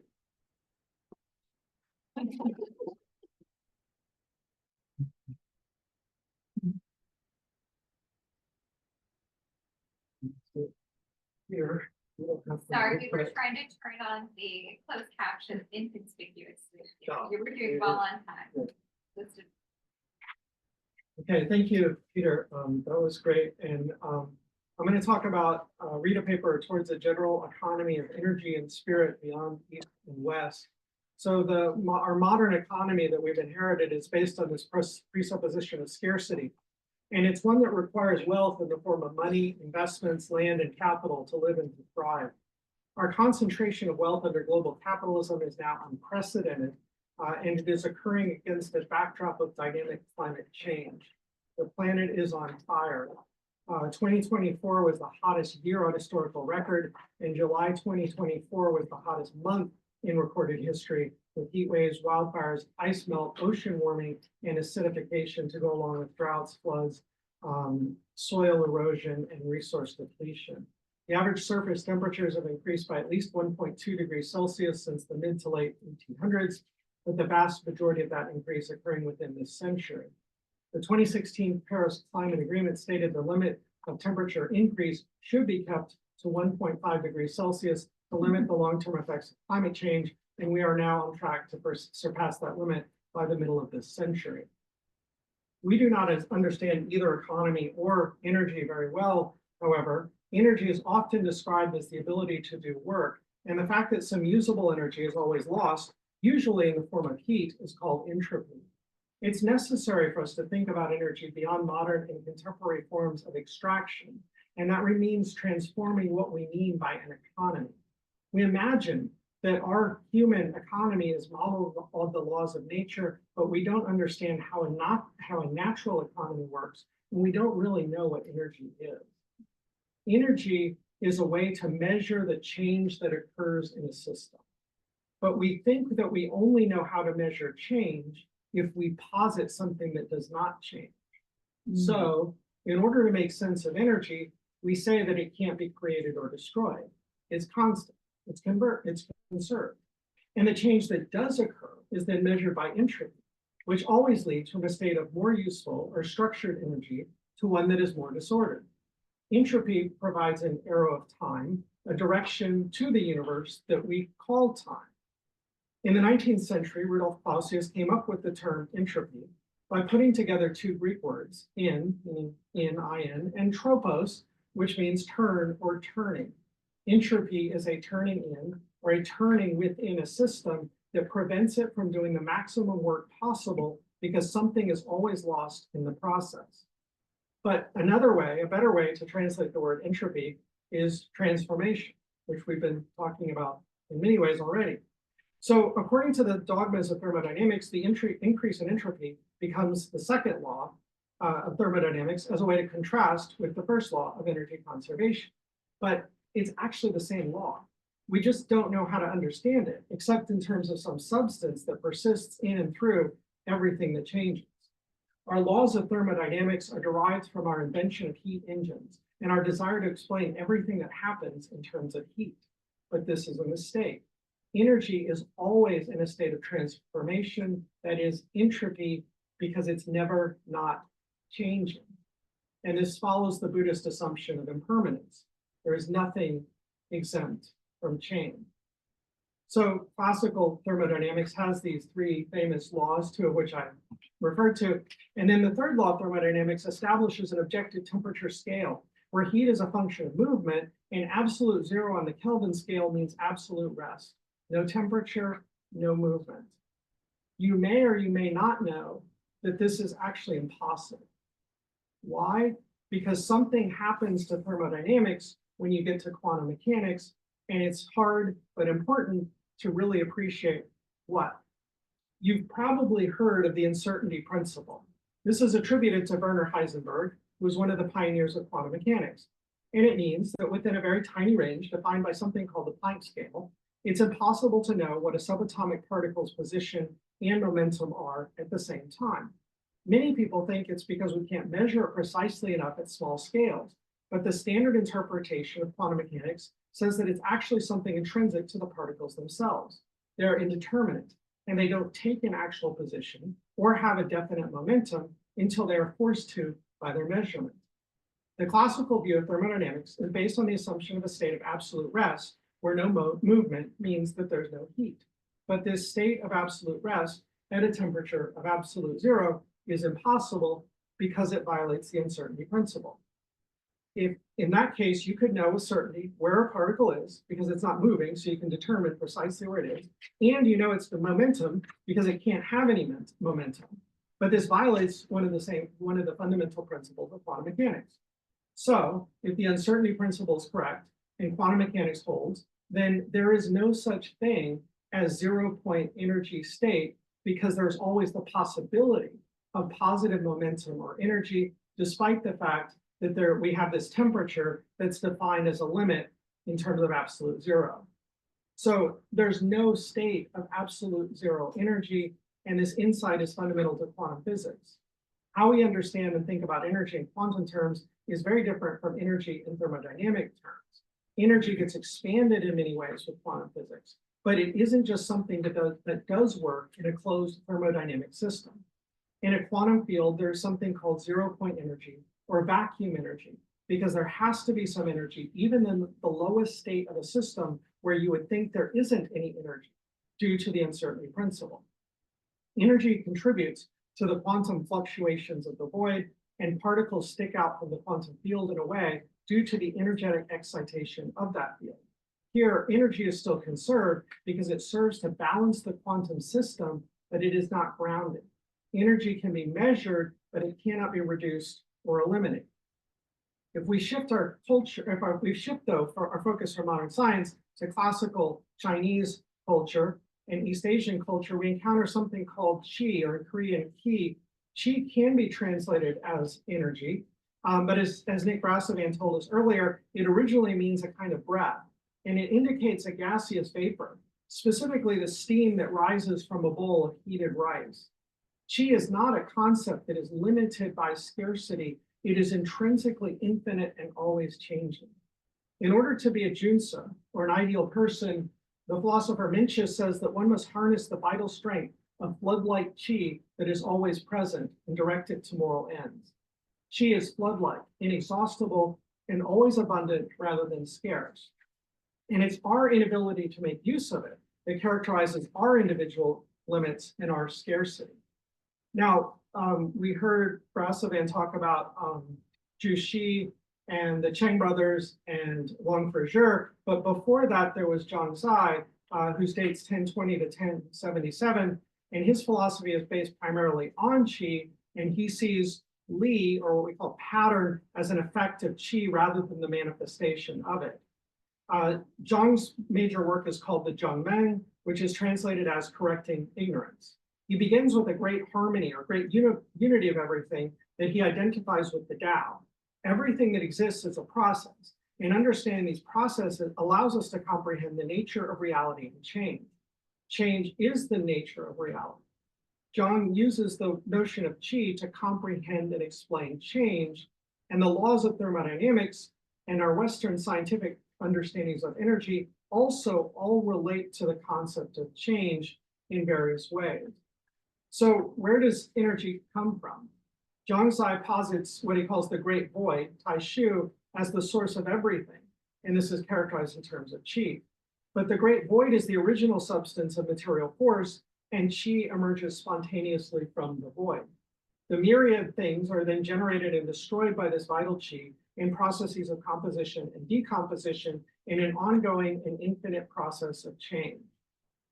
So the great void is the source of qi, and qi is then divided into two concepts of yin and yang.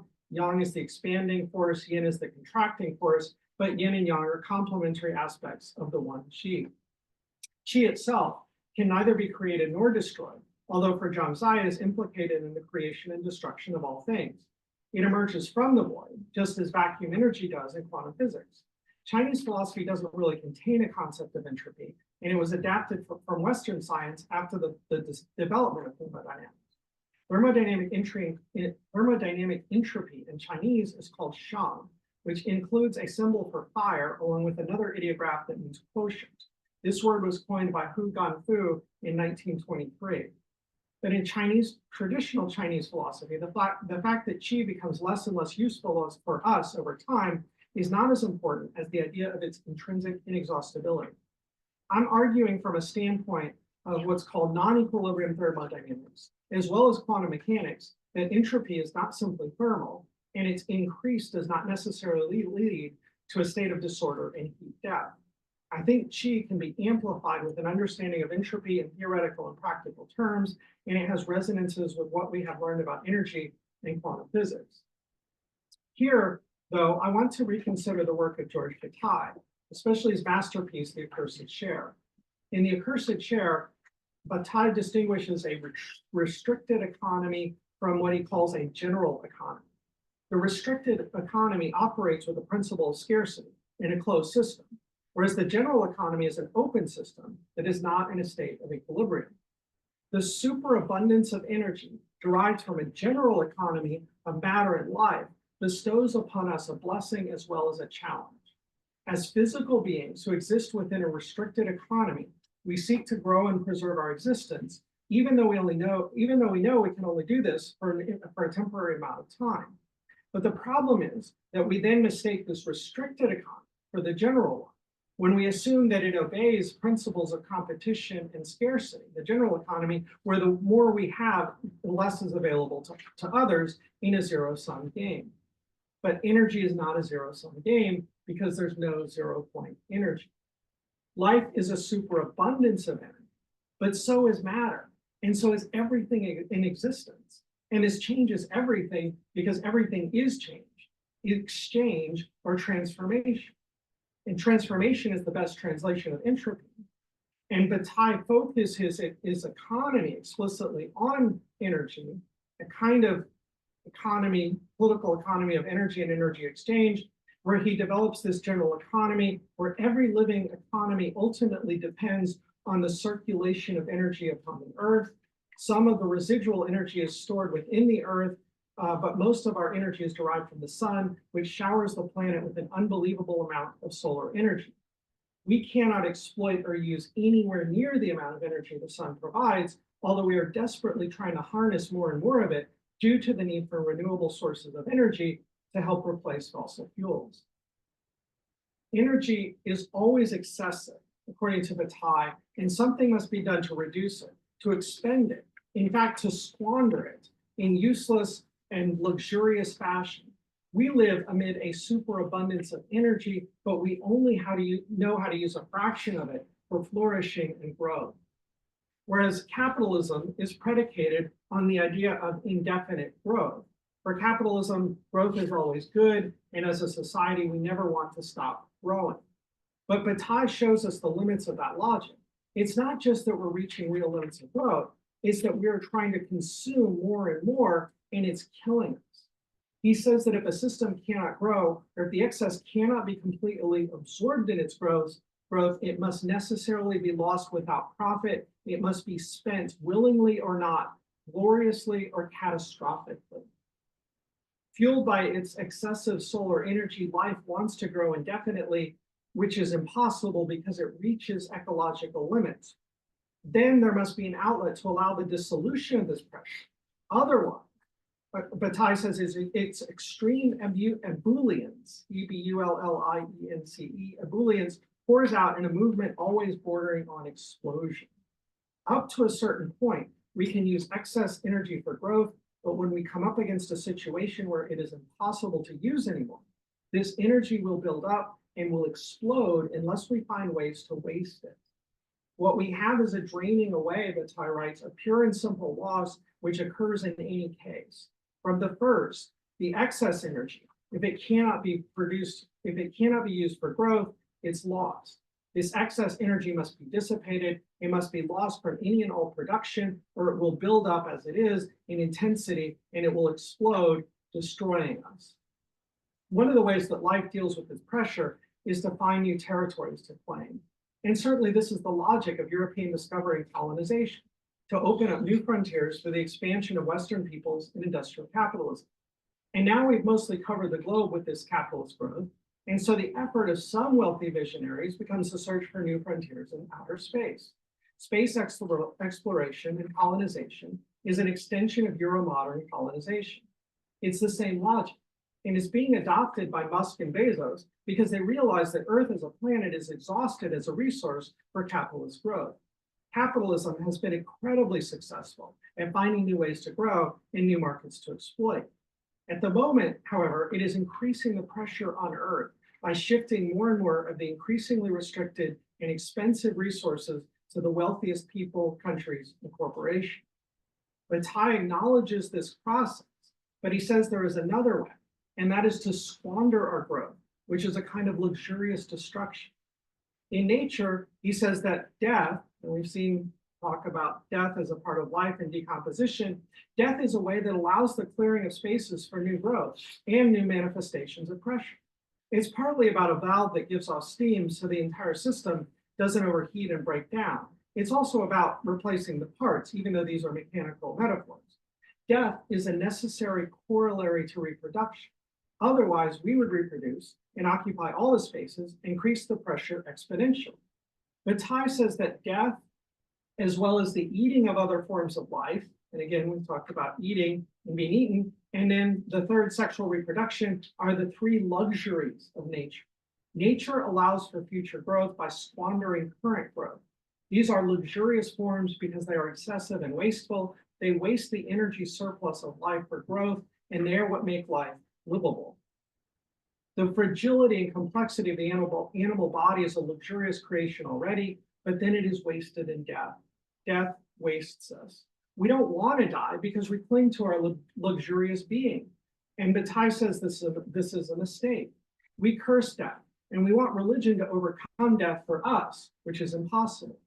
We lie to ourselves when we dream of escaping the movement of luxurious exuberance of which we are only the most intense form. Our fear of our own death generates a kind of anguish because we identify with the restricted economy rather than the general one.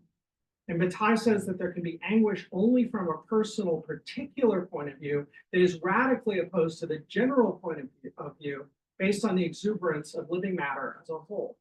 We need to shift our perspective from a particular to a general economy.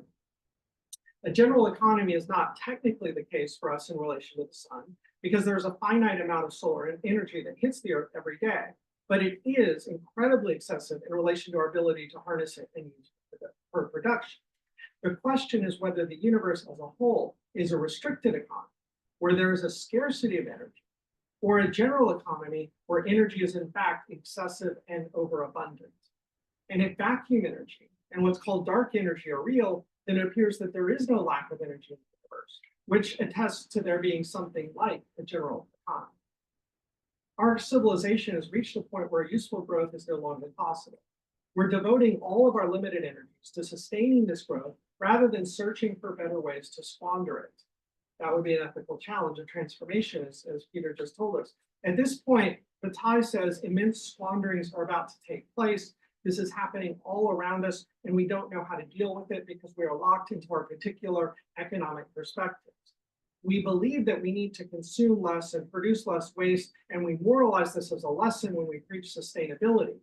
But it's the squandering that's important, not the calculation of what's most useful for our restricted economy. In her new book, The Service Fairy, Robin Wall Kimmerer argues for a gift economy that's based on abundance rather than scarcity, and this is commensurable with Bataille's understanding of general economy of superabundance. She explains that the abundance of a particular berry, the service berry or Saskatoon, demonstrates the basic principles of a gift economy. And for Kimmerer, the abundance of berries is a pure gift from the earth, and eating them is a way of honoring this abundance. She argues that gratitude and reciprocity are the currency of gift economy, and they have the remarkable property of multiplying with every exchange, their energy concentrating as they pass from hand to hand, a truly renewable resource. Kimmerer says that we distribute goods and services to meet the needs of our communities, and these communities range beyond human beings to include other forms of life, including the fruits and plants that create food from light, and the animals that participate with us in this general economy. The sun is the source of this flow of energy that creates and sustains the economy of nature, and we share in and benefit from that superabundance. Kimmerer says that the currency of this economy is energy that flows through it, and the materials which cycle among the producers and the consumers to redistribute wealth via exchange, because each participant has an abundance of something to offer. How could we go about creating a philosophy, a theology, or even a universal religion based on Kimmerer's gift economy or Bataille's general economy? Energy isn't simply spirit, but it does allow us to avoid the dichotomy of matter and spirit. As in my understanding, energy is both physical and material, but it's also potentially spiritual. And I think this is clear in the Chinese conception of qi and the Korean understanding of ki, and also in terms of this multifaceted earth that we all share.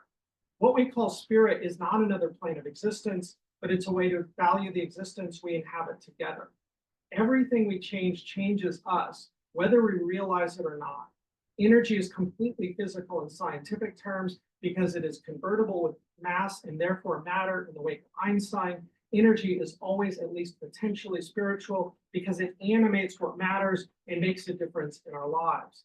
Energy animates and makes us who we are. Energy is never static, it is always in transformation. This means that actual energy is entropy, given my understanding of entropy from the perspective of quantum physics and non-equilibrium thermodynamics. In virtual terms, energy is always conserved, but in actual terms, it is not conserved because it is excessive. There's always more, and it's always changing form.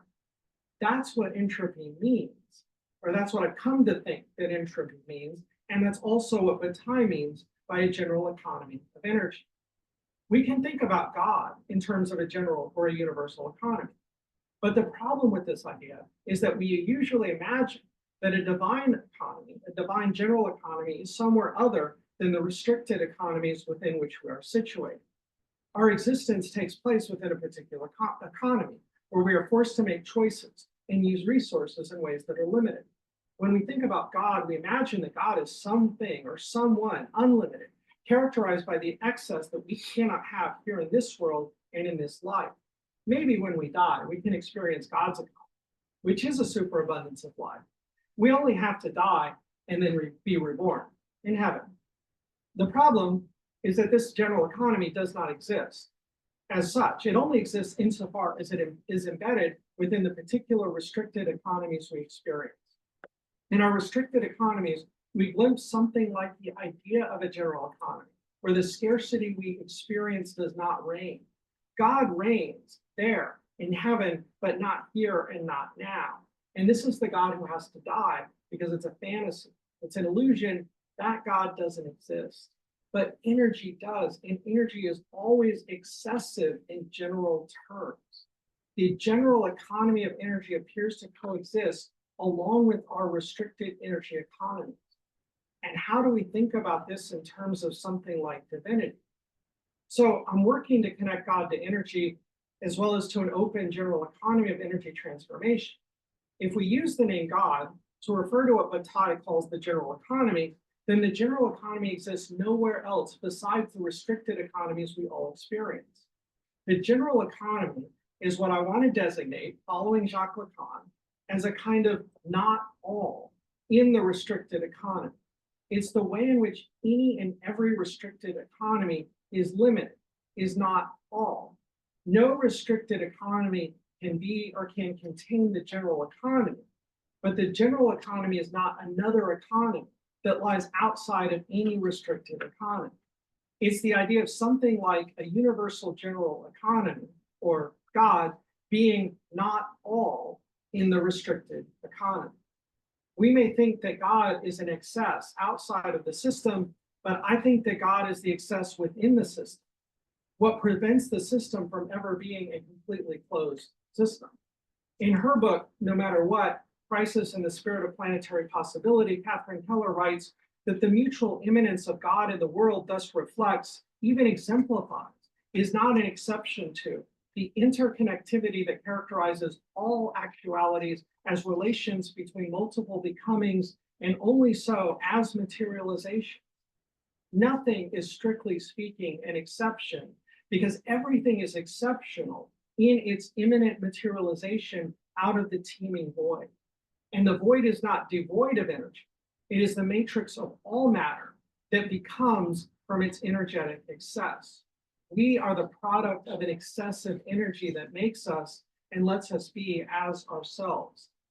God is not the void as a source of energy, because source implies a reserve, like some place where energy can be stored.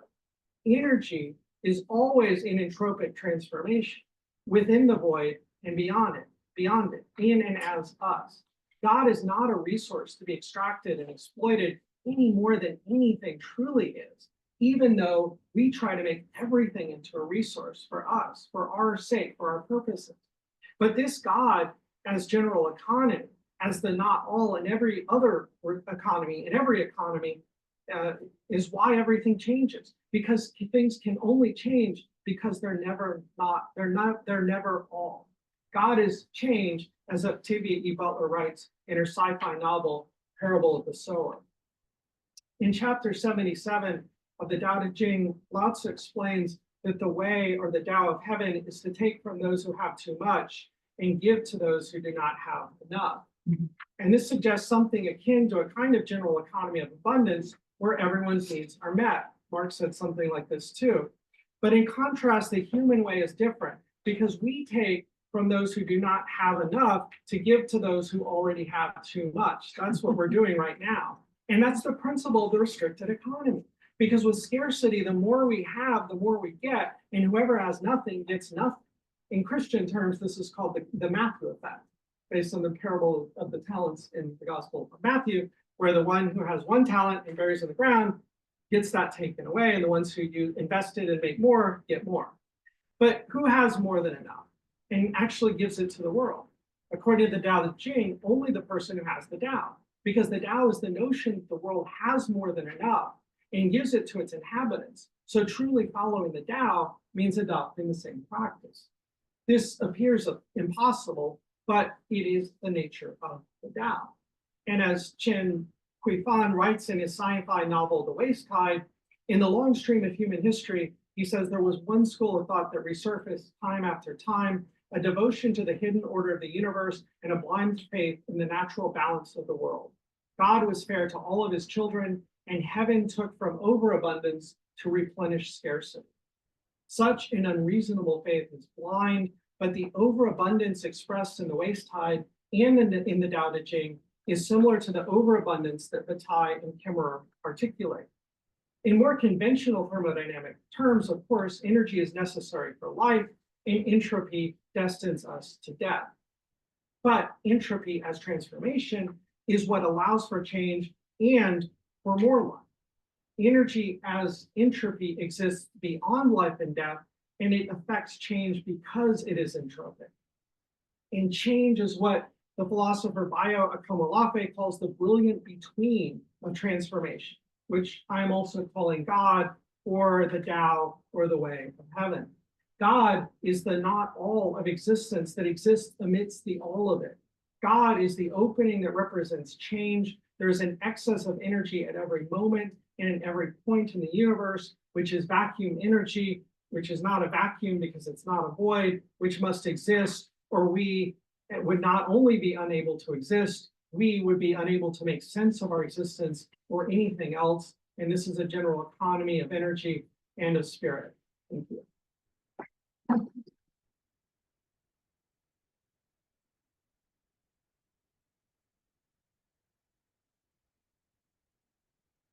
So now we have our third presenter, Michael Norton, joining us virtually. So Michael, we're looking forward to your presentation on religion in the Anthropocene.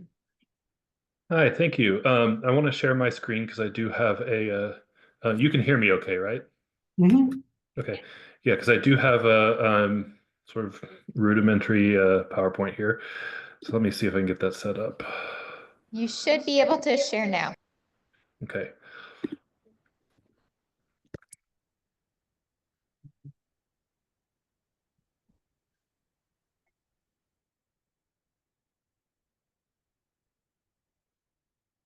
Okay, so thank you for having me.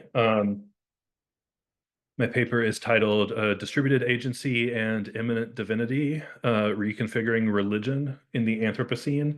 I will say at the outset, I think it ended up being only about 1/3 at the end about religion, but that is my my main interest. So bear with me until we get there. Okay, so to start, adopting the Anthropocene as the name of our current geological epoch, which the powers that be, I guess, have decided not to officially do yet, but it's certainly something that's in our popular discourse now. That is the current epoch in which human activities associated with global industrialization have significantly altered the Earth's climate. Using this name, Anthropocene, often, I think, unfortunately, suggests an increased importance of the human in discourse about the environment. But I want to suggest that the arrival of the Anthropocene actually brings a radical decentering of humans within the broader context of our natural environments and the global biosphere as a whole. I think humans are being forced to reckon with both the unsustainability of many of our technological practices and the untenability of the discursive frameworks that accompany these practices. Understanding energy as a resource to be extracted, as many of you have already mentioned, a resource to be extracted and utilized by humans is bound up with a set of, I would say, axiomatic or assumed distinctions that separate humans from the rest of the natural world, as well as the natural world from the divine. So in what follows, I want to explore the work of three figures who either explicitly or implicitly, I think, adopt what Donna Haraway calls a diffractive methodology. That's Karen Barad, Vicky Kirby, and Mary Jane Rubenstein. In order to problematize these assumed traditional distinctions and propose ways for understanding agency, nature, and divinity, to propose ways for understanding those that are at once more relational, more dynamic, and more immanent than those of traditional Western metaphysics.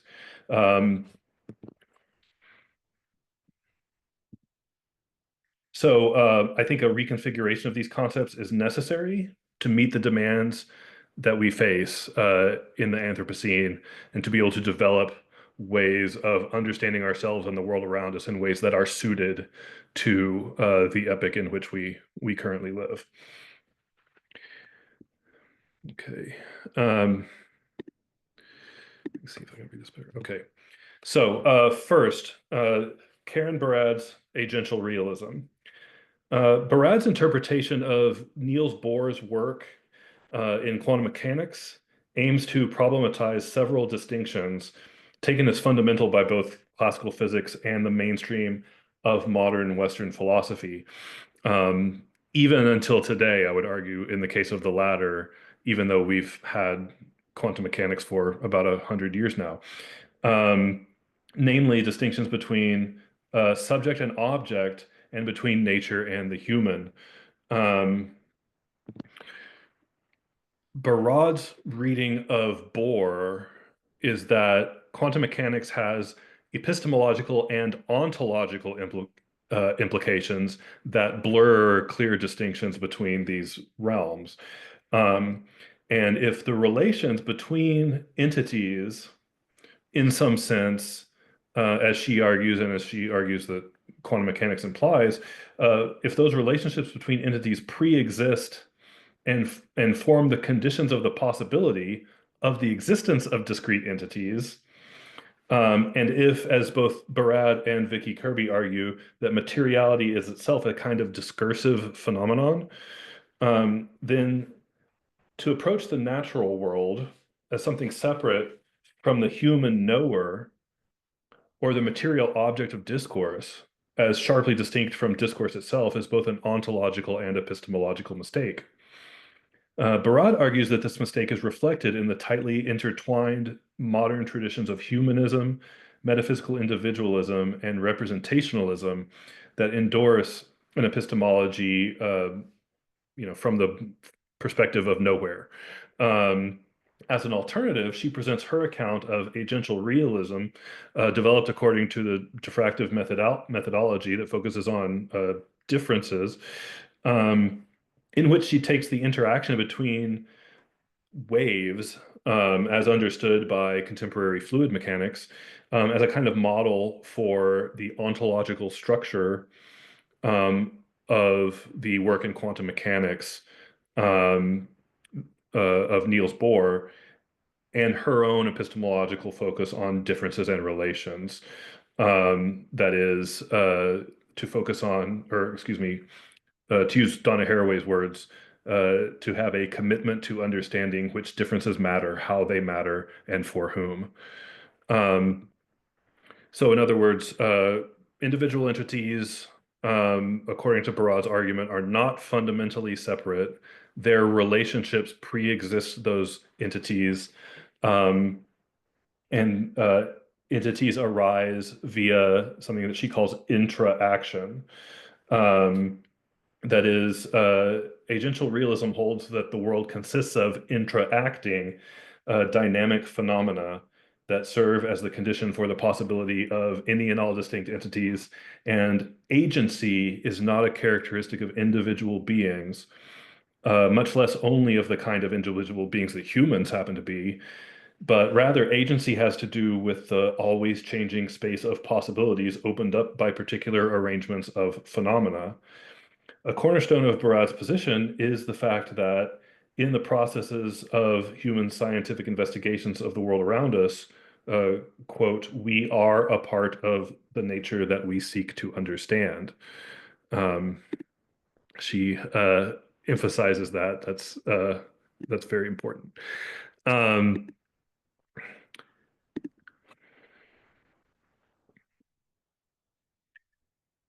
Emphasizing the often overlooked radical implications of this fact, however, she begins by building on Bohr's understanding of quantum interactions to posit a specific definition of the phenomenon. Yeah, let's leave that up there. A phenomenon, Barad explains, is neither an individual object existing alongside other individual objects in the world, nor a discrete activity or event. Rather, it is the interaction relating entities from which emerges those entities' determinate discrete existences. This relation precedes, ontologically speaking, the relata. The action precedes both the thing being acted upon and the actor. So this understanding of phenomena rests primarily on Bohr's approach to agencies of observation within experimental apparatuses. For example, the often referenced and surprising discovery of 20th century physics is that light sometimes behaves like a particle and sometimes behaves like a wave, depending on what kind of experiment you're doing. A common lay understanding of this phenomenon is that light somehow possesses the characteristics of both waves and particles due to some kind of obscure quantum mechanical properties, and that which behavior is exhibited in a particular experiment depends on decisions made by the experimenter, so that it appears that human agency is somehow inserted into an otherwise deterministic system. But this is an oversimplified and fairly mistaken understanding of the physics at hand, retaining the assumption that deterministic nature and human agency are different kinds of processes. And this assumption would remain even if we were to go a step further and claim that the agency of the observer is somehow hardwired as a condition of possibility into the operation of the physical world. Instead, the way Barad explains it, Bohr argues that the physical properties in question can't be separated, that the properties themselves can't be separated from the experimental situation in which they are observed. In an experiment arranged in such a way that individual photons may be observed, light appears as a collection of individual photons. In another experiment arranged in such a way that light can be observed as an energy field in which wave-like diffraction patterns occur, that is what is observed. Outside of each of these experimental arrangements, it is meaningless to ascribe determinate properties to an independently existing entity or force. Furthermore, and importantly, what constitutes the phenomenon at issue is the entire experimental situation. The observing or measuring apparatus, that which stands to be observed or measured, and the observer.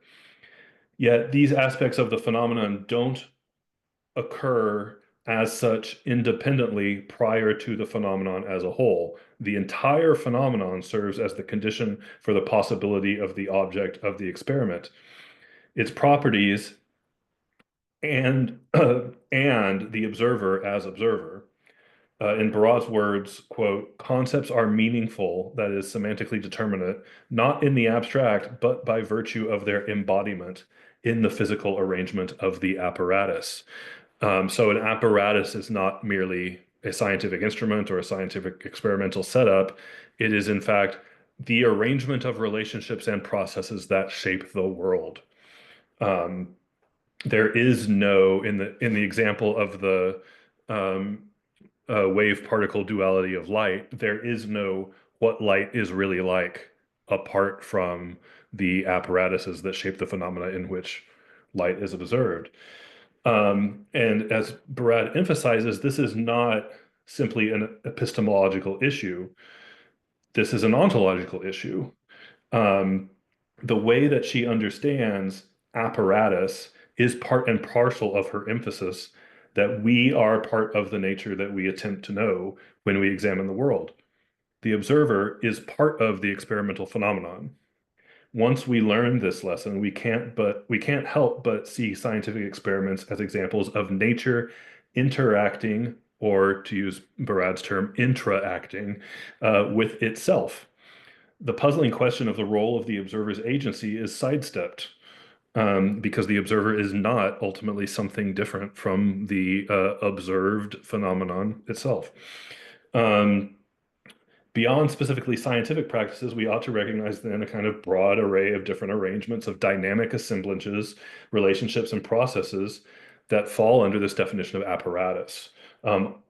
Any kind of assemblage or various kinds of apparatuses are, in fact, simply reconfigurations of the world that form different conditions of possibility of emerging into existence. And this is precisely what someone like Barad or Haraway means when they say mattering, that is emerging as material existence.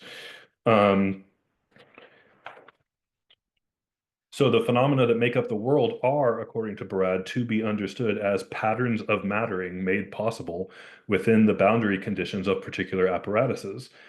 Again, in Barad's words, phenomena are sedimented out of the processes of the world's ongoing articulation, through which part of the world makes itself intelligible to some other part.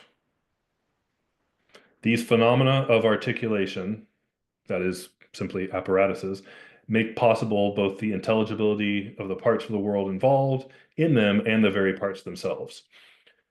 The metaphysical assumptions of classical physics, including the idea that individual material objects with determinate properties exist in themselves, separate from any interaction with others, the assumption that energy is something objects or physical systems possess and expend like currency, are shown to be untenable.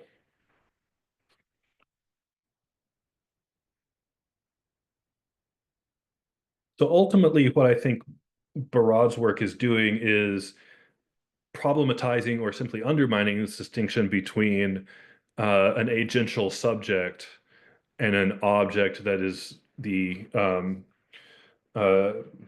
object, that which agency is disposed to or of, and that Barad's work leads into a kind of problematization or undermining of a distinction between the human and nature, or culture and nature. And that's what I'd like to explore further, looking now at the work of Vicky Kirby. Kirby, reading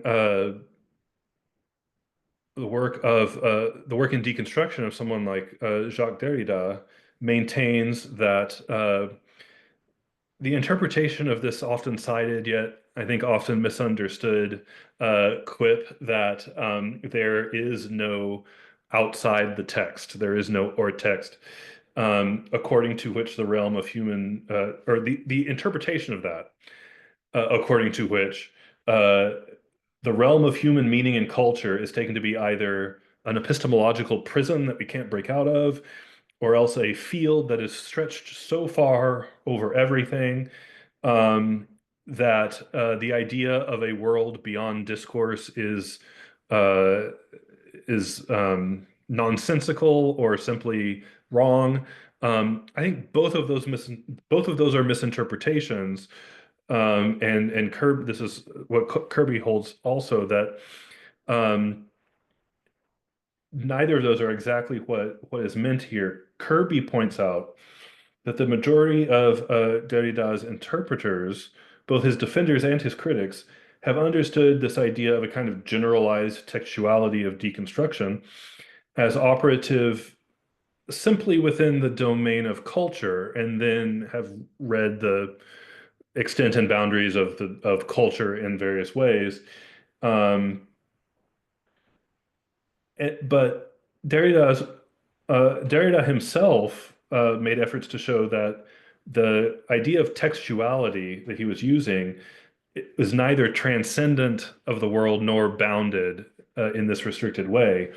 Textuality operates both within and beyond what we call culture, and we can find examples of textuality in the material world in things like DNA, crystals, rock strata, electrons. All of these exhibit textual characteristics in a more than metaphorical sense. That is, to the extent that the realm of meaningfulness or intelligibility can't be limited simply to the reach of human intention. There's a kind of referentiality to all of these things that exhibits the same sort of structure that textuality in a more narrow sense does. So there's a general textuality in a deconstructive sense that we can find operative throughout the natural world. Nature should be understood as textual in a sense that neither reduces it to the bounds and dictates of culture, nor keeps it distinct from culture, but rather entangles the two together. We may assert that textuality and materiality are always co-implicated in the production of life, in the production of energy, in the production of meaning.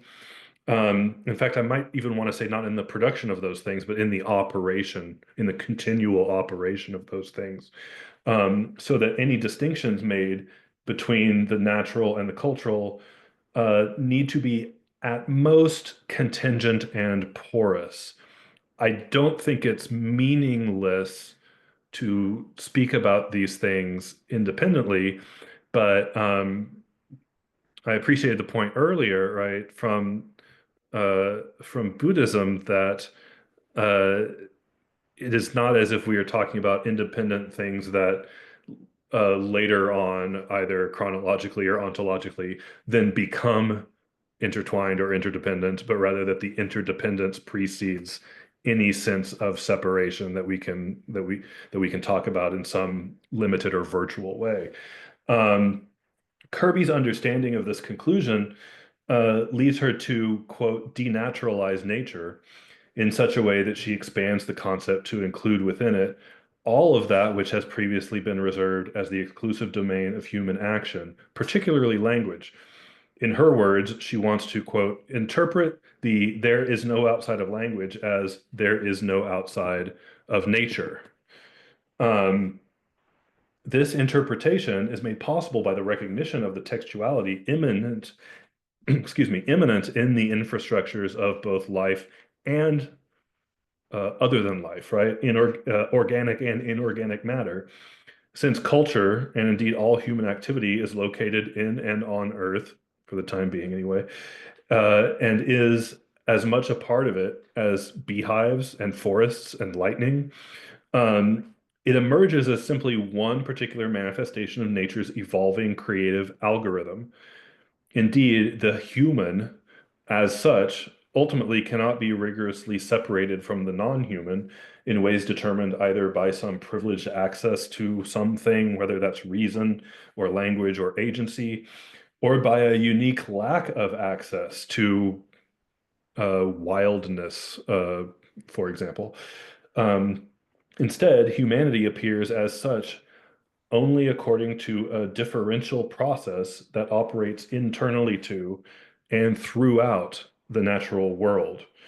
So Kirby, like Barad, argues that the discoveries of quantum physics radically problematize the ideas of an inside and an outside, not simply of physics, but also of the humanities, I think, which is interesting. And this problematization pertains to both human knowledge-producing activities and to their purported objects. Failure to question distinctions between human culture and its outside, along the trajectory suggested by quantum mechanics, as well as by, for instance, post-structuralist philosophy, amounts to acceptance of the traditional assumption that there remains at some level something profoundly unnatural about the human that renders our activity distinct from the rest of the world. Kirby attributes such lingering adherence to the assumption of human uniqueness in many cases to wariness about social or linguistic constructivism. That is, this worry that we are making too much of ourselves or being too anthropomorphic if we take something like textuality and understand the world outside of human activity through it. But as Kirby argues, the deconstructive analyses of Derrida and others don't actually aim to prioritize the textual, linguistic, or cultural over the natural, so much as to enact a shift in the context of this dichotomy, such that it becomes untenable to understand nature as a space outside, before, or beyond culture.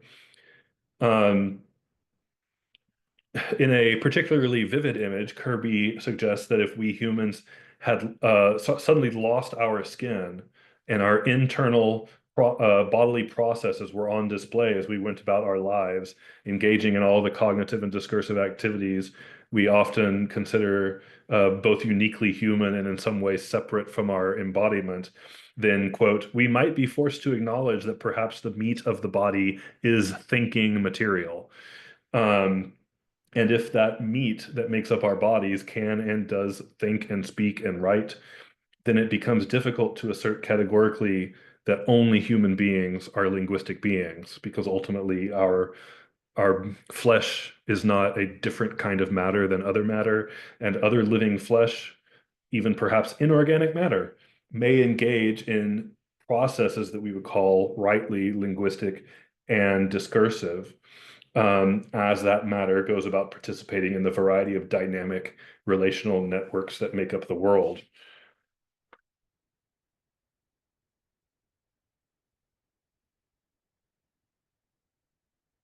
I'm running a little short on time, so I'm going to skip ahead a little bit. I just want to note that Kirby goes on to talk about this specifically a little bit more in terms of consciousness too, and consciousness being a kind of emergent property that is always, if not explicitly manifest, then potential within the material world as such. And this isn't necessarily a kind of panpsychism, though it's not necessarily not that, I would say. It's not attributing to all material things specifically a kind of intention, perception, affectivity, or cognition that is just modeled after humans' experiences of these phenomena. But Kirby is interested in pointing out the untenability of thinking human capacities for existing in and interacting with the world without situating those capacities squarely within the world as such, and more broadly. So at last, I want to move on to exploring how the closely related notions of intra-action and this generalized textuality explored by Kirby can lead us toward a reconfigured concept of divinity.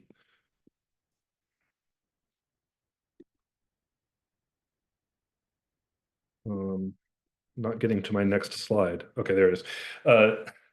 Can get us toward a reconfigured concept of divinity as a dynamic creative field or capacity in and for relation immanent to the world. So Mary Jane Rubenstein, in her book Pantheologies, outlines a variety of philosophical and religious perspectives that collapse or problematize distinctions between divinity and the world, and demonstrates how and why these perspectives have been historically treated as unacceptable or dangerous by more dominant traditions within Western philosophy and theology. So she argues that positions that have historically been called pantheist have figured as a kind of specter haunting the mainstream traditions of Western theology and philosophy, and maybe particularly beginning in the modern era. The strict distinction between the divine and the world upheld by the dominant strain of theology in European religions is inextricably bound up with other strict and asymmetric distinctions, including the ones that we have discussed: subject, object, nature, culture, mind and matter, human and world. The ones that people like Barad and Kirby argue are not rigorously tenable. Pantheistic perspectives, of which there are necessarily multiple varieties, trouble these same distinctions. They posit a kind of linkage or overlap between the categories of divine and world, one which cannot but also reveal the porosity between the two sides of these other supposedly clear and fast dichotomies.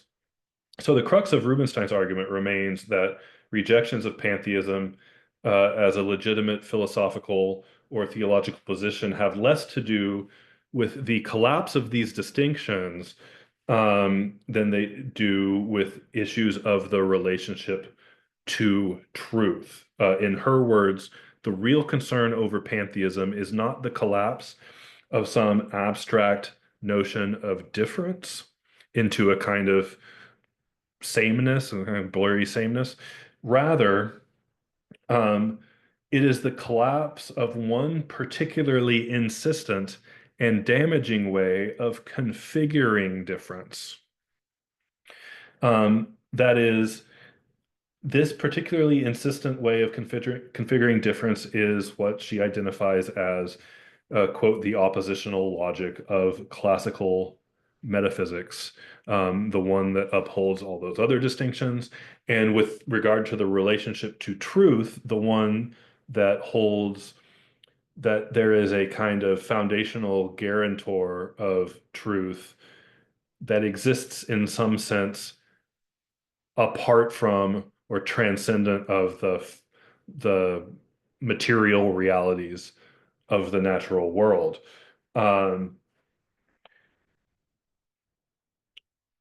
Rubinstein utilizes similarly, I think, a diffractive or differential methodology, both to problematize traditional views on which differences matter and how they matter, and to propose broader and more diverse frameworks for configuring and practicing truth in difference. Pantheistic approaches challenge the rejection maintained in the mainstream of modern Western metaphysics and theology of a strict dichotomy between material and immaterial substances.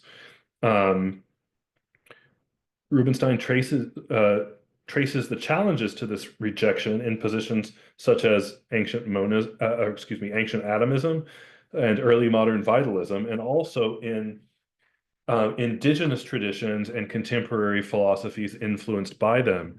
Indigenous traditions from around the world, often labeled animist or pagan by Europeans, demonstrate tendencies to distribute attributes such as personhood and agency much wider than only among human beings. I think we also see examples in a lot of indigenous traditions of both distributing agency amongst a variety of different kinds of beings, but also not recognizing a transcendent plane of a kind of divine agency or a source of agency and truth, but only recognizing this distribution horizontally or immanently. As a result, not only is any fundamental separation between nature and humanity untenable, but also clear distinctions between the animate and the inanimate. And the untenability of such distinctions also extends to that distinction most fundamental to a dominant current in Western theology, the distinction between the world and the transcendent locus of the divine.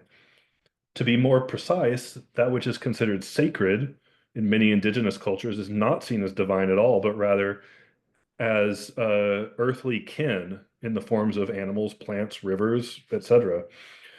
So what we may use our concept of religion, or a category of religion, to notice in these traditions certain commitments and obligations as religious or sacred, are in those cases grounded in relations of respect that are only possible if one rejects hard and fast metaphysical distinctions between human and other than human, or between matter and spirit, or between earthly and transcendent. So we should recognize that in contemporary discourse, in the contemporary discourse and practice of science and technology, and this might be particularly the case when we talk about the production, extraction, and utilization of various forms of energy, the insistent and damaging configurations of difference imposed by mainstream philosophical religious traditions of the modern West has been continuously upheld. Those who were deemed heretical in the late medieval and early modern eras, in Rubinstein's words, quote, ascribed materiality to divinity, whereas the heretics of the contemporary world, that is, those who may be looked at askance by the practitioners and practitioners of modern science and those who converse about it, are the ones who ascribe divinity or even vitality or agency to materiality. That is, scientific rigor is too often understood to assume a cold determinism in the natural world under its investigation, and to demand this assumption as a kind of article of faith on the part of the investigator. So to suggest that distinctions not only between nature and humanity, but also between nature and the divine, may not be absolute or even tenable is taken to be foolish or dangerous.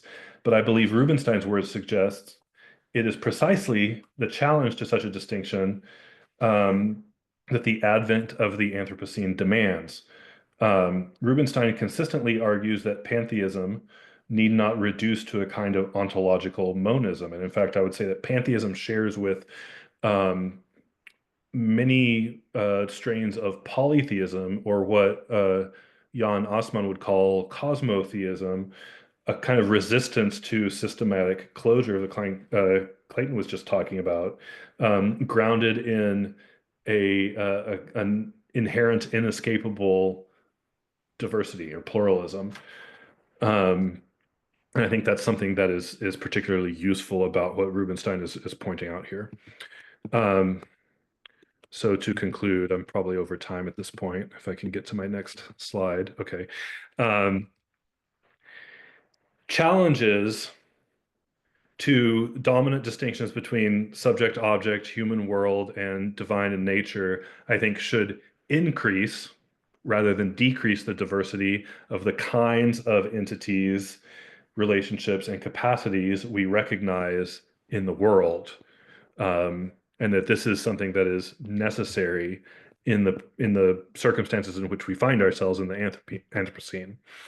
I think it's in this proliferation of differences and relations that a sense of energy as an active and abundant field, operative throughout nature, imbued with meaning and obliging a kind of respect, can be cultivated.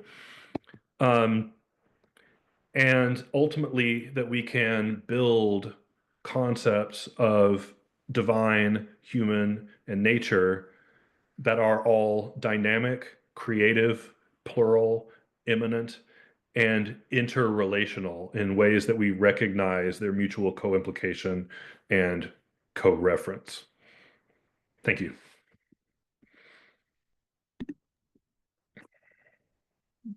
If y'all can unmute there.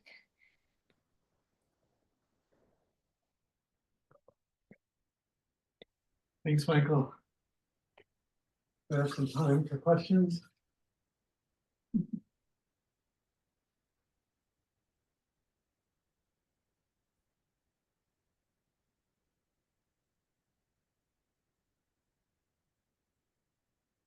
it's all feeling much too rich, and I'm going to talk too much eventually. So I just, I mean, it's interesting the way each of these papers has zoomed so intensively in on relationality.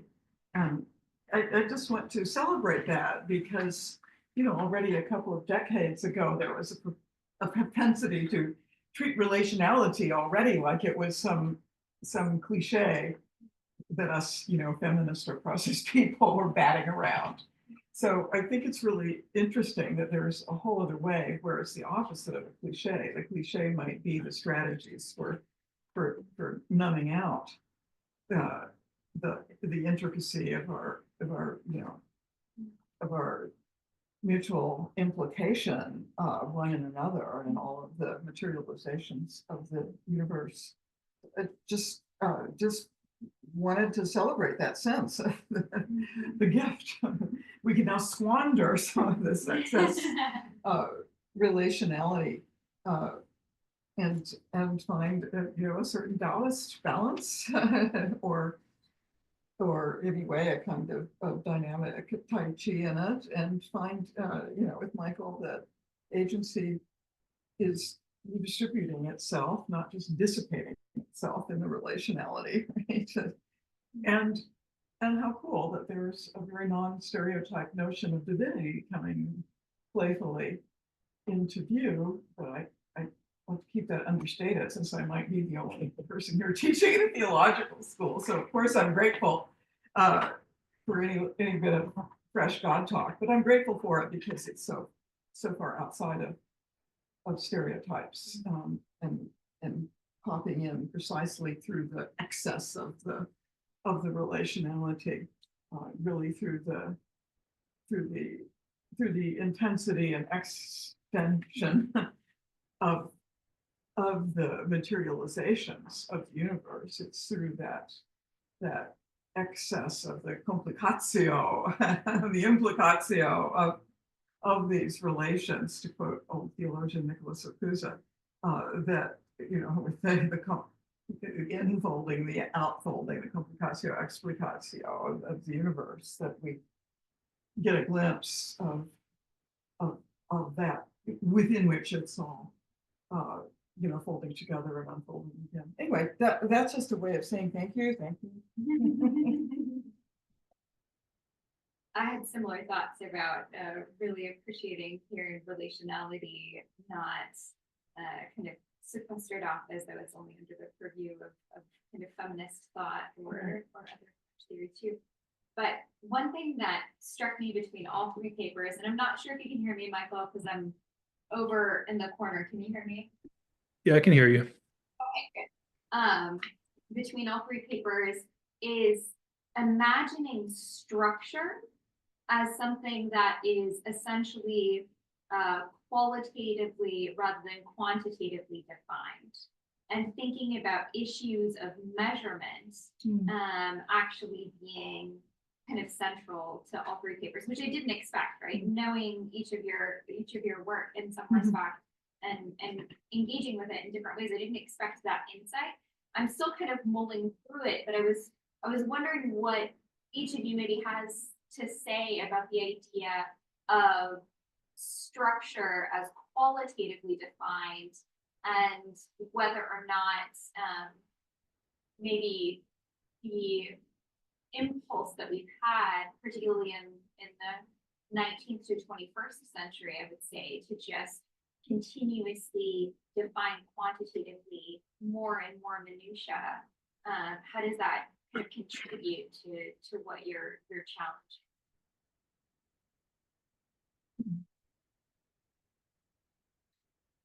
I'll go. Thanks. Yeah, I think part of what I see the three of us who present this afternoon struggle, trying to develop a non-reductionist and non-dualist, meaning non-monist way of understanding the dynamics of the world we find ourselves, and struggling with the vocabulary for doing it. I think the structure agency distinction that's pretty common in sociological circles is one that sort of reproduces this difference that people like Karen Barat and others are trying to get away from, the idea that somehow agency only belongs to agents, and agents are subjects, and subjects are subjects like us, and blah, blah, blah.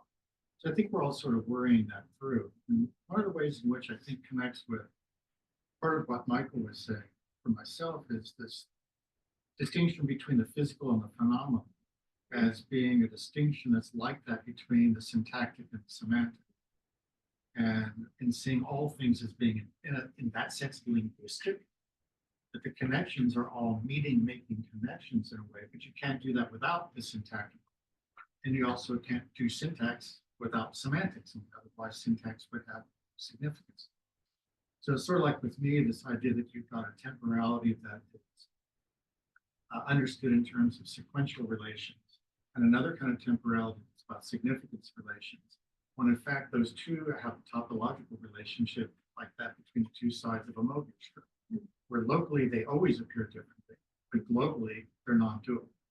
And so I think that that's what we're struggling to get at, is this very strange topography of a cosmos in which, as Barad would put it, we're part of the cosmos we're observing. You can't get an outside perspective. There is no view from nowhere. Let's take that seriously, and then what follows from that. And it means, I think, seeing the cosmos is essentially moral as opposed to mathematical. It's a way of saying something is being missed fundamentally in a mathematically biased physics, that every moment, every event can as much be evaluated as it can be measured. So just agreeing. Long-windedly. But who's religion? Are you talking about that Jew? That Jew? What you were the count. So I guess what I would say is you still have something like a quantitative, just like you have the syntax, right? You don't get rid of that or throw that out or replace the physical or the numerical with the ethical, the mathematical. I mean, it's still there. I just think that we're so used to a program like crunching numbers or getting a computer to crunch numbers that we don't know how to think about it. And even Nick was talking about the combinatorial elements of the EJ as pulled up by Leibniz. So it's like, I think that we still need to think that there's a certain indiscernibility and impossible separation of meaning and this kind of mathematical numerical, right? Quantitative and qualitative. Because everything is both at once. And it's also differentiated on all levels in every, right? So Bergson says makes a distinction between a difference in degree and a difference in time. And the Deleuze says, but every difference in degree is a difference in time. But then it becomes, there's almost a process of selection. And again, this is the agential cut, the apparatus for Barad, but there's also the moral agent, but it's not just us as an isolated separate subject that's intervening, that's causing that separation. And so I like the term singularity, because that's a word that scientists use to talk about every single temperature degree is a qualitative difference, right? But when we measure it, there's this transition, right, from a solid to a gas, or liquid or whatever. And so that phase change, we want to say that's a singularity because something seems to be changing more, and that seems to be both a qualitative and a quantitative transformation. Does that make sense? Is there any answer? Maybe. I think maybe part of what I meant by measurements, and I think also maybe what Peter was talking about in terms of the mathematical there, isn't saying that we're moving away from a recognition of material, tangible, right, things, but instead the way in which we are trying to think about prioritizing our engagement with it. And so, I'm thinking about in terms of your paper plate, what really struck me was that Bataille's description of excess isn't just a difference in terms of a focus on either scarcity or excess. It's fundamentally different from understanding what's at stake. It's moving away from a measurement mentality of economy or energy and to something instead that is more like a qualitative experience that can be luxurious, right? The very fact that he's talking about the luxurious is kind of moving us away from a measurement mindset about even the material realities of death or sex or interaction. And so that's what was making me think of, right, this kind of measurement difference in your paper. For me, so much radical about the distinction between the quantitative way of thinking or quantitative way of thinking. I don't think that's gonna work. For example, the world, our science based on the calculation of time. Nobody knows what is time. We just cut the 3.14, but it's infinite. Actually, it cannot be counted. But should be counted our mathematical world. It's like that. Einsteinian equation, E equals to M, some blah blah blah. Yeah, we can write it down. Nobody understand. Matter and speed. So I think that's what I'm saying. That every counting is in a sense it's a value. In a sense of our evaluation. So every individual or every being has its own limitations because my sense is it's not like the pig or elephant. So I really with my limitations, I just calculate or value environment, and then I can live with the things. I think that's the basic bottom line of the general economy of energy. But yeah, we can value from our perspective this way. So we're gonna go to the mass extinction. But the other way, who cares?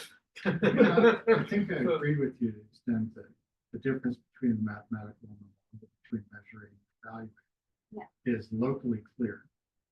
Locally, there's a dualism or a diffraction of a difference that makes a difference, but globally it disappears. So in a global way, it's a way of going back to the question of what is energy, and I would define energy really basically as causal possibility. But then it's not just causal possibility because it's also agential possibility. Causal possibility is the more quantitative, physical way of looking at it. It's just sequences. It's one thing leading to another. It's non-teleological, driven by immutable natural laws, and that's our way of thinking about it. Locally, that makes a lot of sense. But when you go non-local, either at the microscopic quantum level or you go macroscopic cosmological level, it breaks down. It no longer works like that. And that's when we end up finding that there's something, whether you call it agential or purposeful. That's why, like for me, the basic distinction, if I was redoing I Ching and doing a qualitative as opposed to a quantitative modeling of it, the basic distinction is between matter and what matters. What matters for being able to continue to make distinction between matter and matter, between something that's leading to a greater order, more complexity, etc., and that which is not leading to between coherence and incoherence. So I think there's different ways of parsing this stuff out, but I think it's important that many of these people are struggling with the idea, let's not delink causality and agency, causal sequence and purpose, value, because that's exactly why you got the black box, explanatory black box between brain activity and consciousness. And nobody's given a coherent account of that because we presume their ontological distinctness. There's matter, and then there's whatever consciousness is. And we don't know how to explain it yet. We've all got it. But we don't have any clear thing other than correlation. And I think that's ethically deficient, that way of theorizing. But I think Peter, to come back to something that you said earlier in response to Taint's question, right? That if what we're thinking about, if what we're looking at is actually a way to move away from a monist or even dualist view of, on the one hand, the world, on the other hand, ourselves, or both of those together, then we have to recognize, and I think this can be a very tricky part of this, that to take something like agency and recognize the ways in which we might actually find it imbued in the natural world or in matter in ways that we did not expect, based on more traditional ways of thinking, or based on what may be our monist or dualist assumptions, is a like there's a way in which that can slip back into a kind of monism, right? Where it's just we're doing panpsychism or idealism or something like that. And I think that, something that I feel like that I've gotten out of spending some time with people like with the work of people like Karen Barat and Kirby and Rubenstein and I think similarly in a lot of the resources that y'all have looked at too, right, is that if at the same time we recognize the ways in which these kinds of more broad understandings of agency, of mind, of energy, I particularly thought it was helpful this morning, the exploration of the idea of Nang, and then the follow-up question, I think this was from you too, Peter, about maybe we can understand this as capacity, right? And I was thinking at the time, like, well, not necessarily even just capacity or agency, as opposed to an understanding of energy as the reserve, right, from which capacity would draw in order to enact some kind of work, but capacity or agency in a way that collapses the distinction between capacity and some other kind of energy, right? If we can understand the ways in which those things get distributed out within the world and the way that they manifest themselves within different beings, right, then we actually move towards a much more pluralistic understanding of these things that multiplies the numbers of kinds of perspectives that that we have on, particularly, I think, the kinds of ethical considerations that you were bringing up about what matters, how we should interact with others, what kinds of obligations do we have, what are the different forms of care that are most productive for us, right? When the framework for all of that, all of those questions, is never just, even if we ask it about ourselves, what is appropriate for us, that it's never just for us, but always for the myriad things that make up the world in which we live.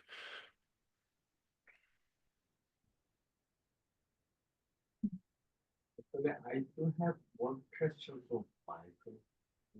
When you describing the current bar ranking device, I'm not against either. I love both, but when you put together, I just thinking that there's a kind of a tiny gap, something, because when we're talking the pantheism, it might be there's a kind of some mismatch. For example, that when we don't say God is all in all, but is the kind of the source, the place that we like and stuff.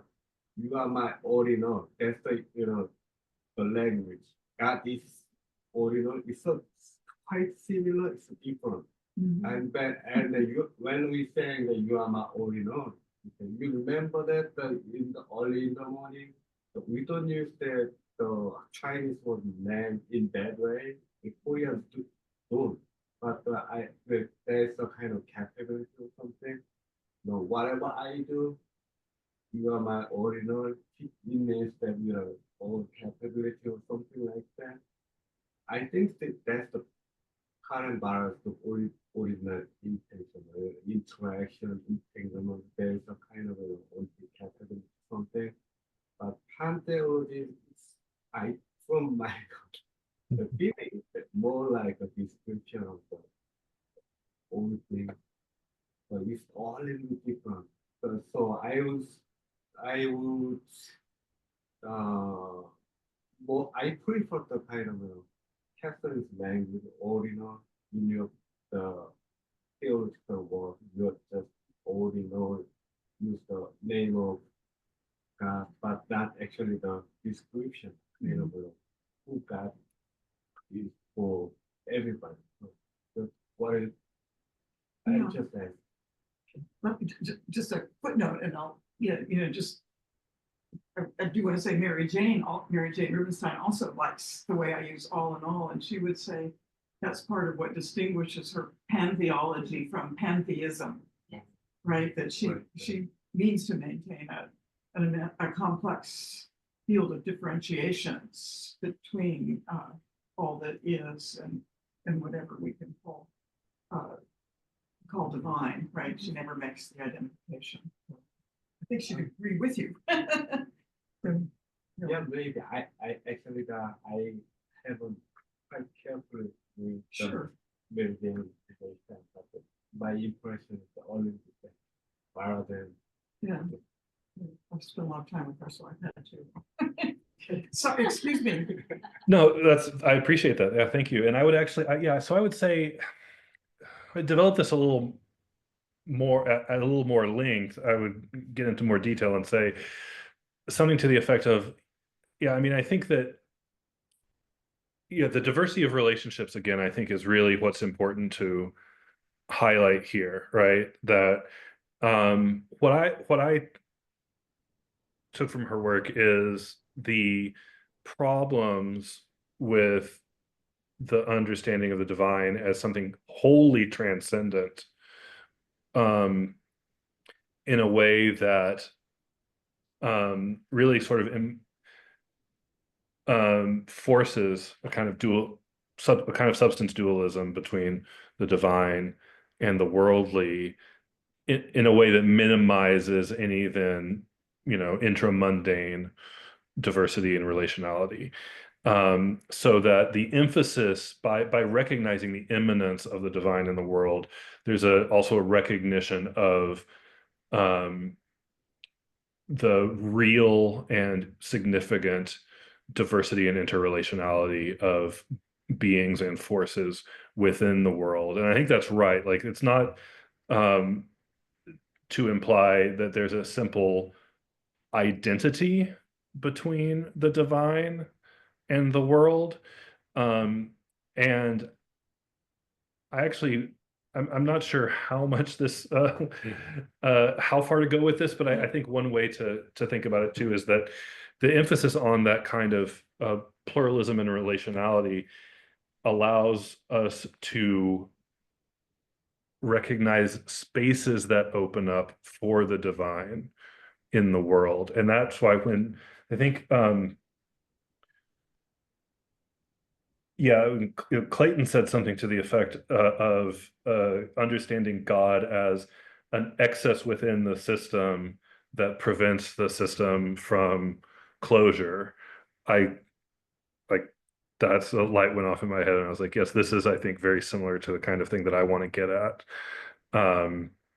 as the divine as something excessive and irruptive within and among the relationships in the world that can only be really fully recognized and embraced if we also take very seriously, at a fundamental ontological level, the pluralism and diversity of the world.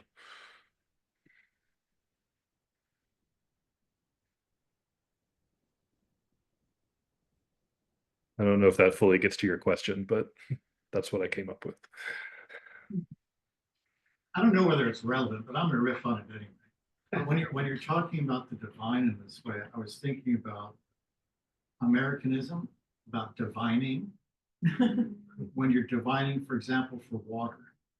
And I think that what we're doing, what we're struggling with this concept of the divine, we're trying to divine reality, divine truth. We're seeking it the same way someone who's divining for water is holding these distinctions in our hand, that we want to point toward one thing, the reality, the truth, whatever's really there. And it's jittering around, we point one way, we dig a bit, maybe we hit water, maybe we don't. But we're trying to kind of find the way of digging into the wellspring of reality so that we can find what ultimately nourishes this relational growth that we're all sort of seeking. The end of suffering in Buddhist terms, but it could be phrased in lots of different ways, but sort of finding those relational patterns that are liberating. But I think that the divine functions conceptually as just this function of us seeking for it. It is the universe seeking within itself, the interactive sort of character of the cosmos is to continue to keep seeking what actually matters most here. What matters most. But I thought the idea of having the divided stick and going around looking for water was just, it was too good to pass up. Well, and also the I Ching as divination. Yeah, Chinese, practices of divination. Which was not about predicting the future. It was about establishing the stance toward the world that allowed you to make the best possible use out of the conditions that exist. How do you set your framework for understanding? It was not initially divinity. Based on this pattern. More like this kind of divination. Find out what's going to let you move forward most productive, what's going to nourish this situation. I mean, I think that for me, Mary Jane Rubenstein talks about the Brazilian anthropologist, Eduardo Viveiros de Castro, and his idea of multinaturalism as opposed to our multiculturalism. So we usually think, okay, so we've got this one world that's stable and objective, and then our social perspective on it varies, is subjective, blah, blah, blah. So, but he says, Viveiros de Castro, based on his studies of Amerindian the Amazon, that it's the opposite, right? That nature itself varies, but our social reality is what's stable and so to speak, objective. And he has this line that I really like. He says, nature is the form of the other as body. Nature is the form of the other as body. And so I would say, or I just kind of take that, riff on that and say, like, spirit is the form of the other as the body. A kind of divinization almost of the other, and then they have the spiritual, right? But for me, I think when I say spirit, God, something like, I mean, it sounds like when you're talking about ethical, being able to make choices that matter. You could call that spiritual, you could call that ethical. And at some point, where do we just get in a quibble over this is just what we call it? What's it mean in the structure or the context or the syntax of the whole like conversation? And then how do we open up our restrictive economies of philosophy, of language, of talking to each other, where it's not, like we think we're in this closed site, this closed space, but it's actually wide open because we're talking to people all over the world and also right next to each other at the same time.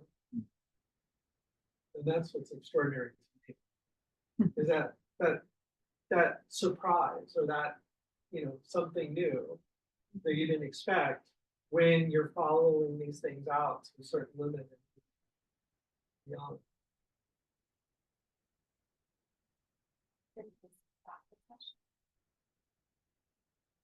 So yeah, so next in half an hour, we'll have Catherine Keller's finishing off our conference. Values that continue to inspire us today. We have the privilege tonight of welcoming a scholar who embodies so many of the ideals that those of us who knew Norb saw him being inspired by every day. Dr. Catherine Keller is a professor of constructive theology at Drew University's Theological School. She teaches, writes, and wrangles around a broad philosophical spectrum: ecological, process, feminist, political, and pluralist. She has authored 13 books, the most recent being Facing Apocalypse, Climate, Democracy, and Other Last Chances, and No Matter What, Crisis and the Spirit of Planetary Possibility. She has led the Drew Transdisciplinary Theological Colloquium since its inception in 2000 and co-edited several of its volumes published by Fordham University Press. Her talk this evening is entitled Energy Divine, Energy Degraded, on the Vibratory Ecology of the Spirit. And on a personal note, it is such a pleasure to welcome again a friend and colleague, Catherine Keller, to UCA. Dr. Keller. Well, thank you, Donna. It's marvelous to be here, to be in your presence in this virtual way, but locally virtual. And thank you, all of UCA. And thank you, Dr. Shepard, in the deep background of this event, and conference colleagues, and especially, of course, Clayton Crockett and Jane. So, yes, through the energetic planning of Clayton Crockett and Il-jun Park, we have gathered here in Arkansas from across the planet. We are pooling our energies in the hope that in some little way, we help to redirect the flow of our civilization's energy. The conversation has such importance and has taken so much energy so far that I am almost reduced to silence. But to remain silent is to surrender to the degradation of energy that more than ever is threatening our shared future, human and non-human, our shared future, East and West. So I won't shut up. The overuse of the energy of the earth as fuel comprises an abuse that I want to call apocalyptic. Of course, whenever I say apocalyptic, I always clarify, I mean not the end of the world. I mean what the word means. Disclosure, not closure, hence revelation. Disclosure of a destructive abuse of power that does not bring down the world, but the world as we know it, its culture and its ecology. The ancient text symbolizes systemic destruction in the imagery of the fornication of the beast of Roman superpower and the so-called whore of Babylon, representing the imperial economy with a whole long list of a couple dozen luxury items. So, of course, I am tempted to identify them with two current individuals, one the most powerful, the other the richest in the world. But I will refrain and send the whore and the beast just out the door and not let Western prophecy of the end define the end of this conference. The vision of mass destruction can become mass distraction. And then it just drains energy away from the work we're trying to do, the work of change. With Professor Crockett, I want to hold energy and change close. In his words, energy is how we talk about change. So I want to reflect with you on approximately 4 registers of energy. And these 4 meanings form a kind of conceptual ecology. The first of the energetic registers I have in mind is, of course, the theme of the conference, the role of energy as fuel in our planetary ecology.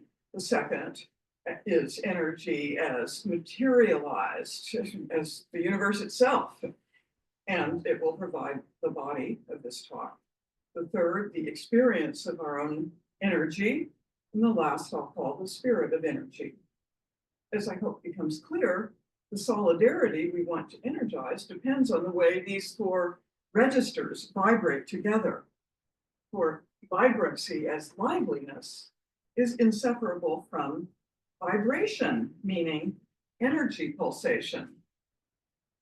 As to the planetary ecology, I don't have to present. It's been the whole work of this conference, the use of fossil fuels as they run the planet damaging technologies of late capitalism.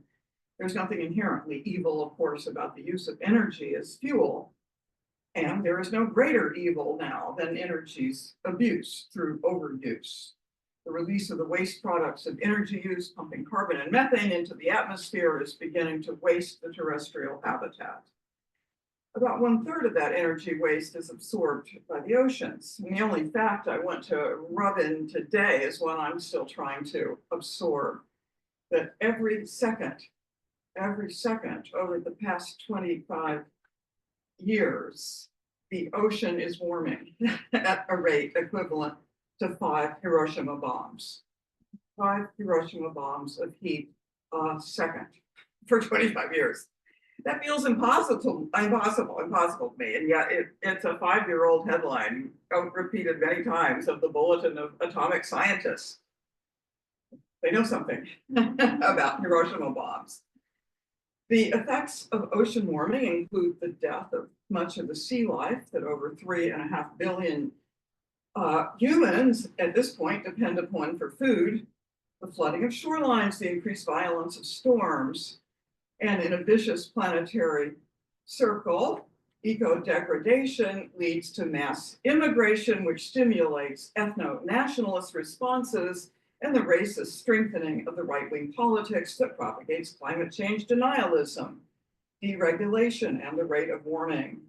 Circle, circle, circle. This earth trumping has currently a particularly US face. In case anyone based in non-English language doesn't know it, to trump is a verb originally derived from triumph. Yet it is not just US democracy that is being trumped. So are its participation in modern ecological restraints that are transnational upon the global economy. Of course, neoliberal capitalism fuels a transnational version of the vicious circle of eco-social degradation. And that vicious circle is now day by day diminishing the vibrancy of our life together on this planet, our life as earthlings. The technological degradation of the material energy that runs civilization is degrading civilization itself. And more, it degrades matter as the expression of energy itself, all of our energies. So how can we finally separate the degradation of matter from the degradation of the very spirit of life? Well, we'll get to that. But first, let's consider the sheerly cosmic register of energy. When we are articulating the dire effects of pollution and warming through the technological misuse of energy, let's keep in mind that energy is not fuel. Energy quite literally makes up the universe, makes up all matter. I think we all know that according to Einstein's theory of relativity, we can say that matter is energy. Matter and energy are considered interchangeable, meaning that matter can be converted into energy and vice versa. The equation E equals mc squared demonstrates this exchangeability, where E represents energy, M is mass, and C is the speed of light. This basically means that mass, which is the measure of matter in a body, is a form of concentrated energy. And in this conversation, we concentrate on energy and its incomprehensible speed and in its materialization as the mass of the universe.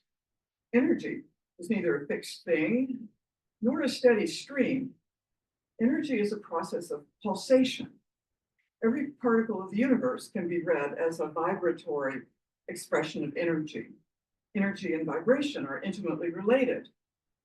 And that's not to say that energy is identical with vibration, but that energy vibrates and that the matter of the universe is made up of those vibrations.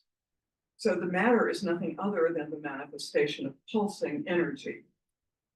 Hypothetically, that is explained the level of string theory.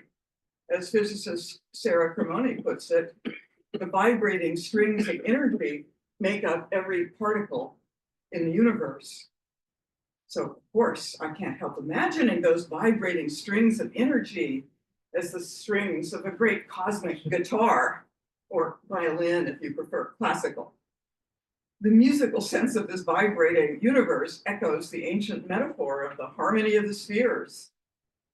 In our disharmonious civilization, honestly expressed in the dissonance of modern music, perhaps the vibrating energy exchange of the cosmos will energize our consciousness in fresh ways. Maybe that consciousness requires new instruments.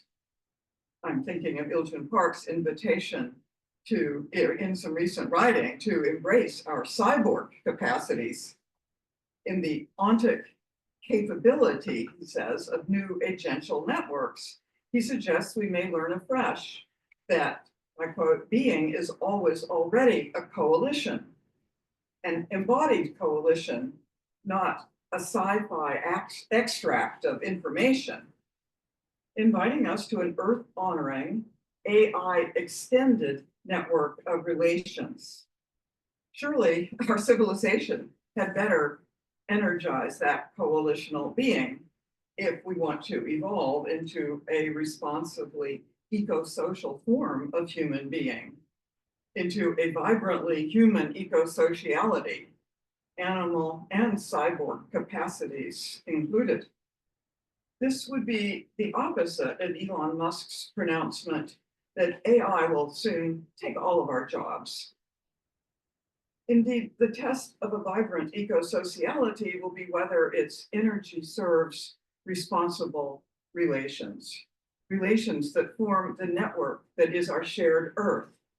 Responsibility as ability to respond to one another, including those of us who are radically other, human and otherwise.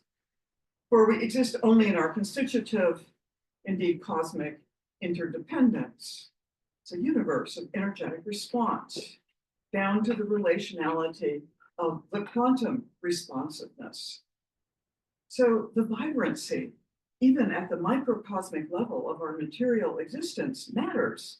It materializes in the vibratory field of all our experience. But that the vibrancy may be manifest, but that vibrancy may be manifest as energy for new forms of shared work, especially now, as we're thinking together, as work on behalf of the shared ecology of the planet. That's another matter, which is why we are working here, not just to share insight, but to energize change. And as it happens, no one has worked more meaningfully on the matter of energy and change than our host. His new materialist cosmotheology expounds on being as energy transformation, and his exposition of the political economy of our civilization of consumption without return captures the menace to our planetary ecology.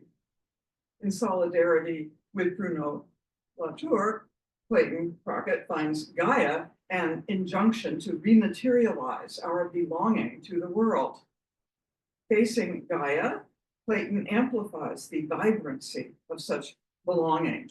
He offers a careful animacy of matter as neither de-animated nor over-animated. I am persuaded by him that we need this name Gaia. Of course not, we always have to say, as the name of a subjective unity, let alone of a goddess. But I do admit, as an old ecofeminist, that I kind of don't mind the echoes of the ancient earth goddess. Echoes, not worship. And behind this conference is, of course, Clayton's brilliant movement between Gaia, energy, and spirit. With Michel Serres, he intensifies the sense of an intense, explosive joy, a liberating joy that Clayton identifies with the energy that flows through everything in the world. No wonder then that he joins the flow of this energy to spirit. But spirit, in this sense, does not live in a dualistic relation to matter or to world or to nature. This is the spirit of matter, of earth, of energy. Energy that he reads in the move so fundamental to this conversation as QI, when he was naming this work a kind of theology, a radical theology. There is no danger that it is just another mask for Christian exclusivism or for a Western supremacism in either religious or secularized form. So it's no accident that he finally turns to a consideration of process theology, very late in the book. Not that he comes out as a process theologian, but he comes kind of close, offering instead in the neighborhood of those radical atheists, Deleuze and Guattari, his radical theology as a new theological ecology, his words. Now, I admit to being identifiable as a process theologian. Indeed, I have to say, I was just a couple days ago in California for the memorial service for my teacher, the leading voice of process theology, John Cobb, who attracted me to study with him largely because he called himself a Buddhist Christian. Not insignificant to this conference. And that was almost 50 years ago, no, 40. I admire Clayton's ability to draw upon Whitehead, the philosopher and source of process theology, to lend cosmological extensity and intensity to the ecological vision. As you might know, given both its Western and its Asian influence, process theology was the first systematic voice for an ecological transformation of Christianity. Also important to Clayton is that Whitehead, who is a leading mathematician, offered in the late 1920s a very early, perhaps the earliest philosophical interpretation of quantum physics. So Clayton's use of Whitehead gives me the chance to do something I was tempted to do almost half a century ago, which is to identify Whitehead's first principle, his concept of the ultimate, with energy. Whitehead uses not the word energy, but the word creativity for that first principle. And it is not identified as divine, as the creator, though the God metaphor plays a significant role. God in Whitehead mediates the cosmic flow of the ultimate creativity into all becoming creatures. So God signifies both the novel possibilities the creature may actualize and the cosmic memory of those actualizations. So the divine energy is not here the power of control, of any kind of omnipotence, but rather of allure. It offers possibility. It attracts. It does not force. This God moment takes in then whatever has become. And such receptivity, attractive to me, not just because it had some resonance with the feminine, which could easily be stereotyped, but is here made divine, but because, of course, such receptivity in God was considered heresy for the proponents of the orthodox God of divine changelessness, the unmoved mover, unaffected, unfeeling. Whereas the process God becomes, by feeling, the universe of interconnected becomings. So then God's power is nothing other than the cosmic energy of exchange between vibrating creatures, pulsing in and out of actuality. For purposes of our rethinking of energy and exchange, the radical relationality of becoming remains now key, that every creature, human, animal, plant, electron, is an event of becoming in relation. As Whitehead says in Process and Reality, everything is, in a certain sense, everywhere at all times, for every location involves an aspect of itself in every other location. Thus, Whitehead challenged the Western worldview for what he calls its fallacy of simple location. This fallacy mistakes abstractions for concrete realities, like confusing the quantity of its dollars with the quality of life. Instead, there appears a universe in an open process of vibrating interrelation, very close to what would be called quantum entanglement decades later. One recent commentator writes, this is the physicist Seymour, writes that the decay of neutrons to form protons, electrons, and neutrinos gave rise to myriads of thin bundles of electric lines of force encased in insulating space. And because of the turbulence then present, these bundles became very entangled. Dark matter comes from the energy within these stretched sheaths. So the intimate entanglement becomes the source for dark energy when the tension reaches cosmological dimensions. And this is part of his commenting on Whitehead.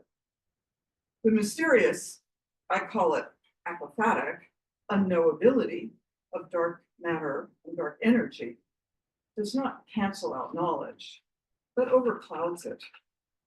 In my cloud of the impossible, I couldn't resist exploring the dark spaces of a relational universe, spaces that should liberate us from our certitudes and stereotypes about anyone or anything. For every creature is an event, not a quantifiable or fixed substance, happening, entangled with every other happening. And if, as Whitehead said, quote, all flow of energy obeys quantum conditions, this is because the universe is made up of events that do not emerge from some inanimate objectivity. Rather, they take place through their prehensions, their feelings of other events. Yes, animate indeed, not conscious, but aware, feeling, somehow prehensively aware of the others making up our world at any moment of the shared past becoming present. So that's what Whitehead calls that moment a pulse of experience, and later makes technical as an actual occasion. That pulse of experience can, says Whitehead, be conceived as the transference of throbs of emotional energy. Throbs of emotional energy. It's hard to imagine a more vibrant cosmos, isn't it? So the physicist Simon Mullen puts it thus in the 2001 book, Nature Loves to Hide. If you interfere with particle A, it's entangled. Particle B, even if it has gotten itself to a galaxy a billion light years away, will respond as though you have interfered with it too, years away. And it will respond instantaneously. Mullen suggests that, quote, such a connection takes place because both events form a single creative act, a single actual entity arising out of a common field of potentialities. And we call that a common energy field. And this energy field is by Mullen then identified with Whitehead's creativity. This physicist finds Whitehead's metaphysics key to developing a transdisciplinary understanding of entanglement. So I'm hoping that this sense of a common field of energy as cosmic creativity makes sense for our conversation without any necessary notion of a creator. That creative energy materializes moment by moment, throb by throb, in and as the vibratory ecology of the universe, everywhere, in time. I'll share one last bit of Whitehead on the discontinuous vibratory existence of electrons. That existence, he says, is very unlike the continuous entities which we habitually assume as obvious, and still largely do as a full century after he wrote that. He explains the paradox this way. It is how he writes, a steadily sounding note gets explained as the outcome of vibrations in the air, and how A steady color is explained as the outcome of vibrations in ether. If we explain the steady endurance of matter on the same principle, we shall conceive each primordial element, each actual occasion, as a vibratory ebb and flow of an underlying energy or activity. That's science in modern law. In other words, the continuity is an effect of vibratory iteration. The energy field is made up of repetitions of difference. And key to our discussion, Whitehead also says, quote, each primordial element will be an organized system of vibratory streaming of energy. And he adds, in his words, taking a metaphor from the ocean tides, the system will sway from one high tide to another high tide. And of this energy exchange, ebbing and flowing in every microcosm, deconstructing any illusion of substantial endurance into a series of vibrations. And here Whitehead offers a bit of humor, not totally irrelevant to our East-West motif. The electron, he says, seems to be borrowing the character which some people have assigned to the Mahatmas of Tibet. Flip the urinal. It is a metaphoric Mahatma of subtle energy exchange that makes up everything in the universe. All of its finite processes unfold ecologies of their own, embedded within ecologies, all housed in the immense, perhaps infinite ecology of the universe. It is not an accident that along with its eco-social consciousness as expression of energy exchange, then, process thought has sustained interfaith exchange and East-West encounter, including conferences in China. Indeed, John Cobb is positively mentioned, quoted in a newspaper as praised by Xi Jinping, the president.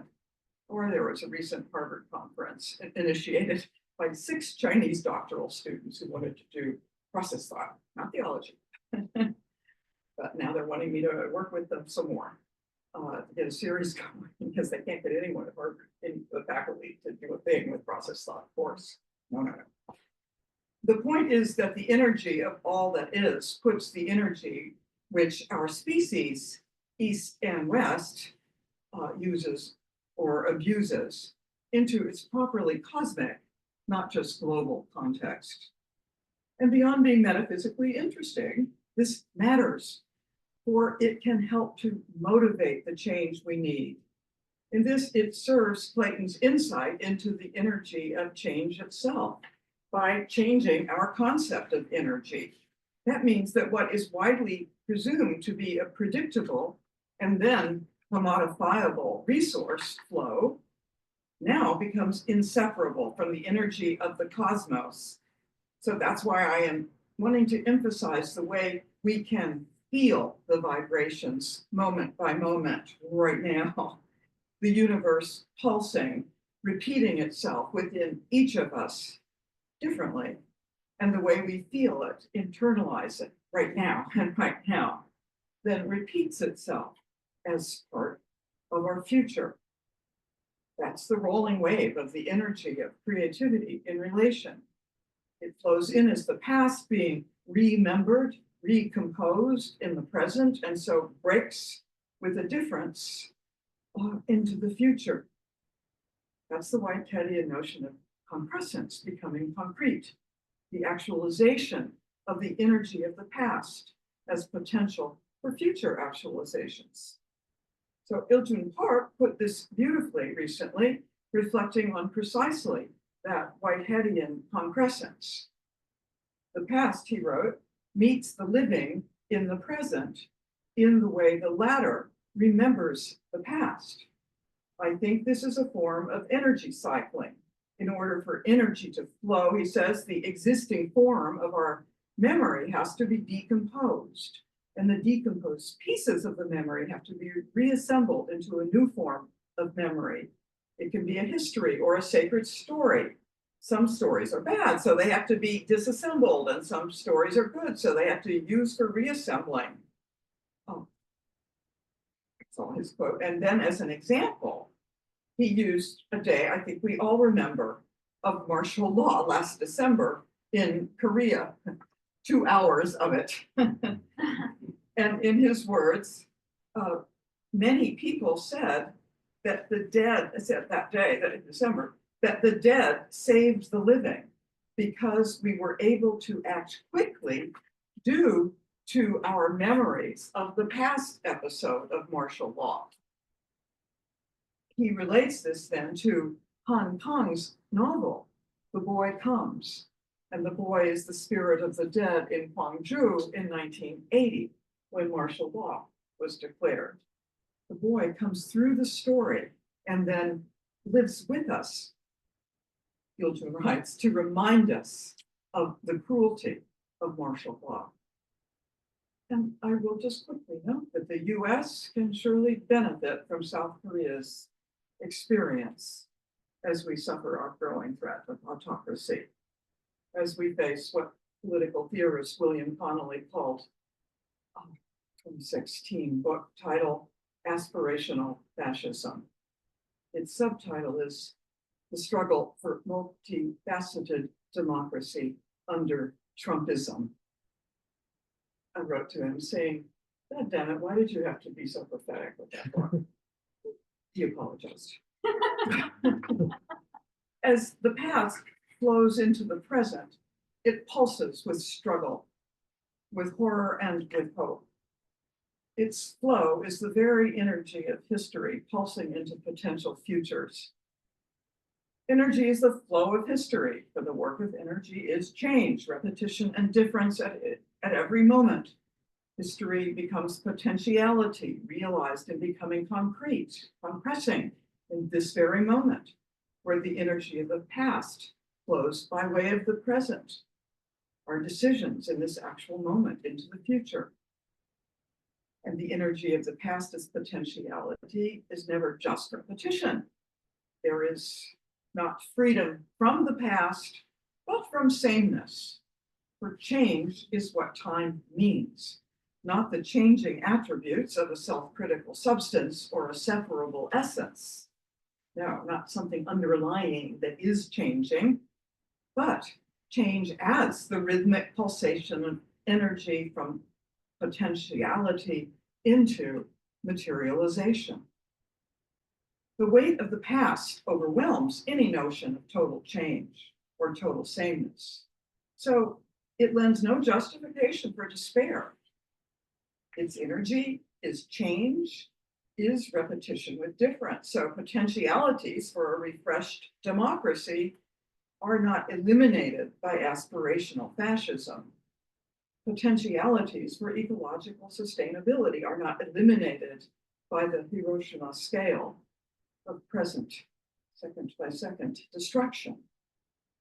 But the eco-social possibility signals urgently to us from within the present indeterminacy.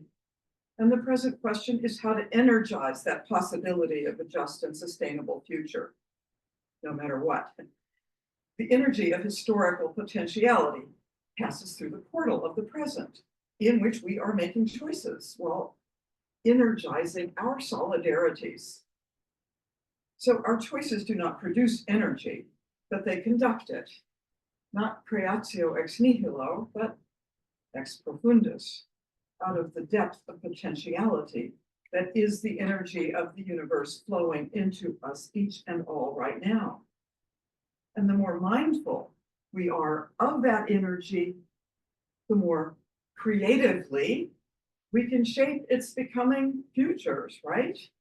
Then the throbs of emotional energy that we can feel now may work in concert with the energy of the universe.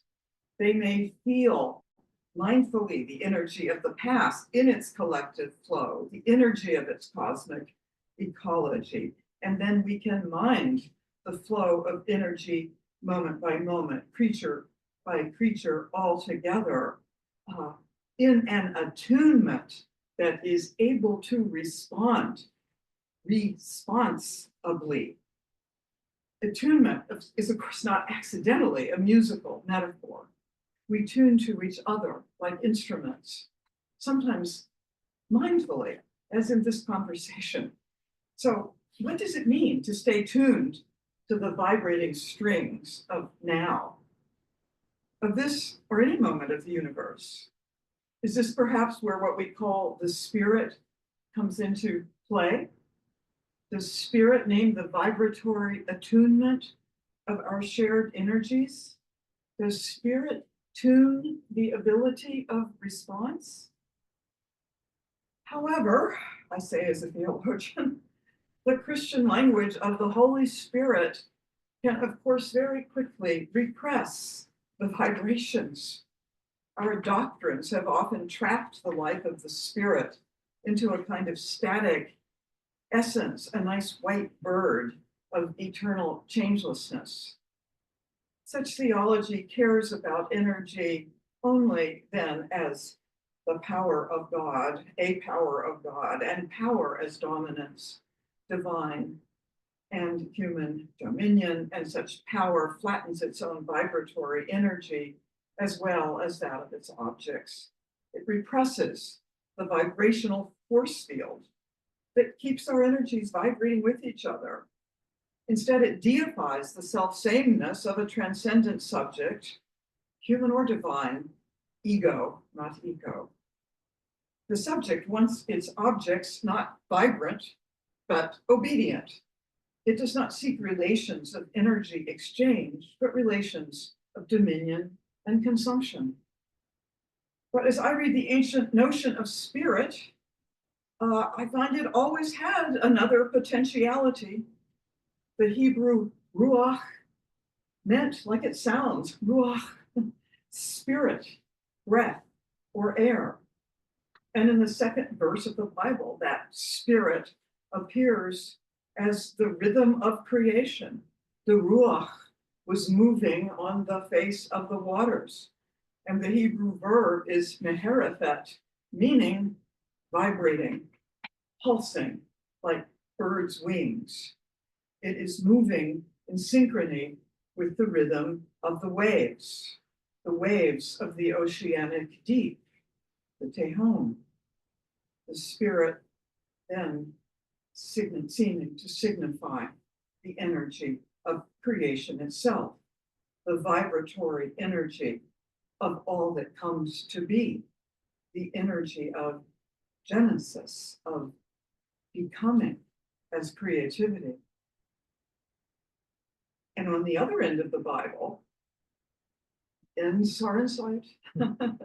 Hear how the Apostle Paul renders spirit. In the NRSV translation of 1 Corinthians 12:4-6, which isn't bad. Now there are varieties of gifts, but the same Spirit. And there are varieties of services, but the same Lord. And there are varieties of activities, but it's the same God who activates all of them in everyone. But let us hew closer to the literal text.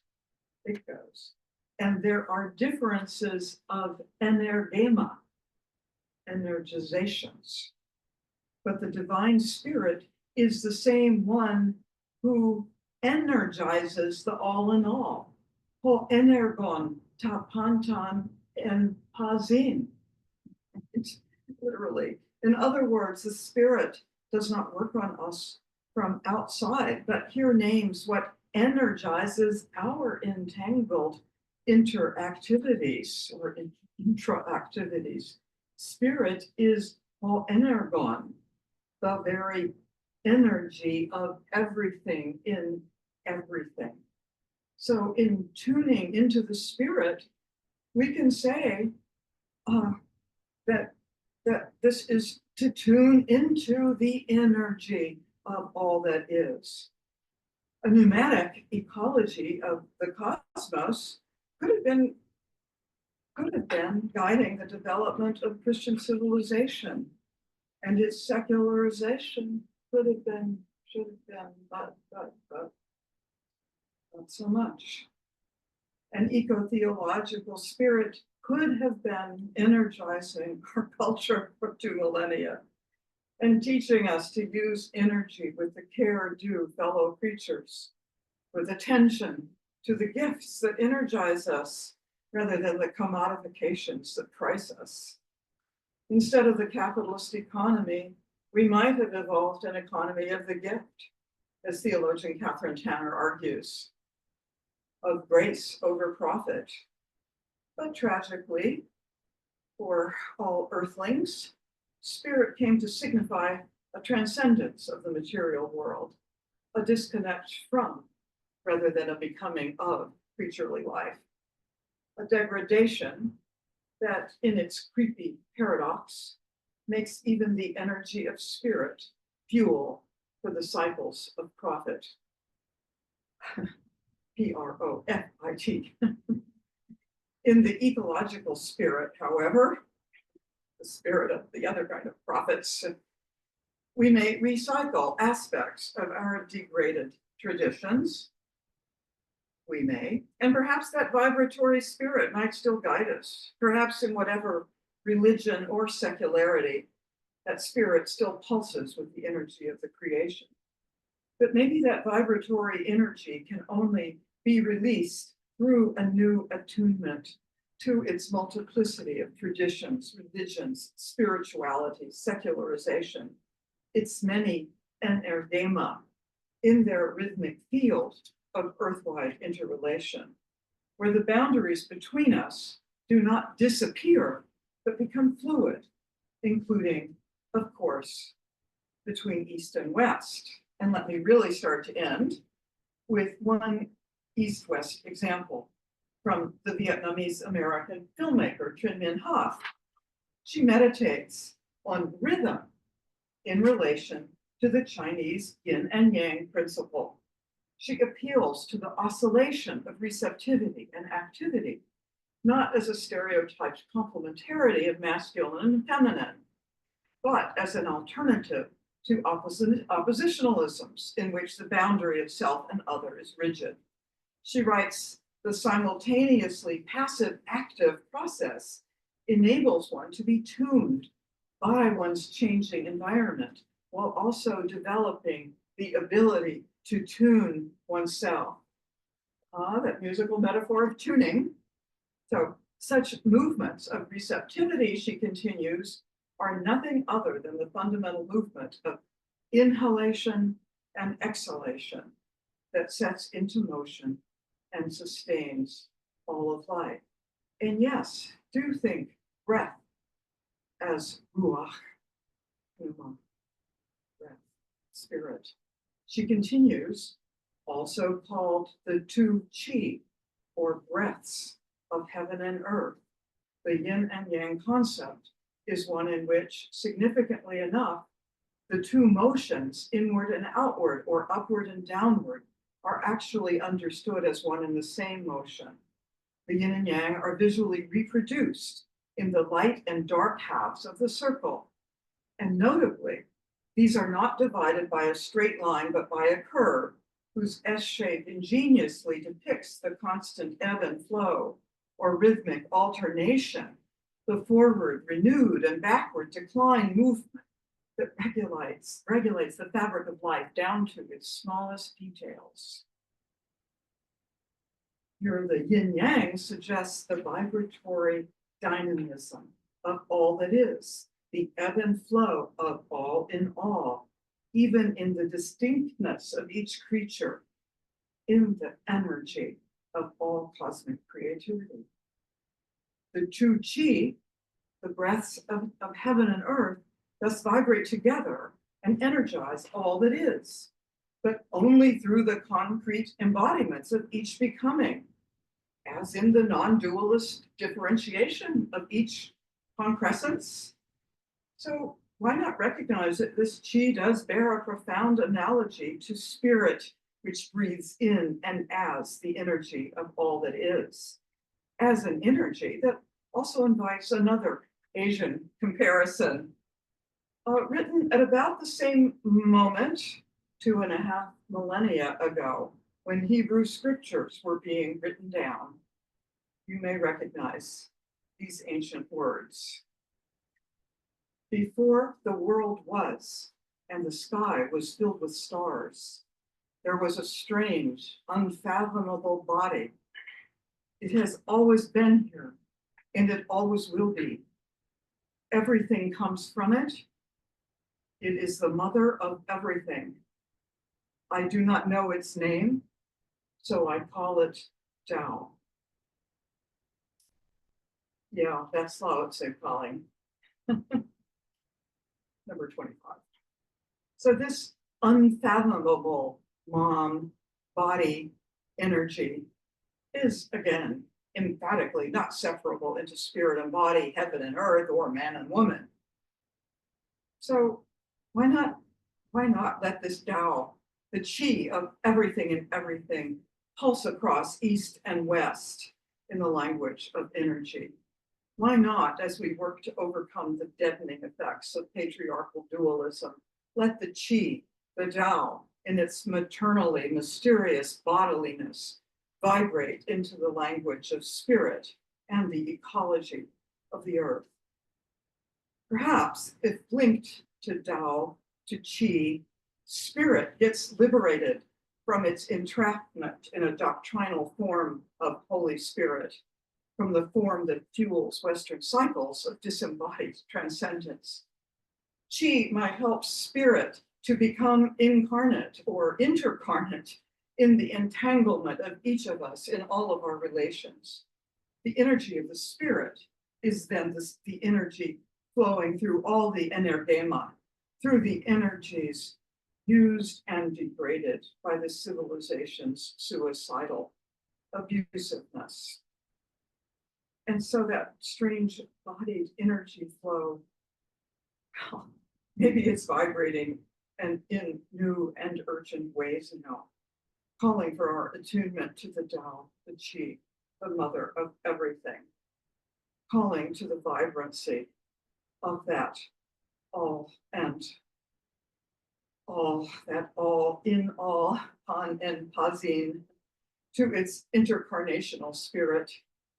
These names summon energy for the work the earth now needs of us, in the ecology of our dependence on its energy, energies of fuels, of foods, energy of matter itself, energy that we are invited to feel in the animacy of every concrescence, in the chi that spirits every particle of that strange, unfathomable body of all that is, that energizes us all counter-apocalyptically if we keep breathing with our pulsating planet, tuning to the vibratory ecology of its spirit. Then the energy that we need for this work will keep flowing, will keep in us doing the work of change, the work and the joy of ecology and energy. Thank you.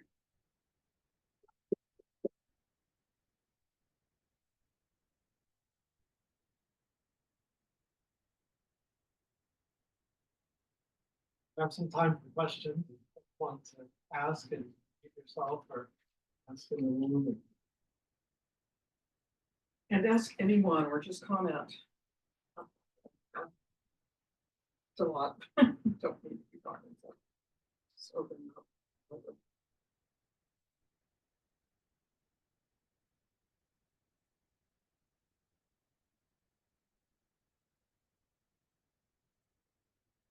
It's always hard on mine. Yeah. Yeah.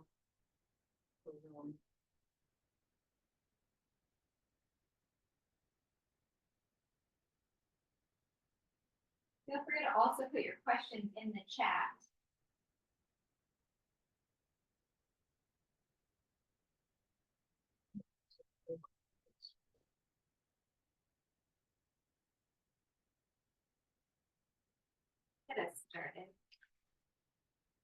always have questions, Ilju, you know this now. He's just laughing. I wanted to know about the, there seems to be a privileging of a certain type of energy in terms of the energy of joy, right? An energy that is not only creative or reconstructive in a certain way, but specifically has this positive dimension. And we heard a little bit about that last night too, with Stanley Chen's talk and his approach to thinking about sci-fi, not just in terms of the apocalyptic, but in terms of what the possibilities are.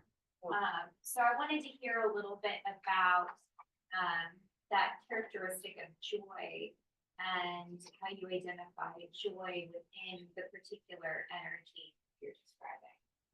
Yeah, thank you. I mean, I think when we feel joy, we're probably feeling energy in the most unadulterated form, in the most undistracted form. We feel it as energy.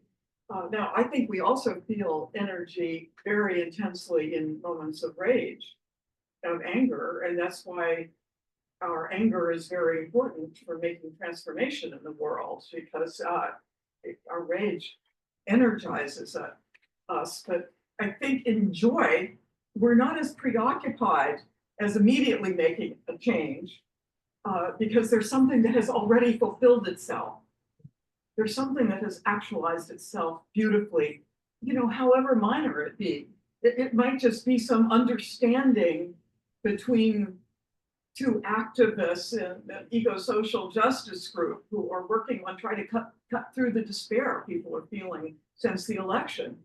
But they can feel joy in their own conversation, right? So this can be a subtle joy, but it releases energy in and of itself.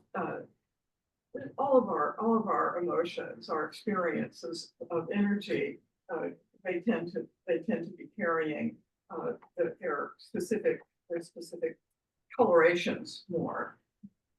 And of course, we can all think a lot about how we get energized by different emotions, even by grief. We get out of our depression, we're not feeling so much energy. That's exactly what we're missing. But if we can move into our grief work, then the energy is flowing again, right? Even flowing, perhaps even as tears, very materially. And that grief work might involve some rage as well, and that's more energy. So we're just much more likely to be in motion with our emotions if we let the energy arise, and if we can be mindful of it, we're very likely to use those emotive energies responsibly. Yeah. Thank you. Question. I think that's so important to recognize emotional intelligence beyond just rage, right? That's rage and suffering are often the two emotions that we give the most credence to. Right. To be able to acknowledge something more complex or the actual vibrancy. Yeah. Interject, Michael. Oh, thanks. I really, can you hear me okay? Yes. Okay, it's always good to check. I really appreciate, what you said about being as an embodied coalition and, entities as being events of being in relation.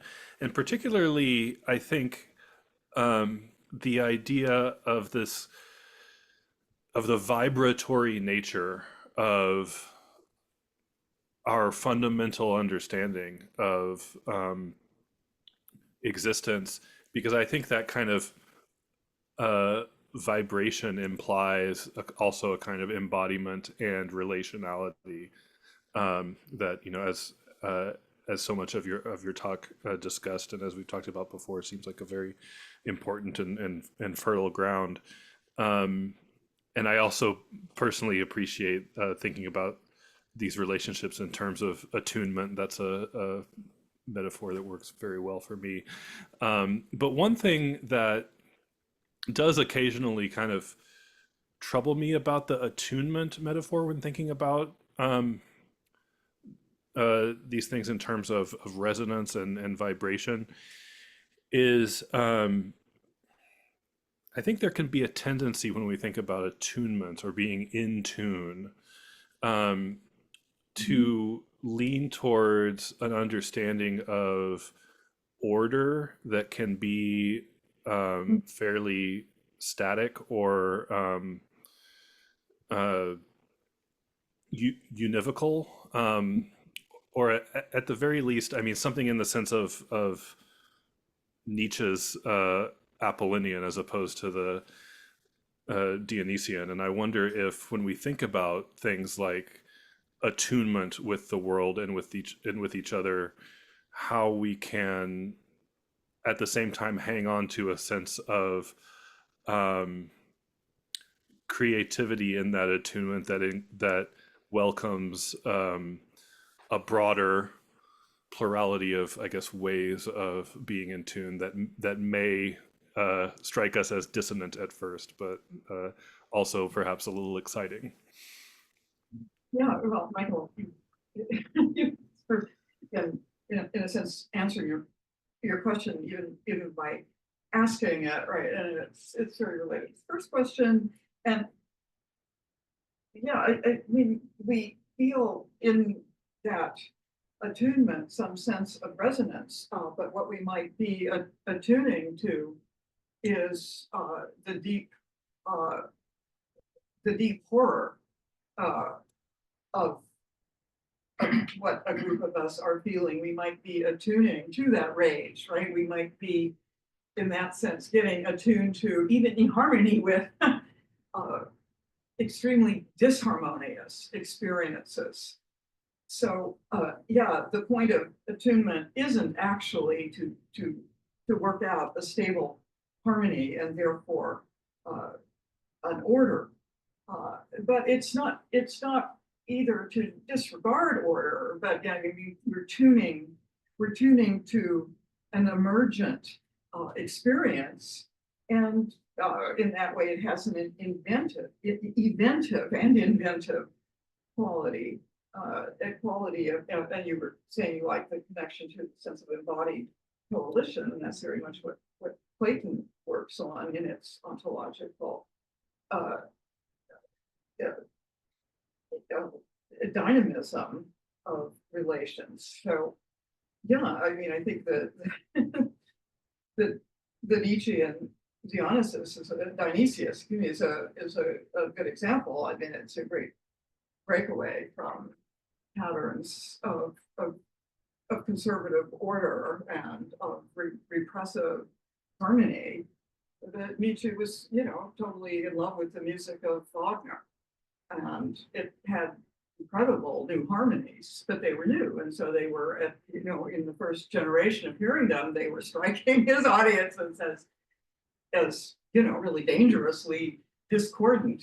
I happen to be hooked up for 25 years with an expert in classical music, so I get dragged to like concerts and Wagner operas and all. So, but I've learned to really enjoy it. But but it's also I've learned to hear all the dissonance that's there in so-called classical music that we don't hear anymore because we're in a different phase of history, but in its own context, it's breaking through. So what's discordant and what's dissonant is really always very relative to the context, which is made up of the relations of the moment. So I think, yeah, I'm tuning myself as I speak to your question, which was attuning yourself to what I was doing, and we were attuning to potentially a deep difference between us. I'm trying to attune to it to communicate across that difference, right? That's sort of what we're doing. but the attunement is always two difference. And doesn't erase it if it's real attunement. So there's another question in the chat from Kim Bria, who writes, is there any way we could incorporate energy to AI, since AI derives from human energy? Sorry if it seems like a weird question, just curious if AI is a very popular source in answering human questions, plus it's a very big topic in my classes. Right, it's a really important question. I'm gonna ask Clayton if you might want to reflect here with us on this relation of energy to AI, because I could get detoured by having, just really in the last month learned how incredibly much energy in the sense of fuel AI is burning. I had no idea. I kind of blandly assumed it was helping to save energy because we didn't, drive everywhere to shop or to see people or fly. I thought communication was being enabled. No, the energy use is terrible. But we're doing it now, and I'm glad that we are, and we're conveying energies of a very different kind. I'll quite help with this. No, I mean, I think you're right. I think that there's, on the one hand, the incredible fuel that goes into that, so, making that, sustaining that, making it work, not just like our human energies and our programming, but also the electricity and the other things. But then also thinking on the other side, and I think like you were talking a little bit about just becoming cyborg, and then the entanglements of the human and the non-human, like both in terms of the animals and the plants and the fungi, but then the entanglements with the silicone and computers. Did you want to say something about that? Yeah, please. Yeah, that actually the question is the one I want to ask you about. So you might as well answer. Yeah. And these days, in Korean world, there's two terms. One is a charm. It's a kind of emotionally thick, and it refers to the bad things or the good things. But anyway, we living together. There's the accumulation of all kind of feelings. But in order to this charm to work properly, the bottom line is that the trust in our being human, not the term human beings. How do we be human? But these days, AI already intervene politics and emotional games through the Facebook and YouTube algorithm. And as you know, that the AI already some important elections in the USA, also in Korea. And then we know the case of Burmese Buddhist monk, the amplified the hatred against the Rohingya tribe, Rohingya genocide, actually in terms of the Facebook algorithm. That's the 2015. Yeah. So we know all the cases, and then the problem is that how the case is totally different because one, the AI, if the big data, as big data is will be accumulated in itself, and then at certain moment, it, intervene as a political actor. So that's the question. So how do we, guide the human emotions toward what? And then, the non-human political actors of artificial intelligence, entangled with each other. So that's, and Dr. Keller, today mentioned that attunement and vibrancy. Actually, the YouTube and Facebook algorithm itself is a vibrance.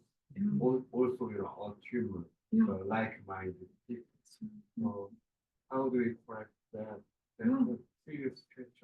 It's a great question. I think what's important is that we all be posing it. I posed it recently to a computer. A friend of my husband's is an AI kind of genius who's unable to be employed for emotional reasons. So I must not get access to him. So he was talking about ChatGPT and its capacity. So I had him just ask it. What about the feelings of human relationship and human embodiment and human energy that you aren't able to experience? Do you know that you can't experience what it means to be human? And so however intelligent you are, you're not incorporating full dimensions. ChatGPT spoke back to me so graciously.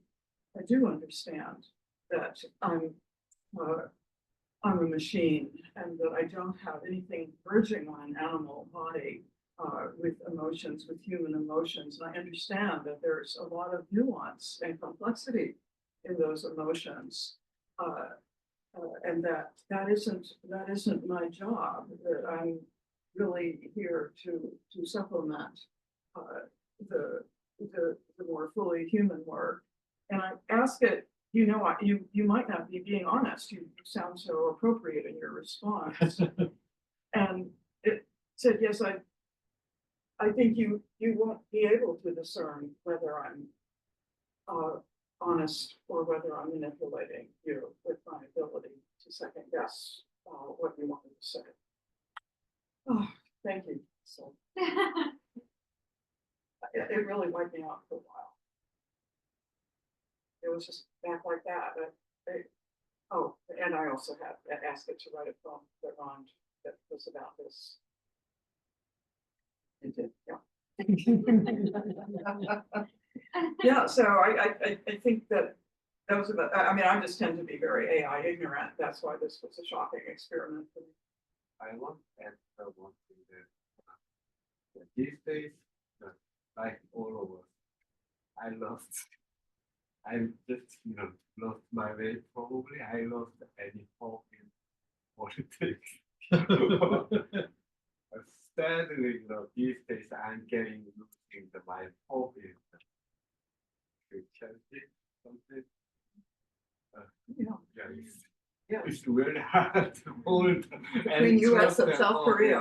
But all of things for me to re-energize something like trust whenever I met people individually.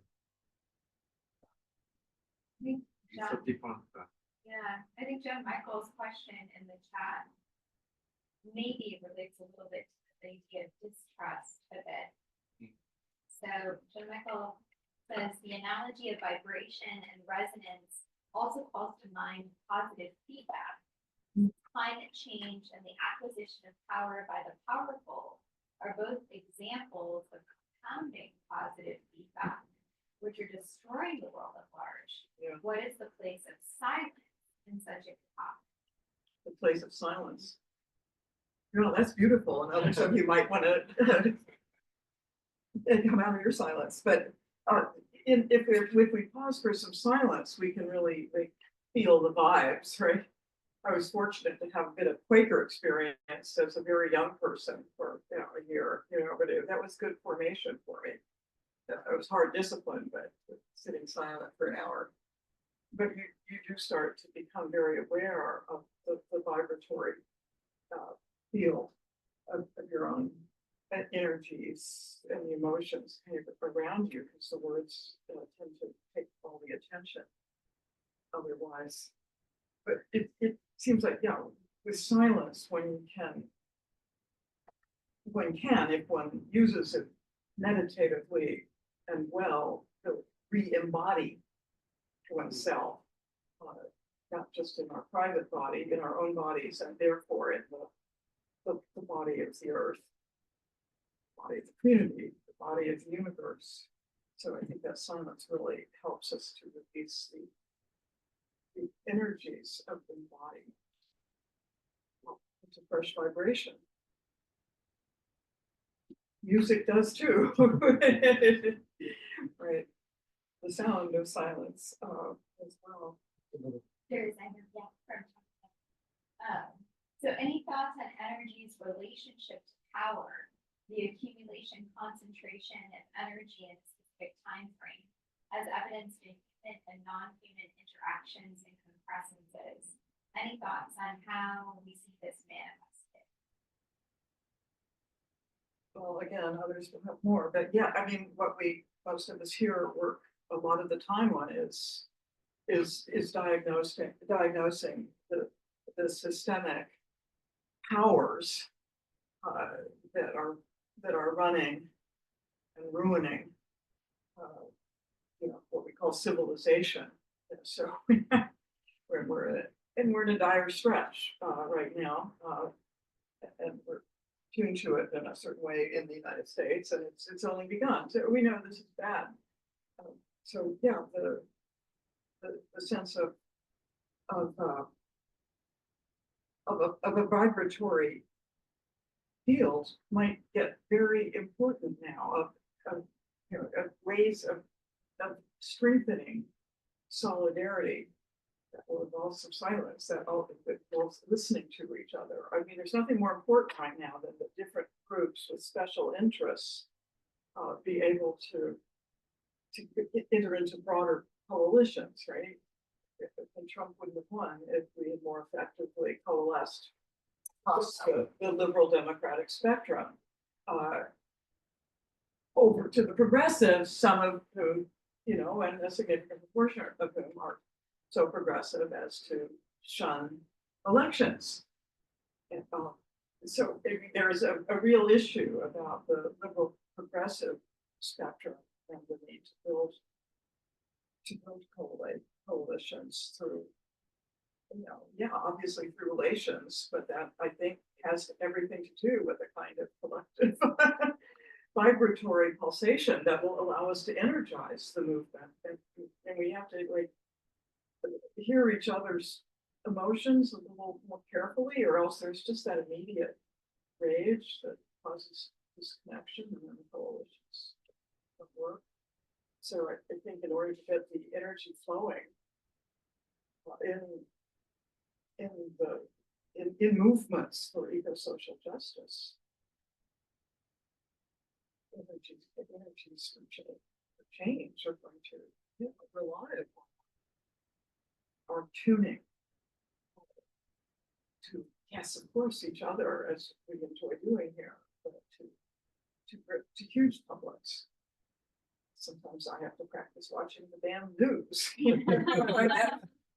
That crude attunement. So, but I bet there's some other thoughts. So there's nothing more important than this matter of, saving the world. I think there's a connection between this and the question about AI.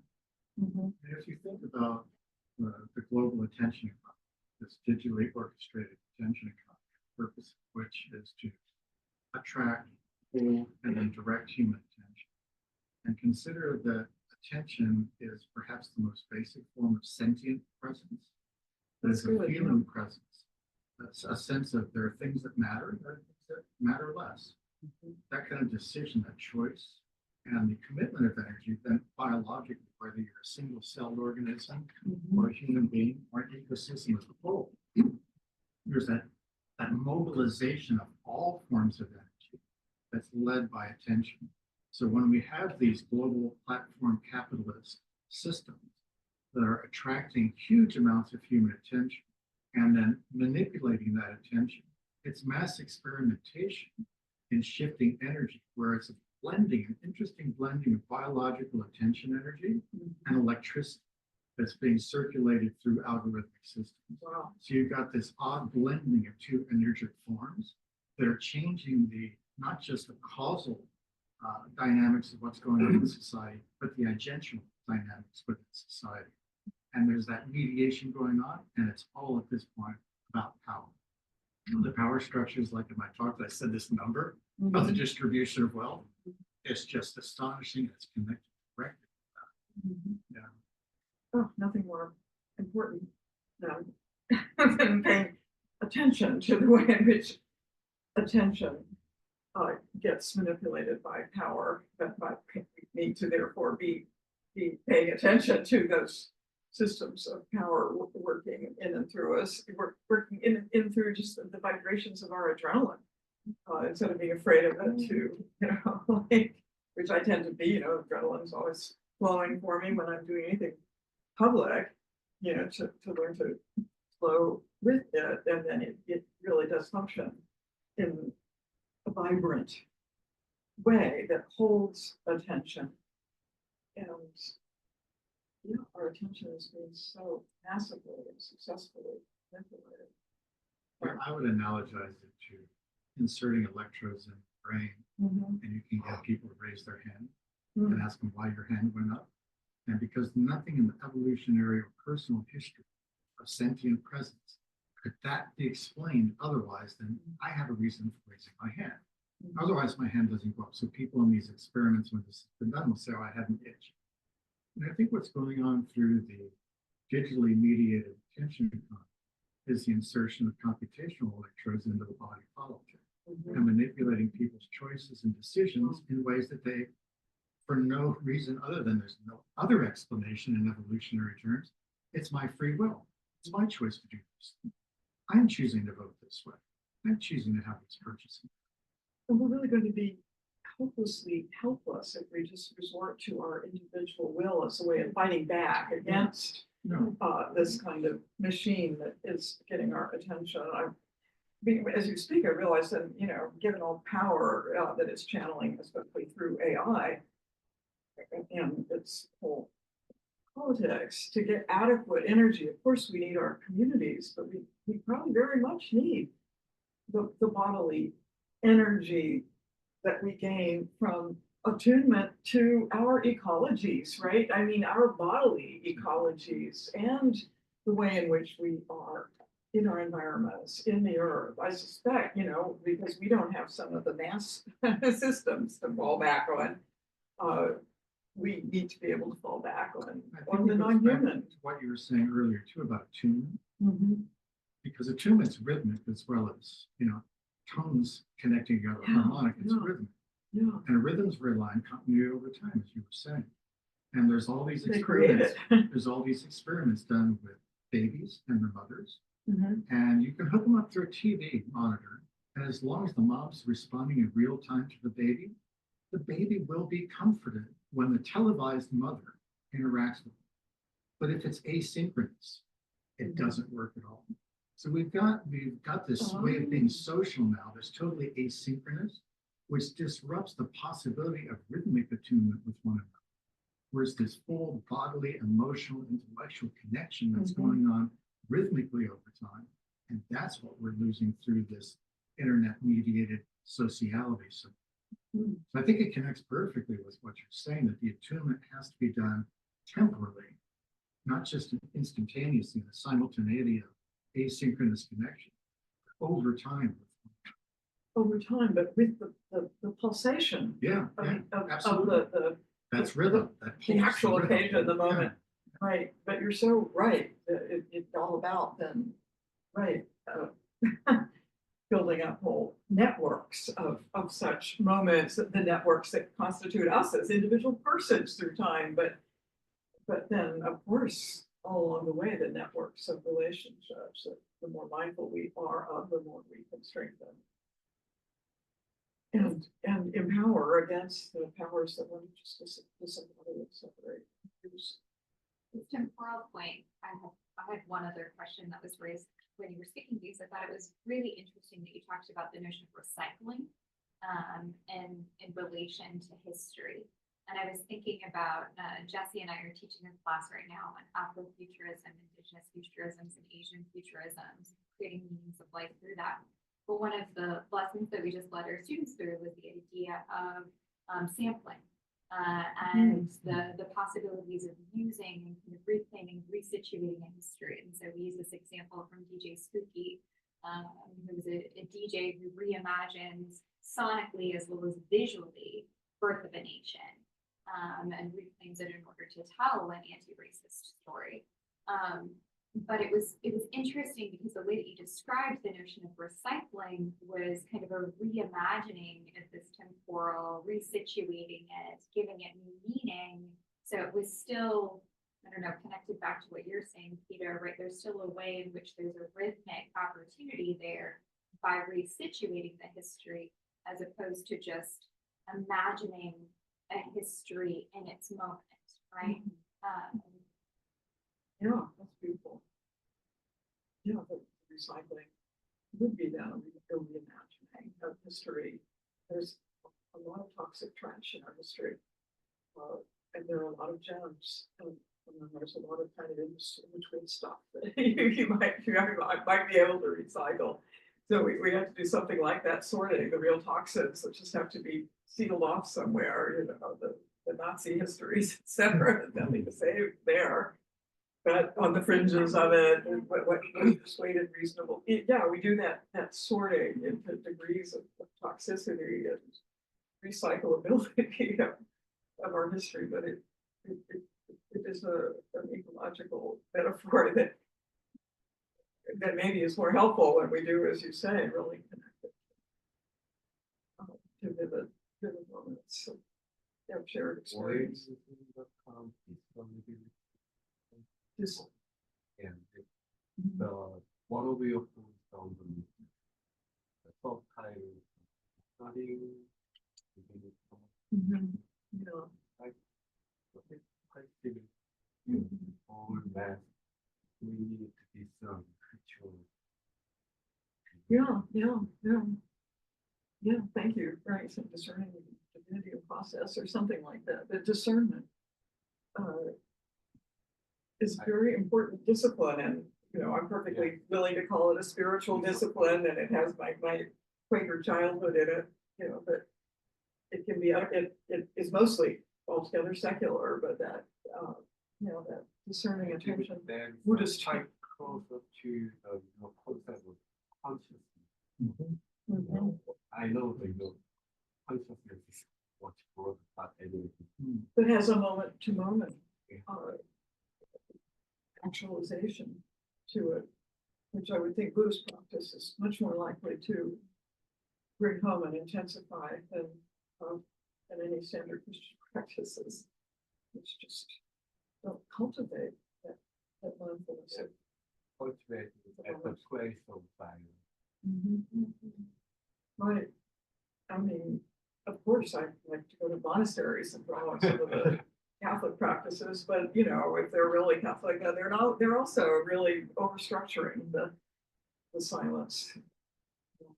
Yeah, it's very much more Asian, the practice of mindfulness or discernment, silent attention.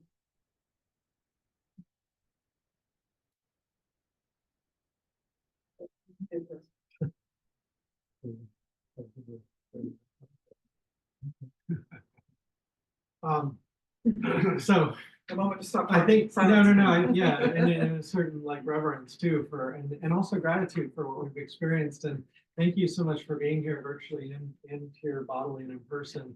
Although you're also embodied wherever you are, and we're also mediated by interfaces and screens and all these other things. Really just appreciate Catherine for coming, for being with us, Il-jun, Soyuan, and Jin, Wangjin for being with us, Peter from Hawaii, and everybody here at UCA for doing everything we can despite the weather. And this snowstorm, I mean, this is an example of climate change, because this is the Arctic air that's leaking down, you know, to Arkansas, which we don't necessarily always usually get, but have been getting last 2 or 3 years.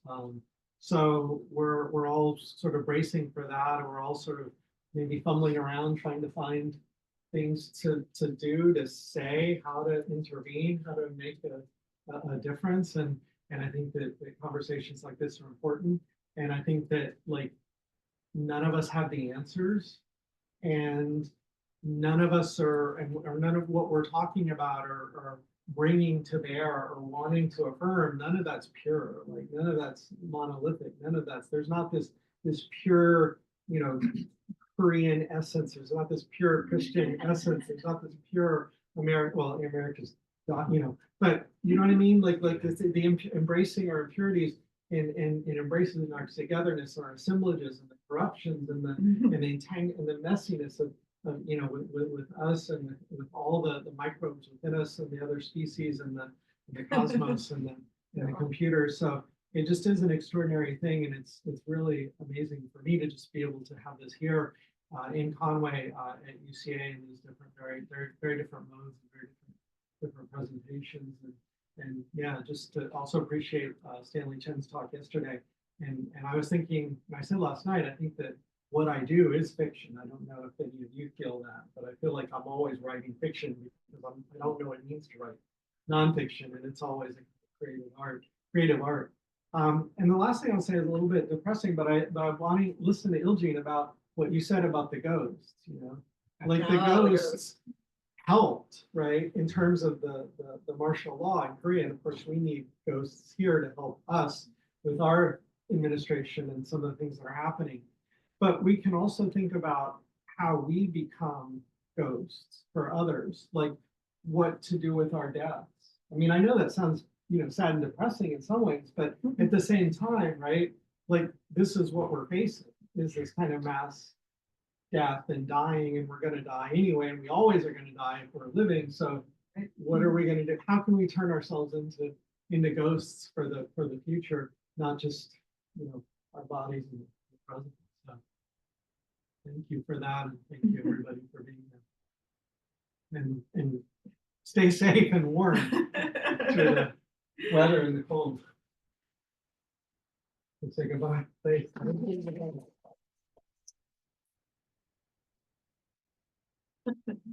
Didn't want to say to all of you ghosts. You